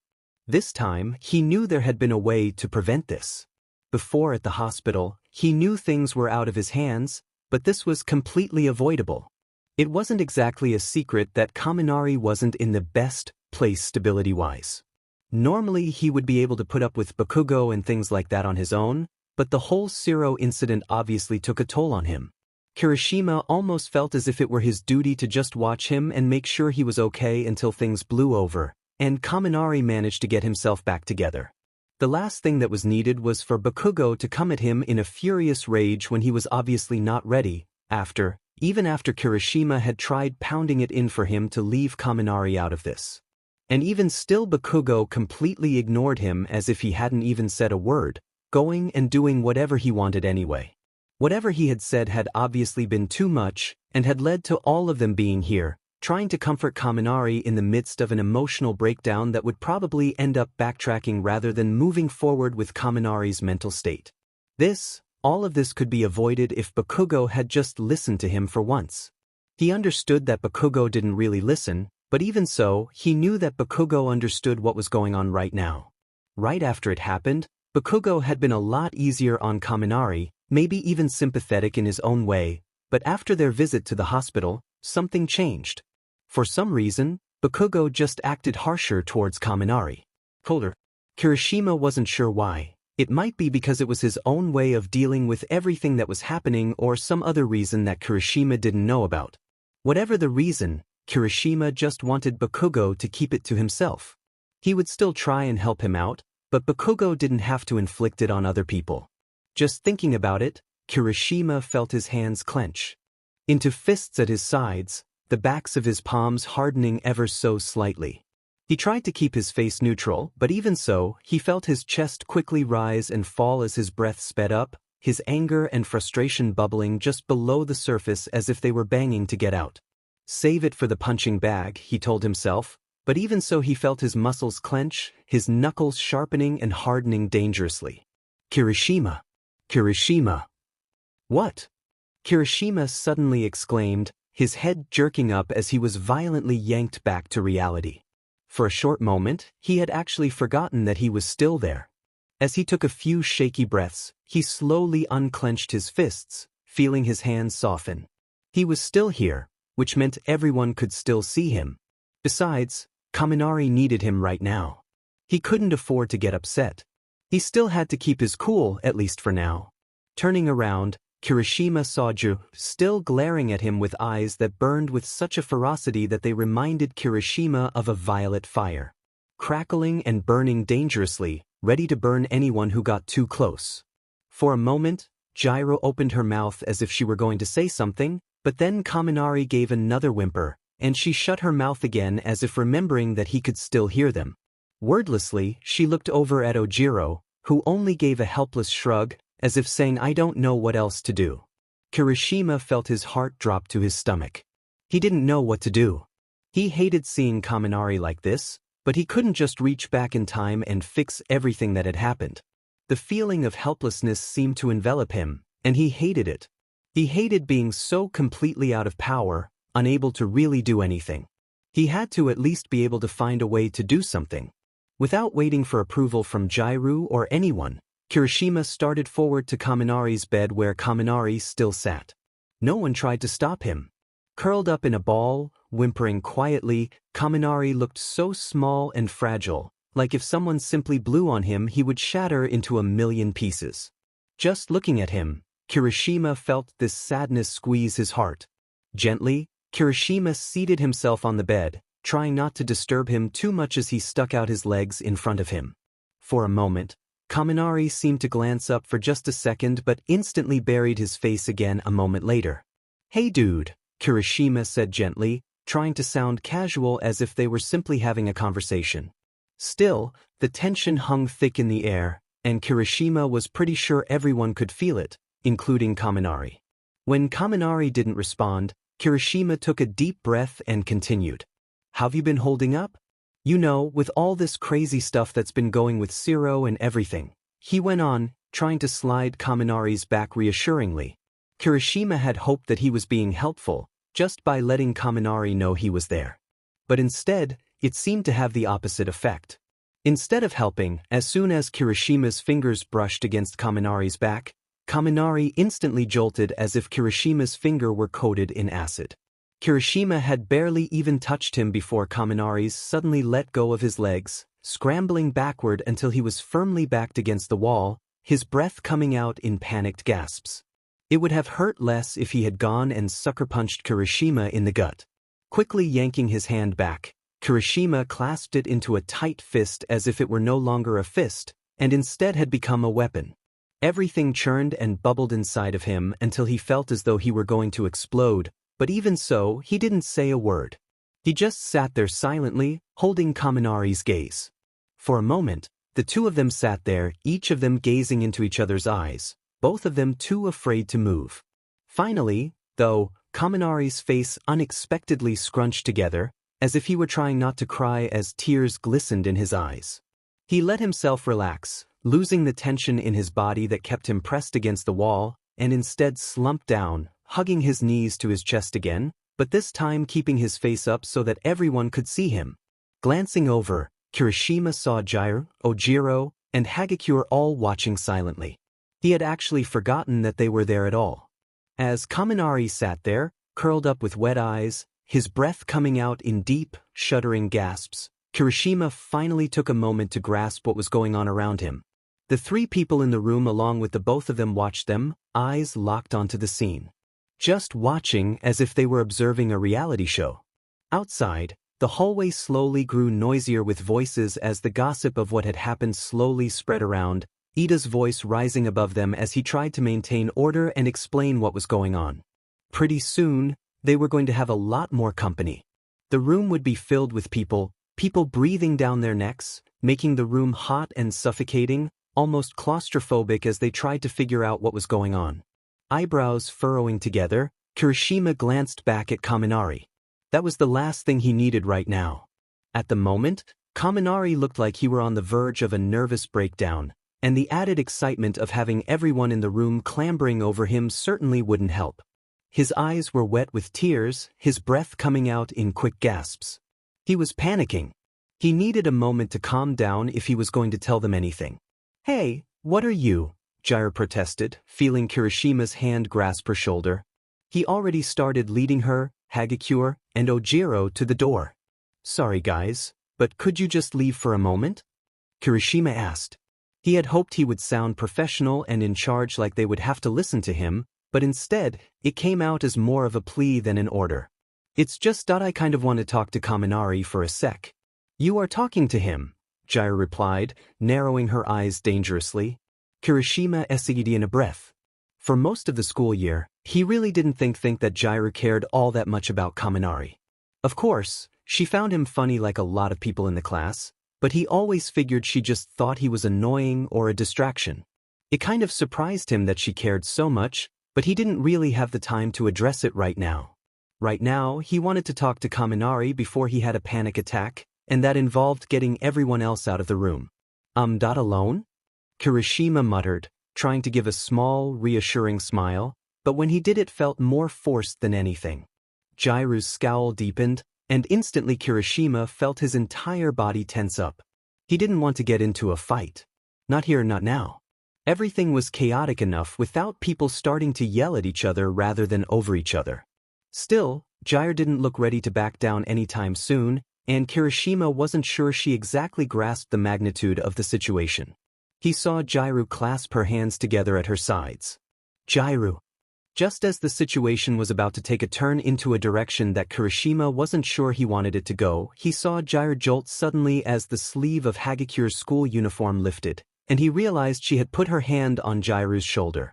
A long silence lapsed in the room, feeling heavy and thick on Kirishima's chest as the two of them seemed to share some sort of silent understanding.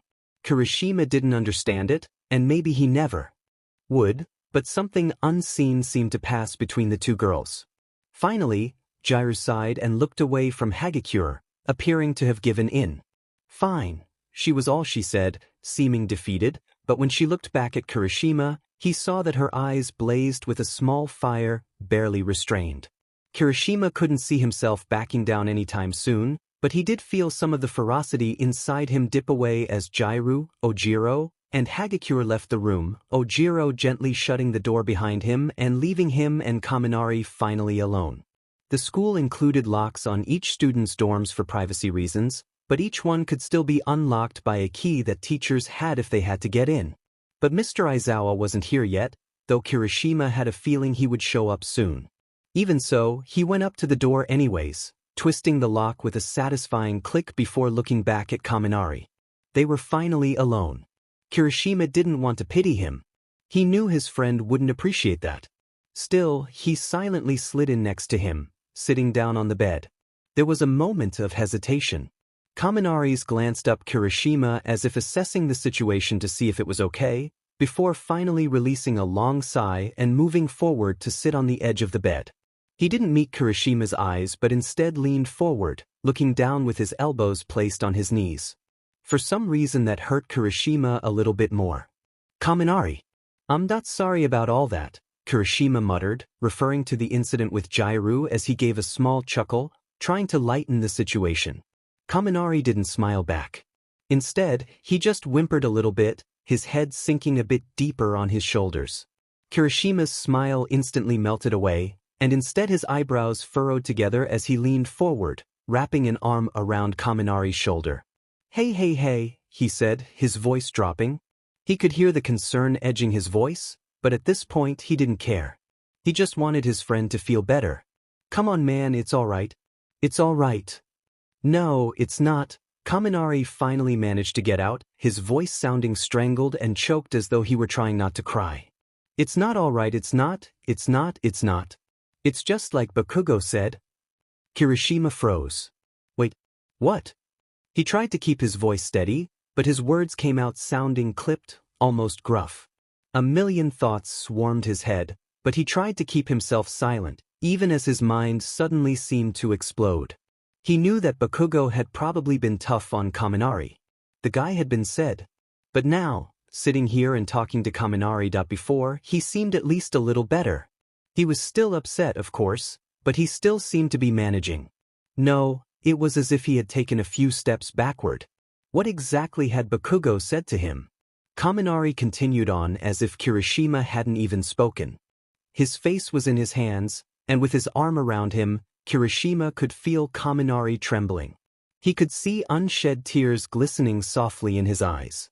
I mean, Sero still hasn't woken up yet, and I know it's stupid to feel this way. Bakugo told me it was that. He said that I needed to man up and just stop acting so pathetic. Kaminari stuttered, his voice cracking as he spoke. He's kinda right, but he said that Sero probably wasn't going to wake up, and that it was best if we just kinda moved on, but Hey man, Kirishima said, cutting Kaminari off. Normally, he would let him keep speaking since he was finally opening up. As soon as he got him started, it was as if Kirishima had punched a hole in his floodgate and all the words just came tumbling out. However, Kirishima felt that if he went on any longer, Kaminari would start to break down. He could already feel him shaking in the crook of his arm, and his chest rose and fell rapidly.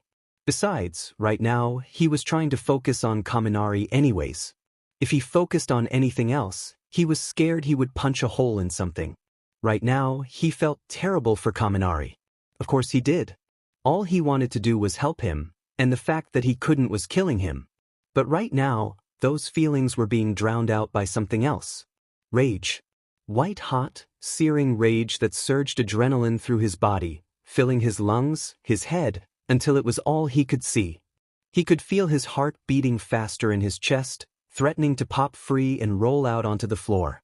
He was trying to comfort Kaminari, but in his hand that wasn't wrapped around his shoulder, he clenched his fist, feeling it harden and sharpen beside him. Damn it. He told Bakugo. He told him. And he still went and did whatever he wanted to do anyway, as if nothing could touch him. As if nothing had consequences. But they did. As he held Kaminari, with tears now flowing down his cheeks in rivers, Kirishima was painfully reminded of the fact that there were consequences. There were consequences for everything, and no matter what you did, they were all out of your control. Kirishima had been dealing with Bakugo's reckless behavior for a long time, but this time it was different. This time he hurt people. Real people that he was supposed to protect, not a villain he could smash into a wall. He was mad. Kirishima got that. But he couldn't just start taking it out on people if he didn't get the answers for why what happened did. And he had to make sure he knew that. I've got to go for a second, but I'll be back soon, alright? Just try to hold up, okay bud? Kirishima said gently, and finally Kaminari met his eyes, before sighing and slumping his shoulders. Still, he nodded, and Kirishima released a breath. Standing up, he quietly crossed the room over to his door, opening it up and stepping outside. He didn't see it, but as his back was turned, Kaminari allowed a small smile to slip between his lips. His lips? Damn it. Stepping inside his room, Bakugo slammed his door behind him with a satisfying bang. The room shook and the door vibrated on its hinges, but at this point really Bakugo didn't care. Ida could come in and rant to him about respecting the dorms, or some shit like that, all he wanted, and he would slam it again in his face, hard enough to dent the door frame simply to spite him. It wasn't like anyone would notice at this point. He was pretty sure that at this point everyone was upstairs checking on dumbass Sparky, as if Bakugo had tried to blow his head off his FING shoulders. He didn't. All he did was talk to the guy, and things spiraled out of control from there. As the room stopped shaking, Bakugo was delved into a deep silence as he stood there in front of his door, chest heaving. He couldn't sit down. His mind was whirring in a million directions, buzzing with thoughts and adrenaline. At one side, his hand was clasped tightly into a fist. In his other, he held Kaminari's cell phone. It felt small and fragile in his hand, and it was all Bakugo could do not to take it and smash it on the floor simply out of rage. He didn't know why he took it. It was a spur-of-the-moment decision when his brain had been buzzing with too many different ideas of what to do and what might help, and he just acted on one of them before he was able to properly think it through. All he knew was that his meeting with Kaminari hadn't given him the answers he wanted. He could barely even call it a meeting. It was more like an interrogation. An interrogation where Bakugo got too angry too quick when Kaminari pulled the victim card, and of course everyone came rushing into Kaminari's rescue. It was just FNG perfect. He could only imagine how it must have looked. Kaminari cowered in a corner, shivering, while Bakugo stood over him with explosions in his palms and his voice raised to a yell. It was the perfect attacker-victim scene. Only that wasn't what it was. At first, Bakugo had just thought that something had been weird about the hospital incident. Something didn't entirely match up. Maybe Kaminari knew something he wasn't supposed to know, or there had been accident or something. But now, something else was tugging at him. Just before Bakugo grabbed him, something had happened. Out of the corner of his eye, he saw Kaminari move. His panic-stricken face seized for a moment, and instead there was something else. Something wrong. He didn't know what it was, but the sheer shock of it caused Bakugo to falter for just a moment. And that movement at the corner of his eye, his arm, continued forward, and Bakugo knew what would have happened. He saw his muscle movements. He saw the direction his arms were going. His hand was charged with electricity, crackling yellow at the fingertips. Headed straight for his head. Going in for the kill. And then he stopped. And then he missed. But Bakugo saw it. He saw what happened. It happened fast, so fast that maybe if he was anyone else he would have missed it. But he wasn't anyone else. He had enough battle training and intelligence in fighting to know an attack when he saw it. He could have chalked the incident up to an emotional outburst, where Kaminari was just afraid, but he knew it wasn't like that. His movements were too sure, too precise to simply be an accident. There wasn't any flailing or kicking. It was one quick, fluid motion with no hesitation. Kaminari was going for his head. He was going to attack him. He hadn't imagined it. The change in direction was too abrupt for anything like an accident. He was going to shock him in his head, and Bakugo wasn't exactly an experienced electrician, but he had a feeling that if he was shocked in the head it wouldn't produce the best results. Huffing, Bakugo reached down to look at his hand. When Kaminari first shocked him, it had been more of a surprise, but it didn't necessarily hurt. Now though, it was beginning to burn. Really burn. It stung so badly that Bakugo grabbed his hand and sat down on his bed, placing Kaminari's phone beside him on the dresser. He didn't have much experience with burns. Despite all his time spent in the kitchen, he had never burned himself, not even once. But the skin was already turning red and blistering and it hurt like hell. He had been shocked by Kaminari before, but those were more accidental, annoying zaps. This was nothing like that.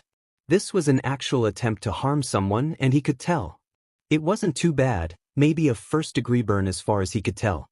Still, it was blistering, and he was pretty sure he had heard somewhere that if it blistered a lot then it could, in fact, turn serious. Quickly, he ran through the checklist for burns in his head. He was a little lightheaded, but he wasn't having any trouble breathing or going into cardiac arrest. The best thing to do would probably be to run cold water on it and put on some ointment, and maybe wrap it up in a bandage if things didn't get better. With a small grunt, Bakugo headed over to his bathroom and opened the medicine cabinet above the sinks, which had been stocked with first aid supplies at the beginning of the year. Rummaging around, he finally found the burn ointment and set it down on the counter before running the colder water and placing his hand over it, which was actually able to take a lot of the pain away. With his hand finally starting to feel better, Bakugo found himself able to calm down and think. Now that he thought about it, if Kaminari had ended up going for the head, it would have been a lot stronger than what he did to his hand. In fact, he was pretty sure he just brought it down at the last minute. When Kaminari suddenly changed direction, Bakugo didn't understand why, but then the door swung open, and suddenly it all came crashing down on him. Kaminari knew they were all coming. He knew they were going to have company soon. He didn't know how or why, but apparently Kaminari had noticed something he didn't, and had changed the direction of his attack so that it was just bad enough to cause Bakugo some troubling damage, but not bad enough to put Kaminari in hot water. It was so perfect it scared him. Bakugo suddenly se in a breath as the realization came crashing into him head-on like a freight train. This wasn't some spur-of-the-moment thing. This was something well calculated and analyzed, done in a way that was well executed and thought out. It had been done in the best possible way, and Kaminari had thought upon it and acted it out in the span of a few seconds. And when he did, something changed about him. The look on his face left and was replaced with the something else, something that Bakugo now had a name for. It was cold and calculating, free of any empathy. It was almost mocking.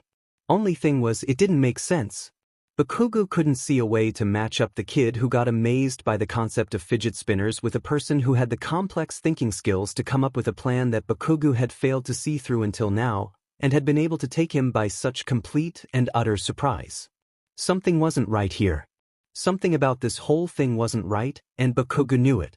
It was like there was a cold, sinister hand in front of his face, toying with him, dangling in front of him the truth, and it was just out of his reach. He felt like a horse, and Kaminari was holding the carrot out in front of him as bait, leading him and everyone else forward into something else. Bakugo didn't know what that something else was, but he didn't like being toyed with. Especially not by a dumbass like Kaminari. He was done with this. With all of this. And the answers started with that cell phone.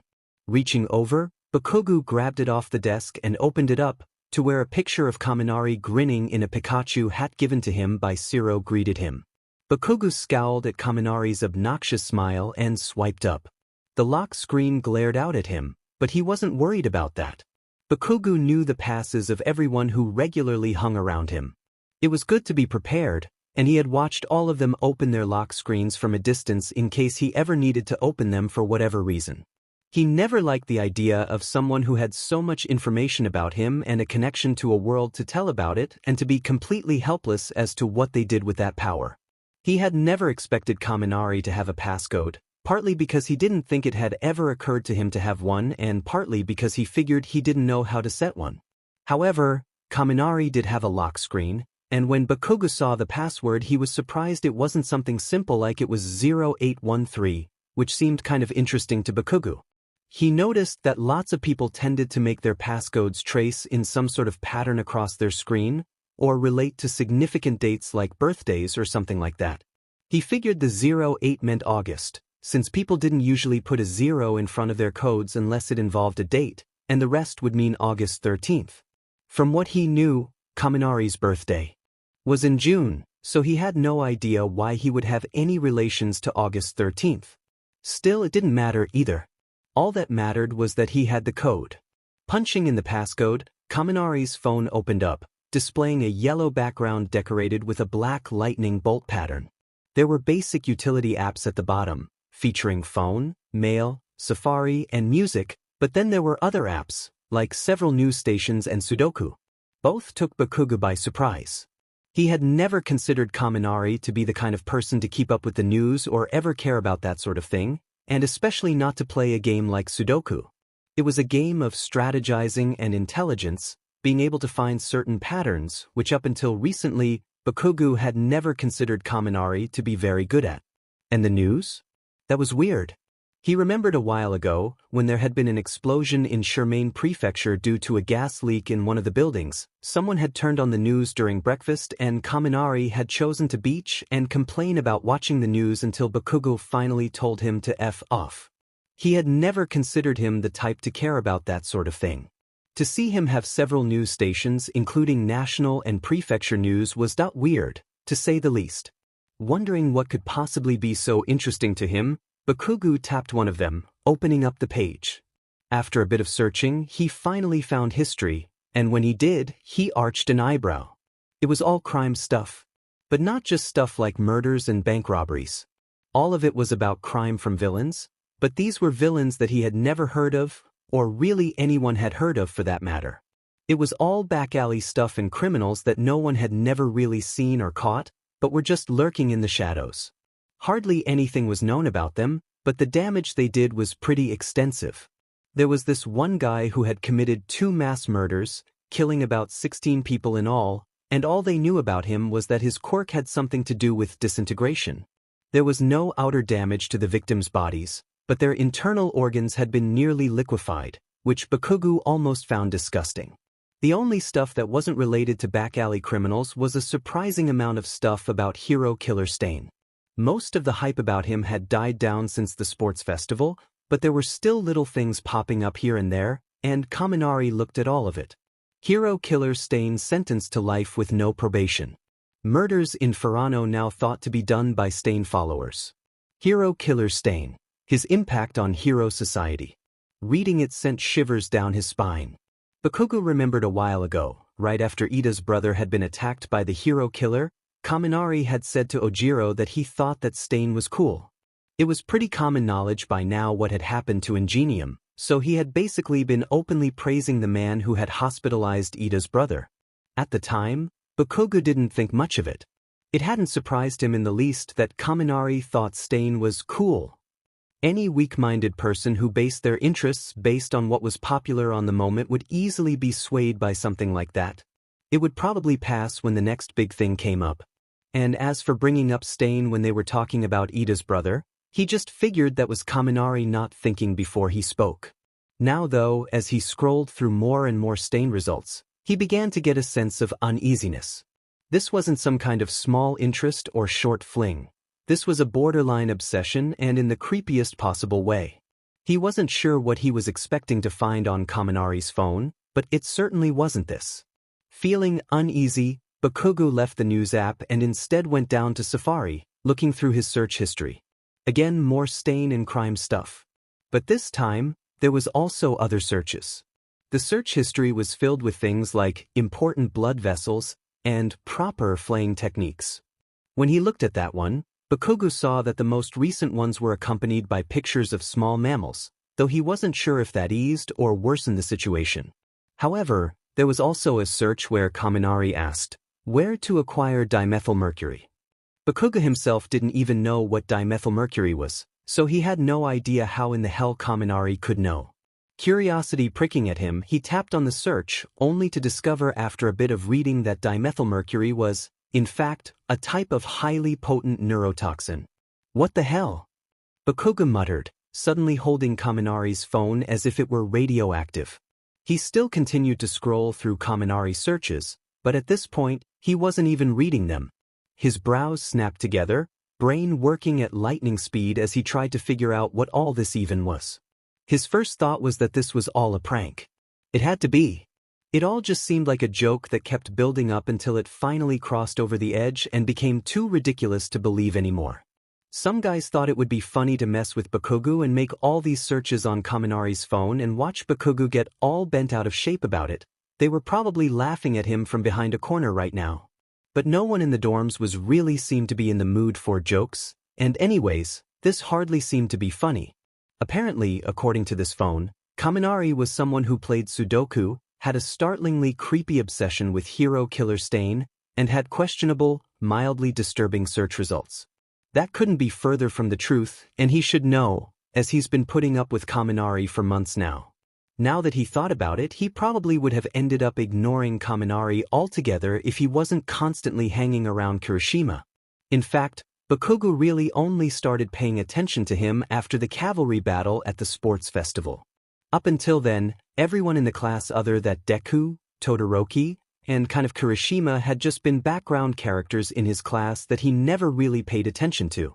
But at the cavalry battle, he started to pay a little attention to Kaminari when he realized that the guy could actually be a pretty powerful opponent if he wanted to be. At the time, Bakugo had formed a team with Kirishima, Sero, and Ishido, while Kaminari had been a supporting member on Todoroki's team along with Ida and Yaoyorozu. Bakugo had hardly given any recognition to half of the teams out there, let alone some guy running around on the bottom of the field.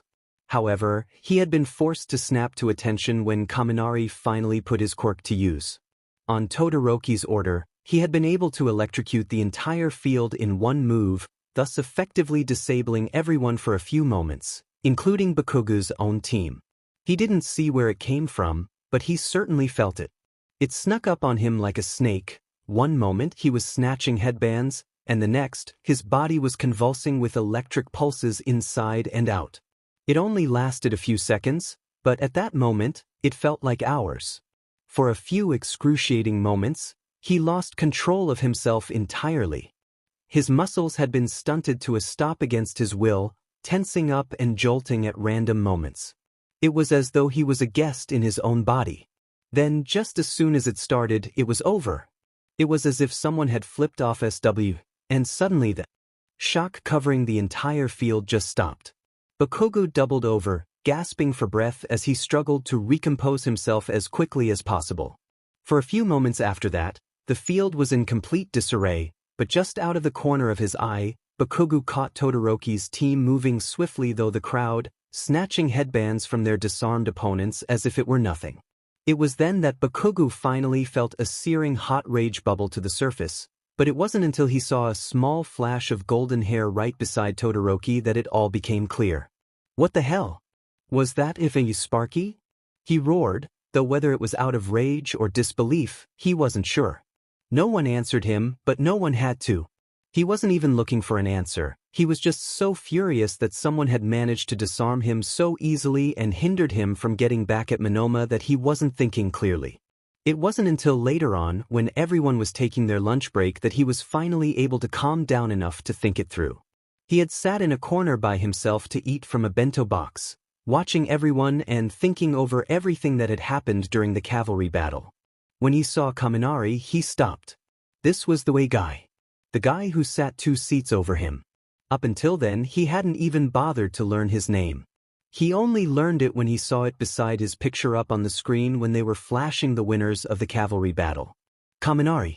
This guy, who he hadn't even paid attention to until now, had been one of the only ones who was able to attack and disarm half the field in one move. The only other person Bakugo knew who could do that was Todoroki, and he was one of the only people Bakugo considered to be a decent rival to himself. He had never even really paid attention to Kaminari until now, but he was starting to wish he did. Hell, he even got some of the most hero offers in the class, fifth only to him, Todoroki, Ida, and Tokoyami. The 4 of them had placed top in the entire sports festival, and Kaminari was just after them. Just next to some of the top people participating in the UA Sports Festival. The guy could actually be pretty powerful if he wanted to be. It wasn't for a few unfortunate things holding him back. First, of course, there was the side effect of his quirk. Having a wattage limit to how much power he could use was a big barrier to himself as a hero, and plus, there was just his intelligence in general. Those 2 things were probably why Bakugo stopped considering him to be a decent rival to himself. As he started hanging around Kirishima more, he noticed that Kaminari started to pop up here and there too. First it was little things like butting into their conversations or just happening to be near Kirishima at the same time Bakugo approached him, but soon enough it morphed into actively trying to hang out with Bakugo and attempts to joke around with him, sometimes trying to include him in a lot of the stuff he was doing. At first, Bakugo thought that he was just flat out annoying. He would lash out at him, but for some reason Kaminari just kept coming back. He didn't know if he was trying to make him like him or if he was just that oblivious, but he always went on with him like nothing had happened. Eventually, Bakugo just gave up. He hung out with him in the commons and played video games with him, and sometimes even let the occasional kaken slide by. However, at one point, Kirishima had said that he was happy he and Kaminari were finally friends, and that had really irked Bakugo the wrong way. He didn't want to call Kaminari his friend, and he certainly didn't want other people to think that they were friends. He told himself that Kaminari was more like a dog, easily entertained, attention-seeking, stupidly loyal, and high-maintenance. He refused to consider him anything more than that. Even so, he figured he knew Kaminari pretty well, which was why he found this so hard to believe. Because the things he had seen on that phone didn't match up with the image of Kaminari he had in his head. In his mind, Kaminari had always been that ditzy, popular, dumb F of a kid who did reckless things without thinking and put more time into trying to look cool than anything else. Those things didn't exactly go hand in hand with searching up various neurotoxins and extensive research on human anatomy. It didn't even match up with sanity. It was unsettling and disturbing and caused Bakugo's mind to race faster than he could scroll. He continued to look through Kaminari's phone, finally leaving Safari and finding all sorts of things. At one point, he stumbled across a paint app, which confused him until he realized that it was filled with graphs and notes. He clicked one of the graphs, squinting his eyes trying to read it, but eventually he decided that he just couldn't make sense of it. Lines and dots connected to each other in ways that seemed incoherent, and somewhere along the way Kaminari had started calculating something that Bakugo didn't understand. Bakugo had always considered himself to be fairly good at math, always being in higher classes than his peers throughout school, but looking at this seemed absolutely ludicrous to him, like he was reading another language. He didn't understand of it, but apparently Kaminari could, since apparently he was the one who wrote it. Bakugo only shook his head. He had taken Kaminari's phone to try and find some idea as to what exactly had happened, not whatever the hell this sheet was. He was starting to think that someone had taken Kaminari's phone, or this was someone else's phone altogether. It wasn't completely out of the question for Kaminari to copy someone else's code if he couldn't think of his own, which would explain using similar passcodes, and the yellow and black background didn't mean anything. Of course, he hadn't known Kaminari that long, but he had a feeling he had him pretty figured out. He didn't see how you could possibly mistake getting the lowest grade on every test they had ever done for genius. He wasn't afraid to say that the guy was an idiot, and that was what he had stuck by this. Then again, you didn't do the kind of quick thinking Kaminari did back in his dorm by being an idiot. Bakugo's hands still burned with a ferocious sting, a constant reminder of what had happened. No matter how many times he played the scene over again in his mind, he couldn't deny what had happened. What Kaminari had done was smart and startlingly so. Now that he thought about it, this wasn't the first time Kaminari had done something like that. Back at the beginning of the year, on the bus ride to the USJ, he remembered talking to everyone on the bus and how a bunch of them were poking fun at him. He didn't remember the exact details of what had happened, but he remembered that on the way there, Kaminari had said something to him that didn't make a lot of sense. It's only been a brief while since our socialization has commenced, and yet we have already been made apologetically cognizant of your personality, redolent as it is of a turd being steamed in a sewer. He had said, a sheet-eating smirk on his face. Bakugo understood what he said, but the sudden usage of vocabulary had taken him by such surprise that for a moment he was completely dumbfounded. However, that was the only time he could really think of where Kaminari had done anything like that.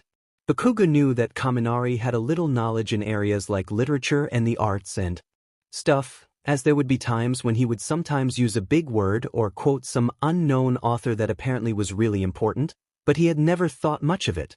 Remembering facts and figuring stuff out, which was what intelligence was based on, were two entirely different things. But now, he was beginning to wonder if they were more connected than he thought. Biting his lip, Bakugo could practically feel the gears turning in his head. At first, all that stuff had seemed like little incidents, too minor to be of any real importance. But with everything that had happened, it was starting to make him think. Kaminari showed obvious signs of ignorance. That much was clear. But he couldn't possibly be that stupid. Part of getting into UA was scoring well enough on a written exam, which he had obviously been able to pass, or else he wouldn't even be here. Bakugo figured that if Kaminari had knowledge in areas like that, then he would show the little signs of knowledge consistently and spread out. Instead, they would randomly pop up here and there in little pockets. That was just now starting to seem too random, too out of the ordinary to be considered normal. Almost like he was trying not to do anything like that. And then it clicked. Kaminari played Sudoku. He had a wide array of knowledge in areas such as science, math, literature, and who knew what else.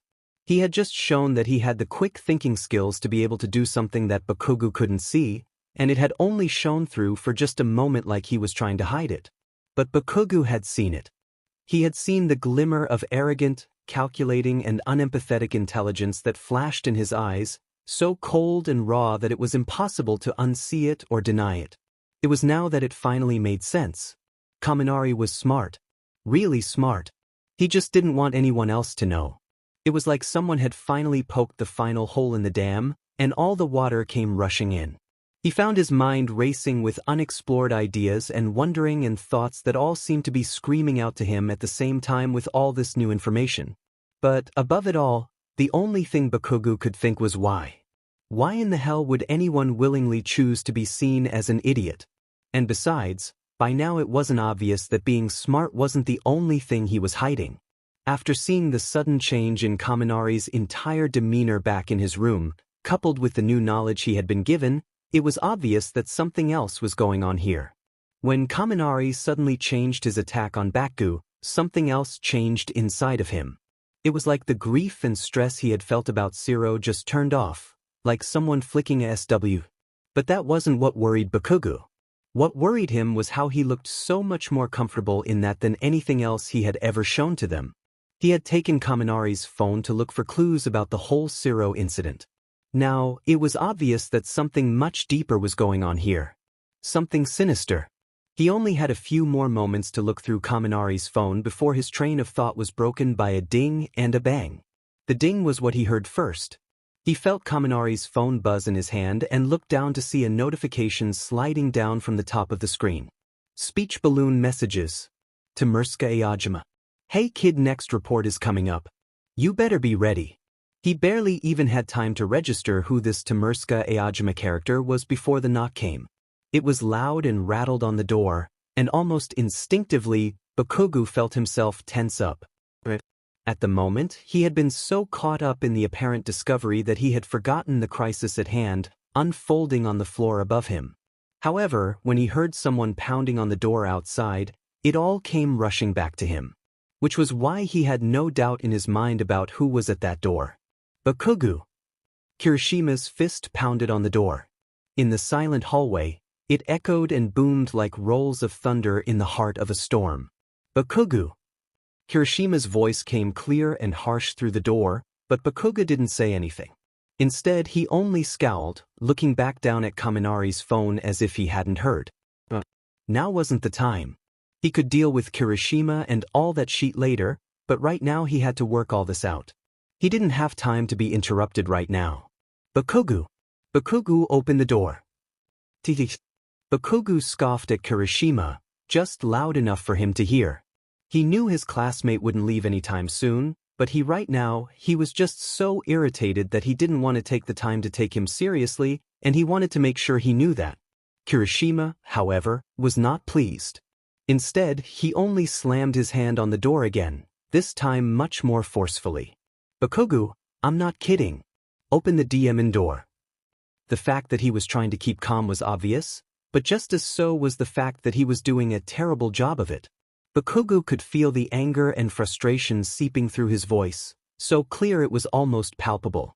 For some reason, that only irritated Bakugo even more. Fuff. The words spat from his lips like venom, so sudden and harsh that Bakugo felt them lingering in the air long after they had been said. A brief silence dipped between the two of them, Bakugo's glare only deepening. He knew if he opened that door, the only thing that would happen was more arguing. Kirishima was too blindsided at the moment to actually take a second to step back and look at the big picture, and Bakugo didn't have time for that.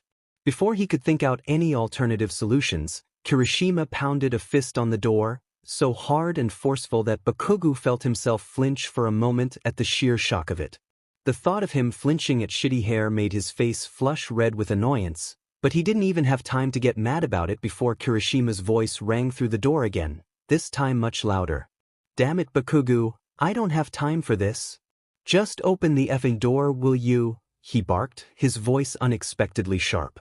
It was so surprising that for a quick moment, it was Bakugo's turn to be stunned silent. He knew that Kirishima had a sort of fire inside of him. It was one of the whole reasons he liked him in the first place.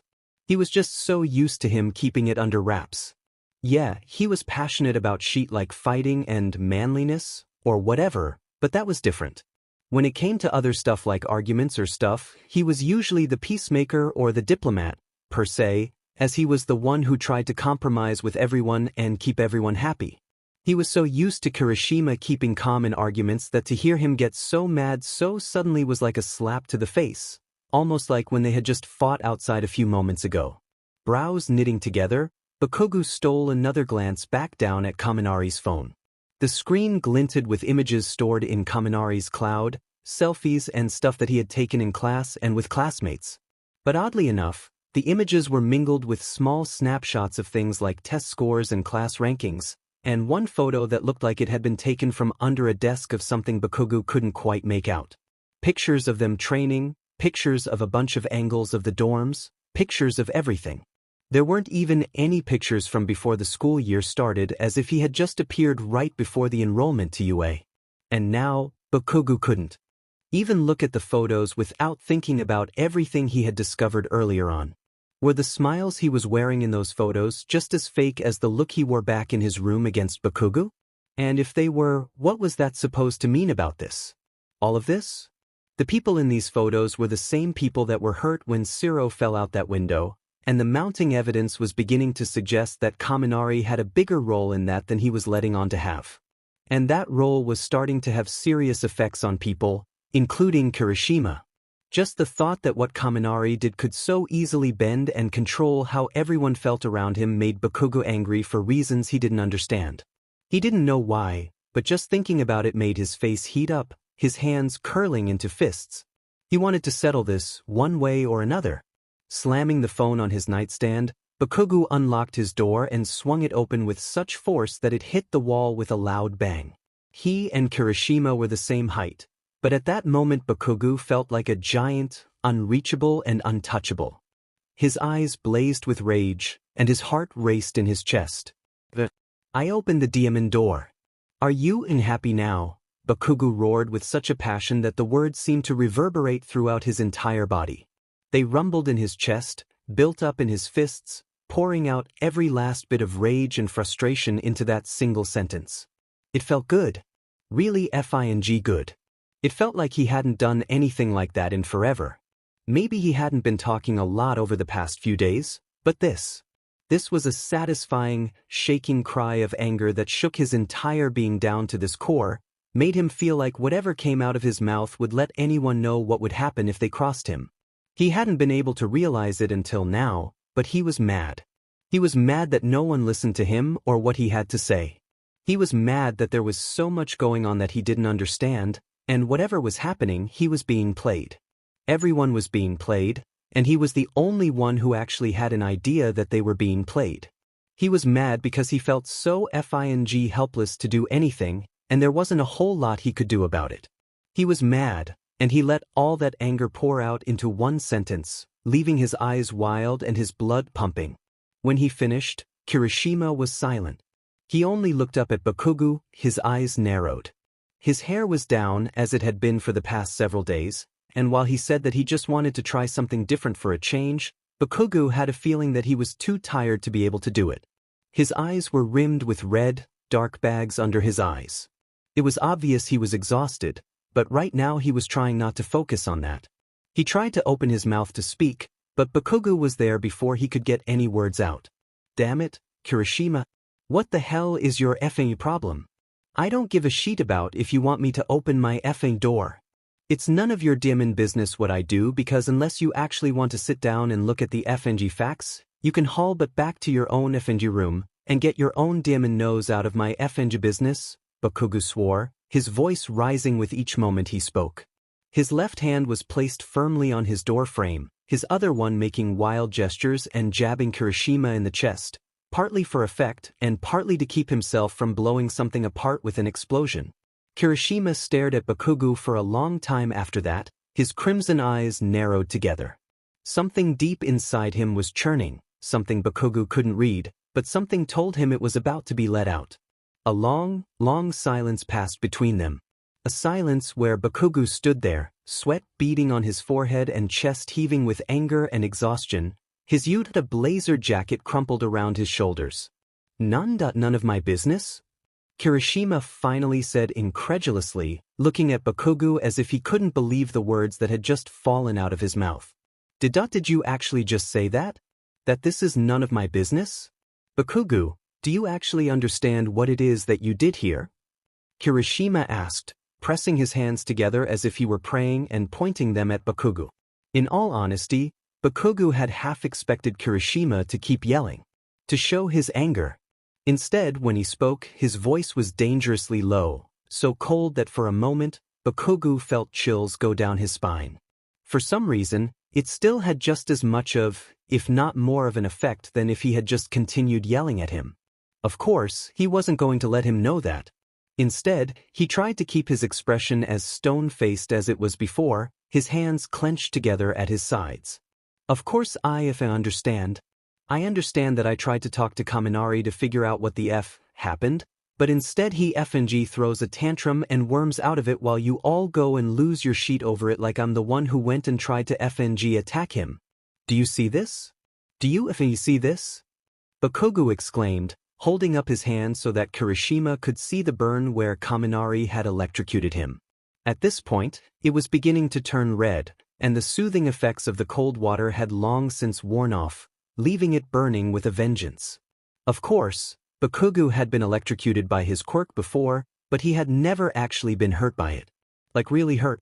He didn't even know Kaminari could do that, and he wasn't sure what to think of it, now that he knew that he could. Kirishima, however, didn't look fazed by it. In fact, he looked even angrier than before, if possible. Well, of course he did. I'm not surprised. Bakugo, you have to understand that what you did wasn't okay. Yanking his hand down, Bakugo stared daggers at Kirishima, feeling his blood boil as he fought the surge of furious adrenaline urging him to punch another hole in the wall.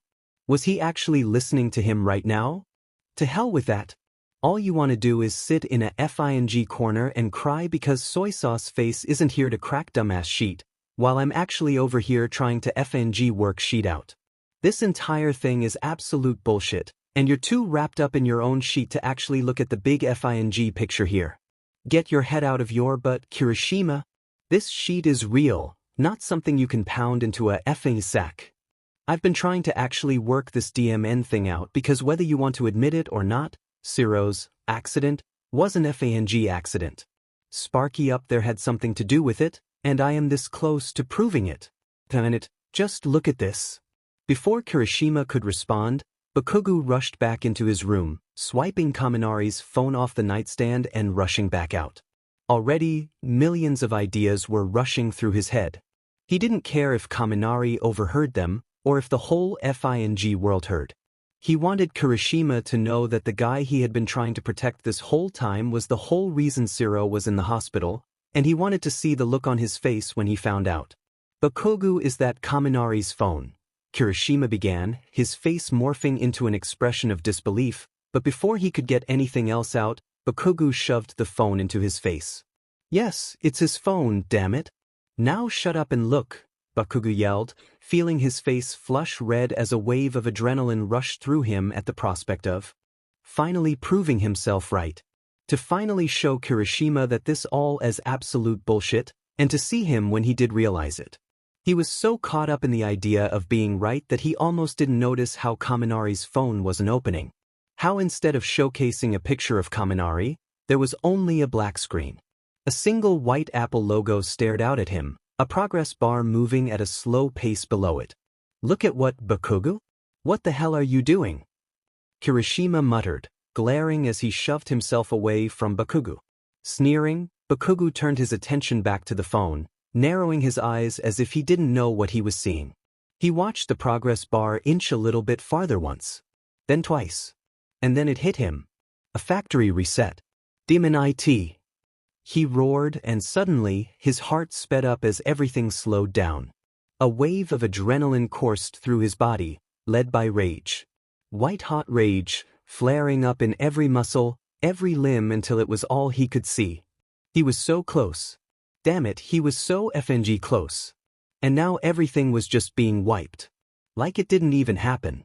Like Kaminari was still some innocent idiot who did nothing wrong. But he did. He did, and Bakugo had the proof right here.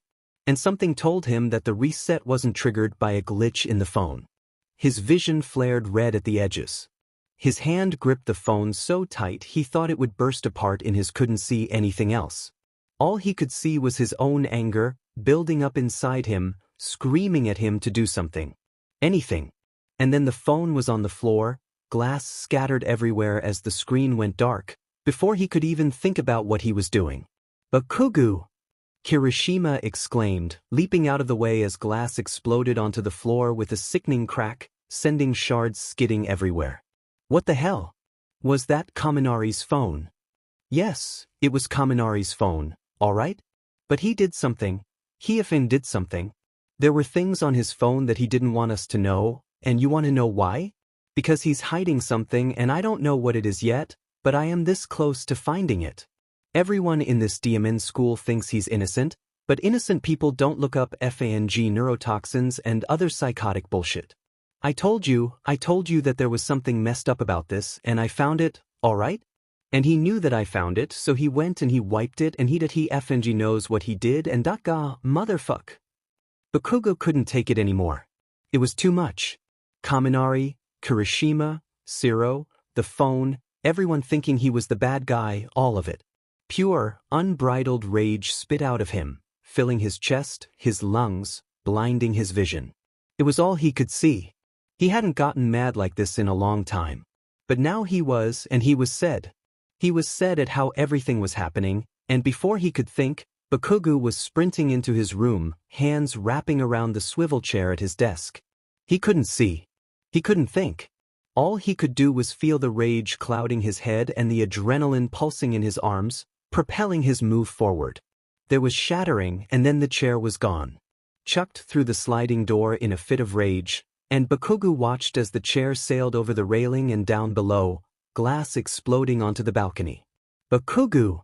Kirishima's voice sliced through the air, so sharp and quick that Bakugo suddenly stopped. By the time he was done, Bakugo was out of breath, his face burning red. He hadn't been working out, but he could feel droplets of sweat beading on his forehead, his breath coming out in raspy gasps as though he had been running for hours. His arms dangled at his sides, left loose and tired from the sudden rush. And Bakugo only stood there, silent and breathing. The silence that followed was absolute. It only lasted a few seconds, but Bakugo could feel it filling the space between them like a thick fog, reaching its icy fingers down his throat, filling his lungs until it seemed almost palpable. In the silence, Kirishima stood there, staring at Bakugo. At first, he didn't say anything, but he didn't have to. He leaned down, picking up a piece of what used to be Kaminari's phone, then looked back up at Bakugo. His crimson eyes had narrowed to slits, his eyebrows cutting deep into his head. Are you serious right now? He finally managed to get out, his voice as low as a whisper. Even so, it still somehow managed to echo all throughout the hall, as if he had yelled it from the treetops. When Bakugo didn't answer, Kirishima rose to his feet, taking a step closer and raising his voice. Bakugo, are you serious right now? His words rang out in the air, sharp and clear, slicing into Bakugo like a knife. He didn't know Kirishima as one to curse very often, so when he did, it came as a surprise. Still, he didn't want to show it. Bakugo knew where the conversation was going. He knew it was heading in a direction he didn't want it to go, but right then, at that moment, he didn't care. All he wanted to do was to be right. So he stood there, glaring holes into Kirishima's head, but before he could say anything, Kirishima cut him off. Look at this. Look at this, Bakugo. Don't tell me you don't see this sheet.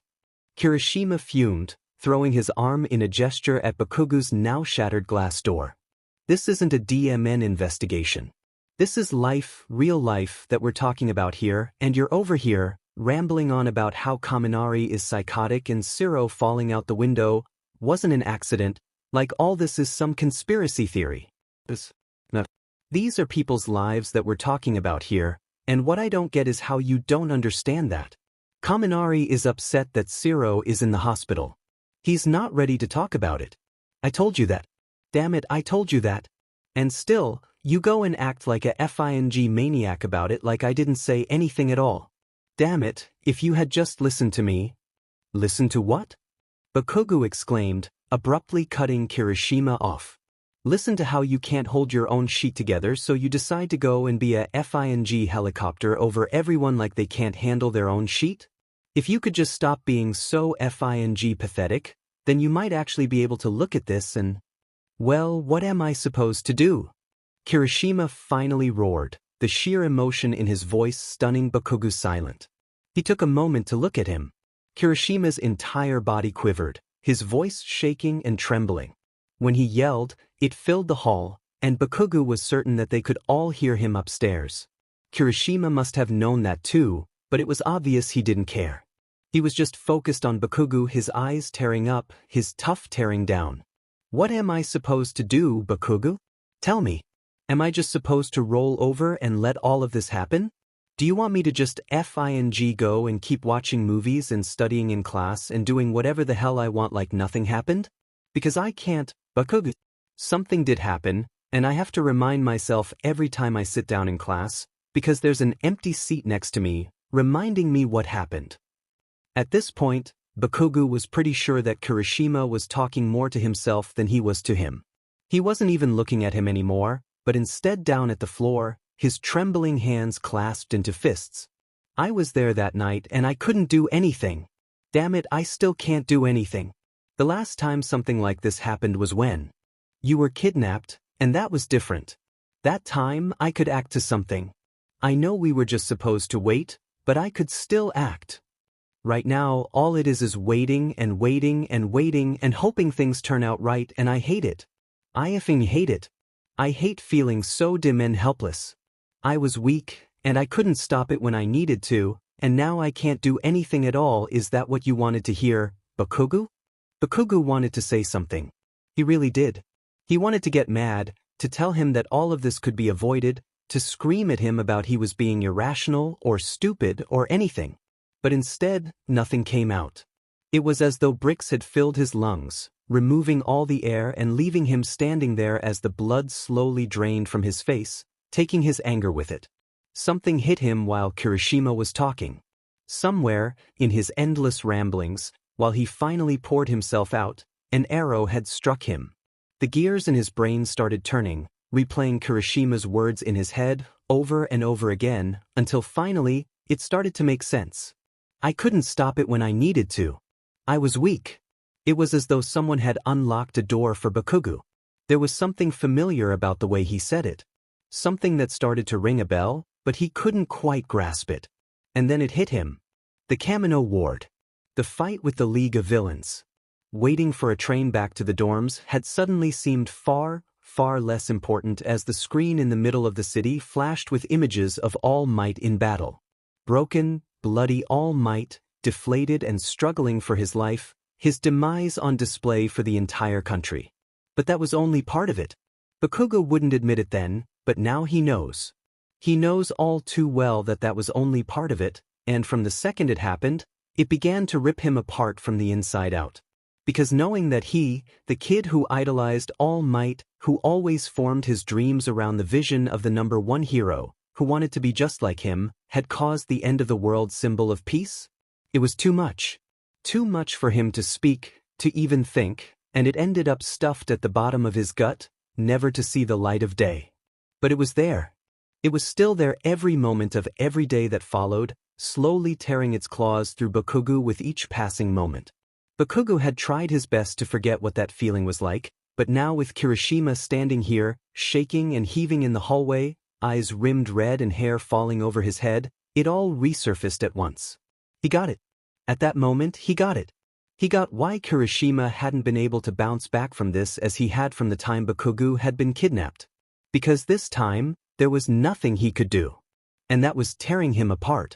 Instantly, Bakugo felt the anger he had been feeling only moments ago melt away just as quickly as it had erupted. His mind cleared, his breathing slowed, and all that was left was him, Bakugo Katsuki, standing in the middle of his room. A long, long moment passed. Too long in Bakugo's opinion, and finally his face screwed up as his muscles clenched. He muttered. Damn it, Kirishima. He never got the chance to finish whatever it was he was going to say. Kirishima burst in mid-sentence, leering up at Bakugo with eyes blazing. No, Bakugo. I don't want to hear it. Whatever you're going to say, I don't want to hear it. Bakugo had a reply to that. He had a million replies to that, and he could have gone on for hours like this, back and forth yelling until one of them finally caved. But before he could, there was a knock at the door. The sound was sharp and abrupt, out of place in the sea of tension and words of daggers. Bakugo's eyebrows snapped together, and he peered over at the door, wondering who in the hell had the nerve to come to his door right now. Kakin? F-I-N-G. Of F-I-N-G course, he would show up right now. Right now, of all times, of all times. Off Deku. Bakugo barked, already feeling his hands curl up into fists.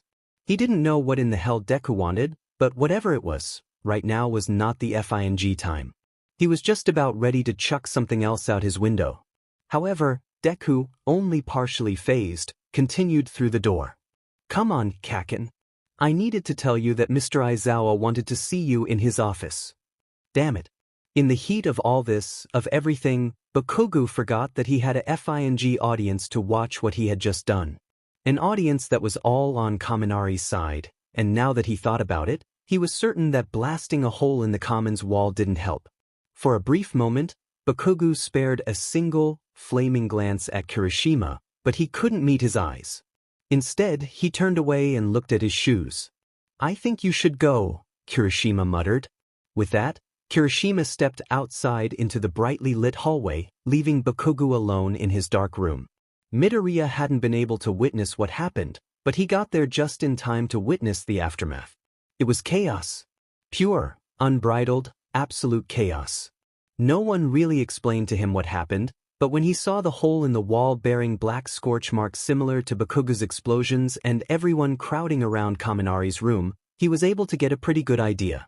Now, he stepped to the side as Kirishima stepped out of Bakugo's room, head down and eyes dark. Midoriya hadn't even known he was in there.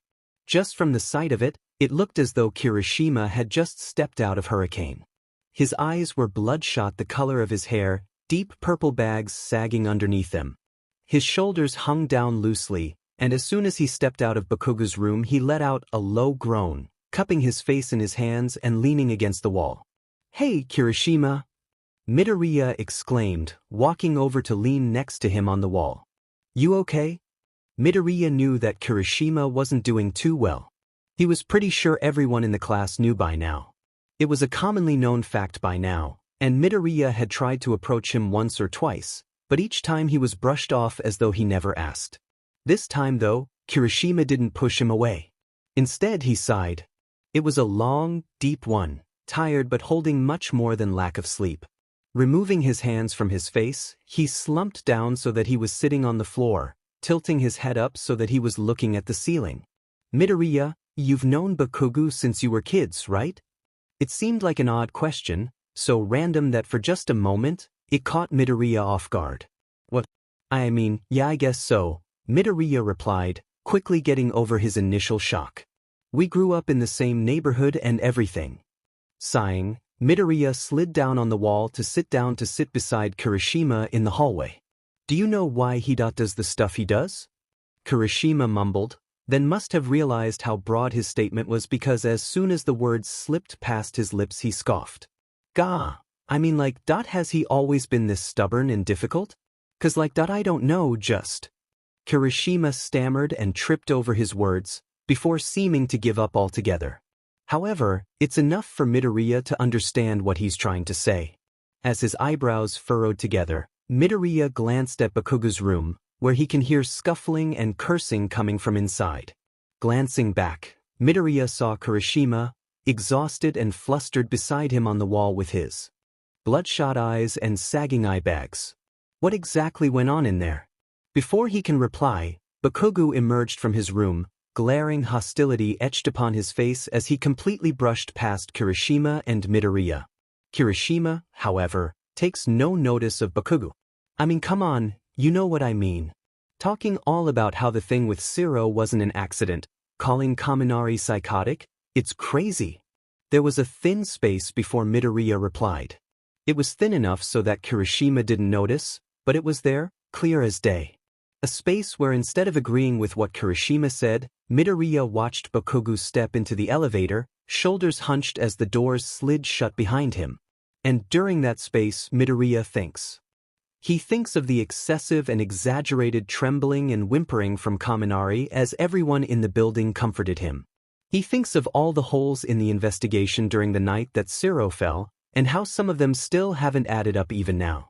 He thinks about how strange everything about this whole situation seems to be. Midoriya watched Bakugo storm off to the elevator with narrowed eyes. Yeah. Midoriya finally muttered. Crazy. Kaminari didn't get cold very easily. He remembers when he was younger, his mom used to joke that he was cold-blooded. He was always the kid walking into school in a t-shirt and basketball shorts. He never really thought much of it. Now though, cold wind wafted into the relative peacefulness of the alleyway, and the shadows that lurked between rundown buildings grew longer and darker under the blankets of cloud hiding the sun. Leaning against the alley wall, Kaminari felt the cold that had seeped into the bricks now pressed through his jean jacket and deep in between his shoulder blades. It was almost refreshing. Exhaling a small breath, Kaminari watched his breath stand in front of him. He always liked the cold. It kept him sharp and dulled anyone who couldn't take it. But he could enjoy the cold from the dorms. There was a reason Kaminari rode the 40-minute bus to get here.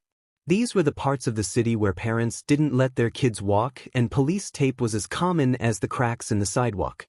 Kaminari stared down at his hand, watching yellow bolts arch out of the fingertips exposed by his fingerless gloves. It was a way to bide his time without drawing too much attention to himself. And as a dark figure strolled into the alleyway, donned in nothing but a t-shirt and varying types of leather, Kaminari knew his waiting had paid off. At first, Kaminari didn't look up at his guest.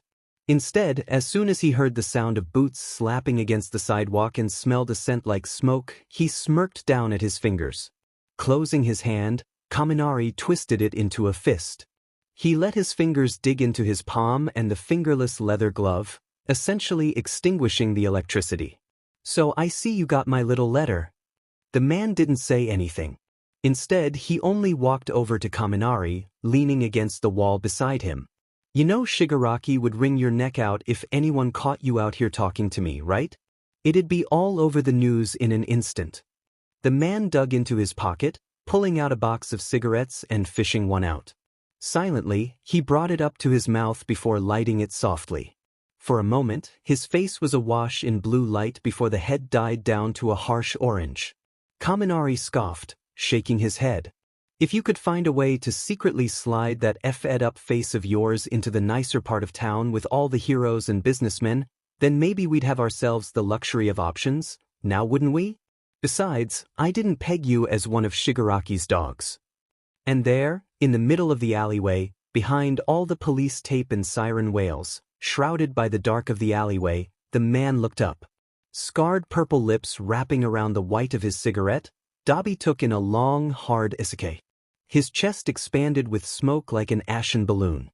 Kaminari could practically see the cinders disappearing down his throat. For a single moment, his eyes flickered, and Kaminari could imagine the dark things creeping behind them.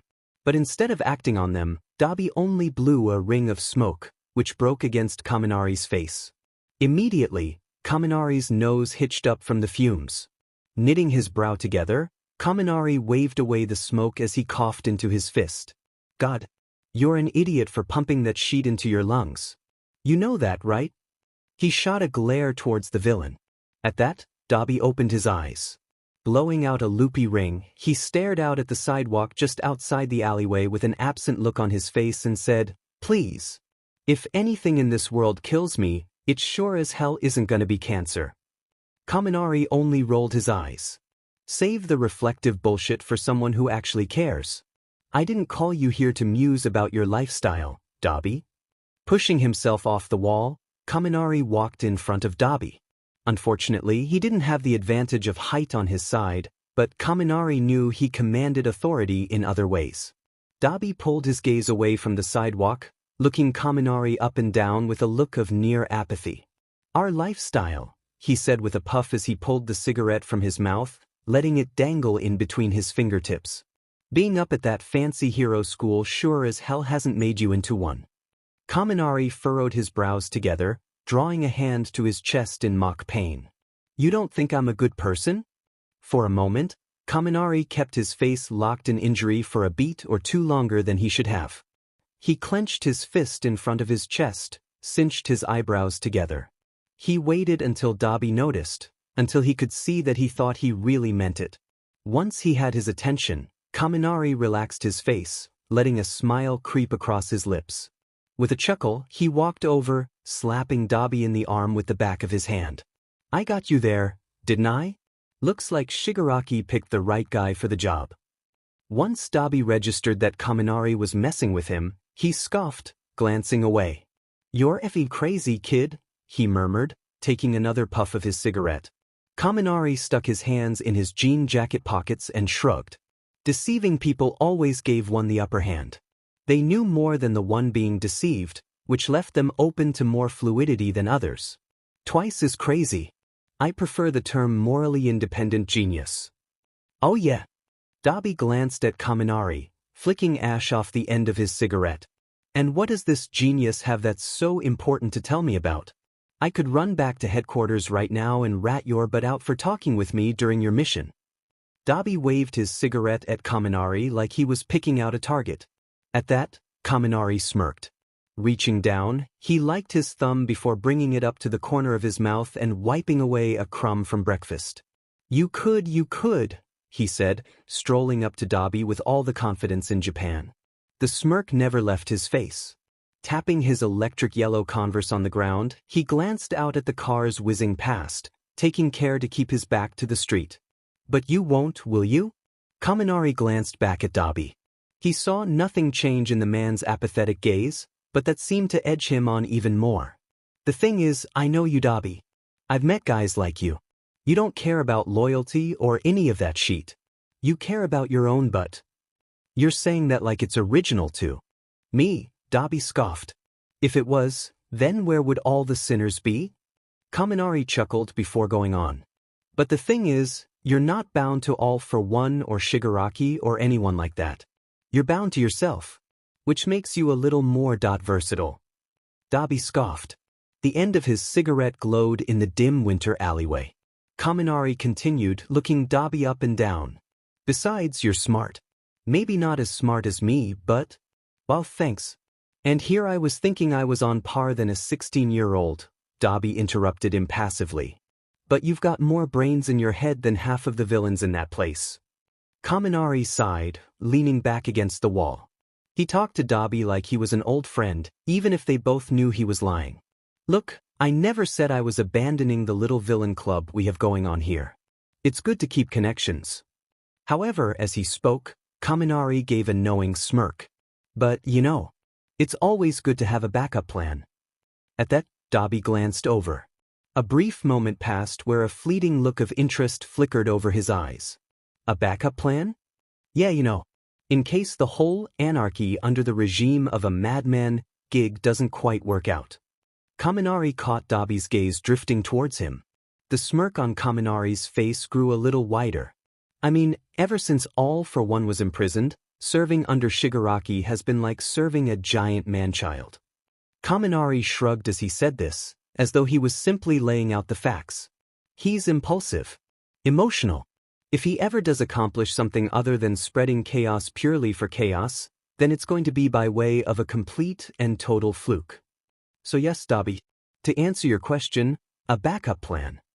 And what I have in mind requires a bit more than myself in the midst. Dabi flexed his eyebrows. In that one single moment, in the shadows of the alleyway behind the shade of crime, Kaminari knew that he got to him. Somewhere in his honeyed words and minced prose, Kaminari had delivered a bug that crawled into Dabi's skin, working its way into the folds of his brain and changing the tides in his favor, even if it was a little bit. Dabi breathed out a string of smoke, before glancing at Kaminari out of the corner of his eye.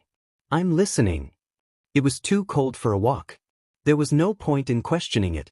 Any sane person would have stayed inside at this time of year. All Izuku had to do was step outside and he could feel his eyebrows beginning to frost over and the tip of his nose begin to go numb. It was almost enough to be considered a natural phenomenon. Over the course of 3 days, the weather had gone from fair and sunny to a total winter wasteland.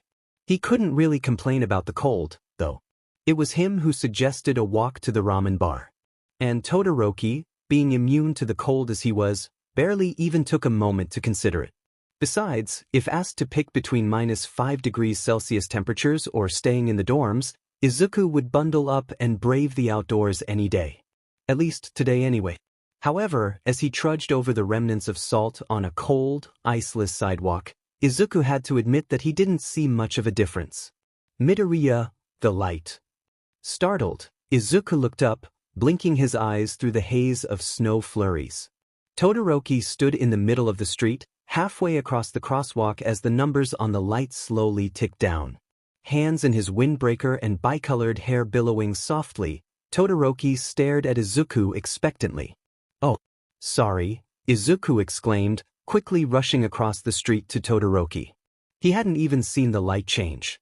Todoroki didn't say anything. He only stood in the middle of the street, waiting until Izuku caught up to start walking. Izuku was used to that. Todoroki didn't talk much, and when he did, it was usually only when he really had something to say. He valued actions over words, and Izuku appreciated that. Hanging out with Todoroki always felt like a nice change from the daily stress factors of life, which is why he tended to do it often. During these walks, Izuku was usually the one who kept up a conversation. Except for when he didn't feel like talking. Then they walked in silence. But Izuku didn't mind the silence. He never did well talking when his thoughts were half occupied, and as of right now, his mind was working a bit faster than it usually did. "You're distracted."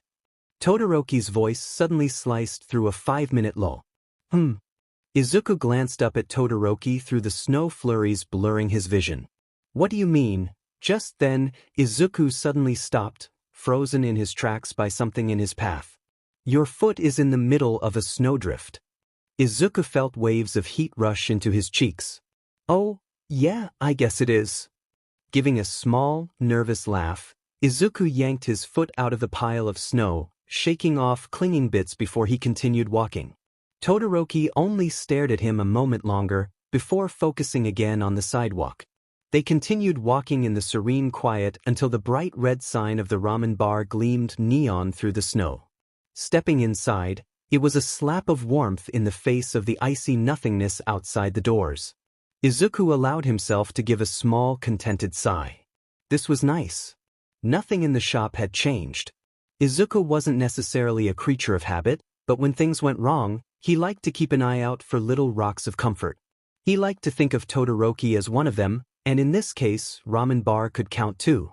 The bar hadn't been here long, it was only built a few months ago. Izuku only ever came here when Todoroki was with him, but right now, that had to count for something. Chaos was a concept Izuku didn't like to deal with, and now, Todoroki and the ramen bar and everything associated with it was as far away from chaos and evil as possible. And so, as Izuku sat down with Todoroki in a small booth in the corner of the ramen bar, he took special care to glance over his shoulder and make sure there were no fans. He didn't mind hero fans. In fact, he still considered himself one of the biggest ones, but right now, he didn't feel like dealing with all the attention that came with being at UA. He just wanted a single moment alone with him and his friend, where no one and nothing could touch him. It was a shame that that was a lot harder to achieve than it seemed.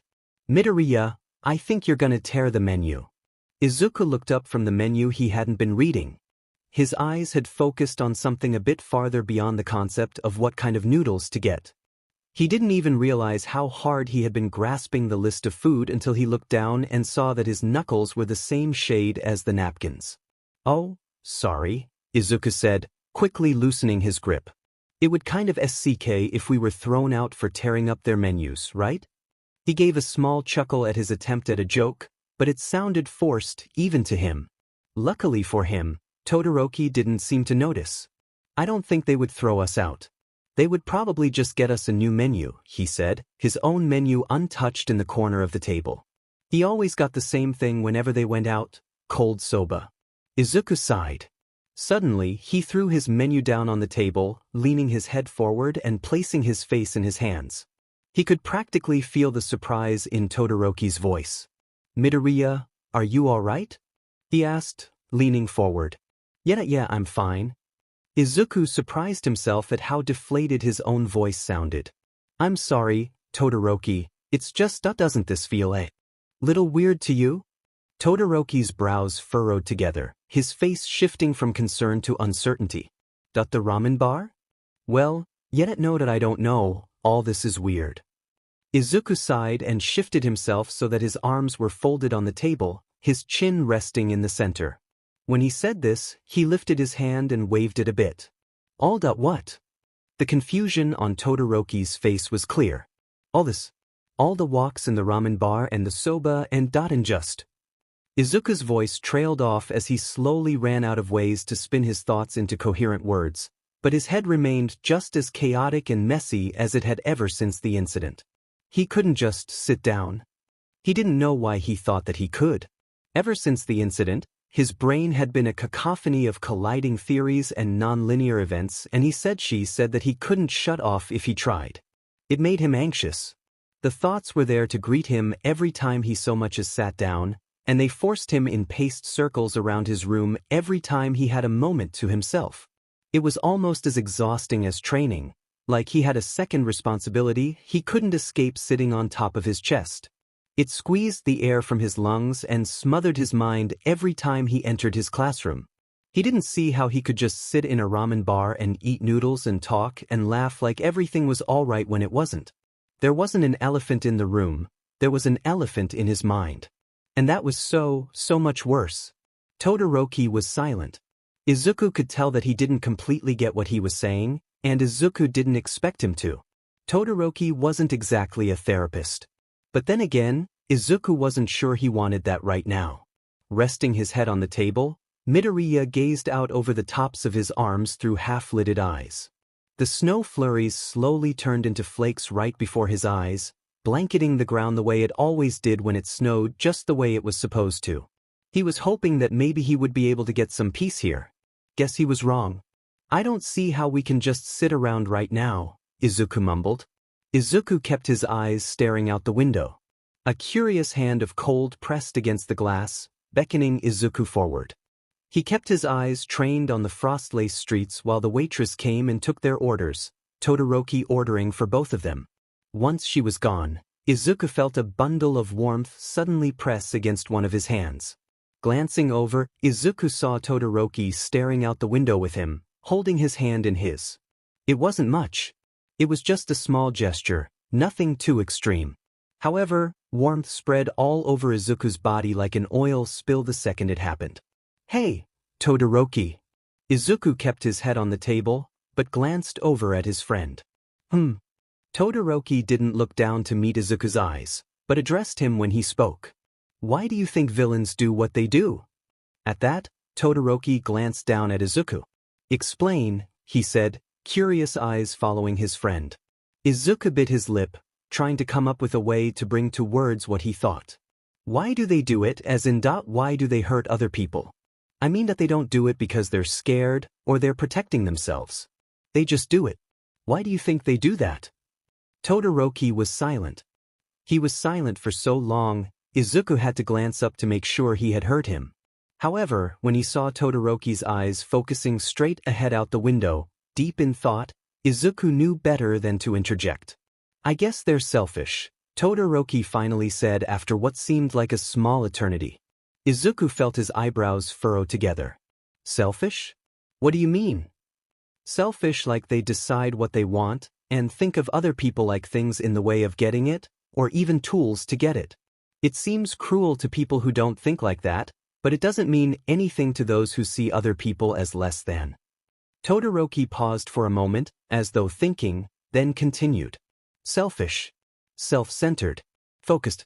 Lacking empathy. Anything might work, but the one thing they have in common is they typically don't factor people as people into the equation of getting what they want. To that, Izuku was silent. He found himself dumbstruck, not entirely sure what to say to that. What Todoroki said wasn't exactly poetry or earth-shattering, but it was something Izuku had never thought of before. As soon as he could remember even feigning an interest in the world of heroics, Izuku had always seen villains as the other guys. They were insane. Immoral. A different species altogether. They hurt innocent people, and always got punched by the good guys. That was how you knew a villain was evil. A villain was never a person. They were an icon, a target for the heroes and the public to direct their aggression at. Even now, after fighting real villains that said that they stood for something, or at least tried to stand for something, Izuku still had trouble seeing them as little more than the bad guys. He had never been able to relate to villains. Even when their ideas and philosophies and everything that made them do what they do were spread out on the table, Izuku could never get his mindset to link up with theirs. He never understood just what it was that made a villain tick, no matter how hard he tried. He supposed that's why it was always so easy for him to draw a line between good and evil. Izuku preferred it more when that line stayed clear. It used to be cut and dry. If you did bad things, you were bad, and if you did good things, you were good. There was no exception for doing the right thing. But now, Izuku was left to wonder. He had seen Kaminari in action. He had seen him fight villains and help classmates and make people laugh. That was something he was especially good at. He and Kaminari were never best friends or anything, but Izuku always liked Kaminari. He admired his optimism and his will to do good things. It was what made him a hero. He didn't see how someone like that could do things that Izuku thought that he might have done. Izuku saw the patterns. He saw discrepancies and strangeness in the continuity of Sero's injury that made the whole thing seem like a glitch in the Matrix. Something wasn't right here. The only problem was that he didn't know what that thing was. Not until yesterday, anyway. Kaken's outburst hadn't come out of nowhere. He just didn't work like that, and Izuku felt like he knew that better than anyone.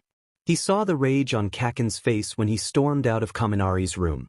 Not just rage, but frustration. There, standing in that hallway, interrupting something deep and private and real, Midoriya got a glimpse into something he wasn't supposed to see. He had been handed the blueprint for a bomb and instructed to make the choice of building it or not. He wasn't sure about his choice before. Now, he thought he knew. There was a piece of paper by Bakugo's door. He didn't see when it had been slid under. To be honest, he had spent most of his Saturdays sleeping or hitting his punching bag. He didn't feel like going out into the dorms and hanging out with everyone, so instead, he slept and he punched things. So far, it seemed to be working. When he saw the slip of paper, he had to admit, curiosity prickled under his skin. It didn't look like anything official. In fact, it looked like something written on a note card. Reaching down, Bakugo slid it off of his floor and read, "I believe you. Meet me in my room at midnight. Deku."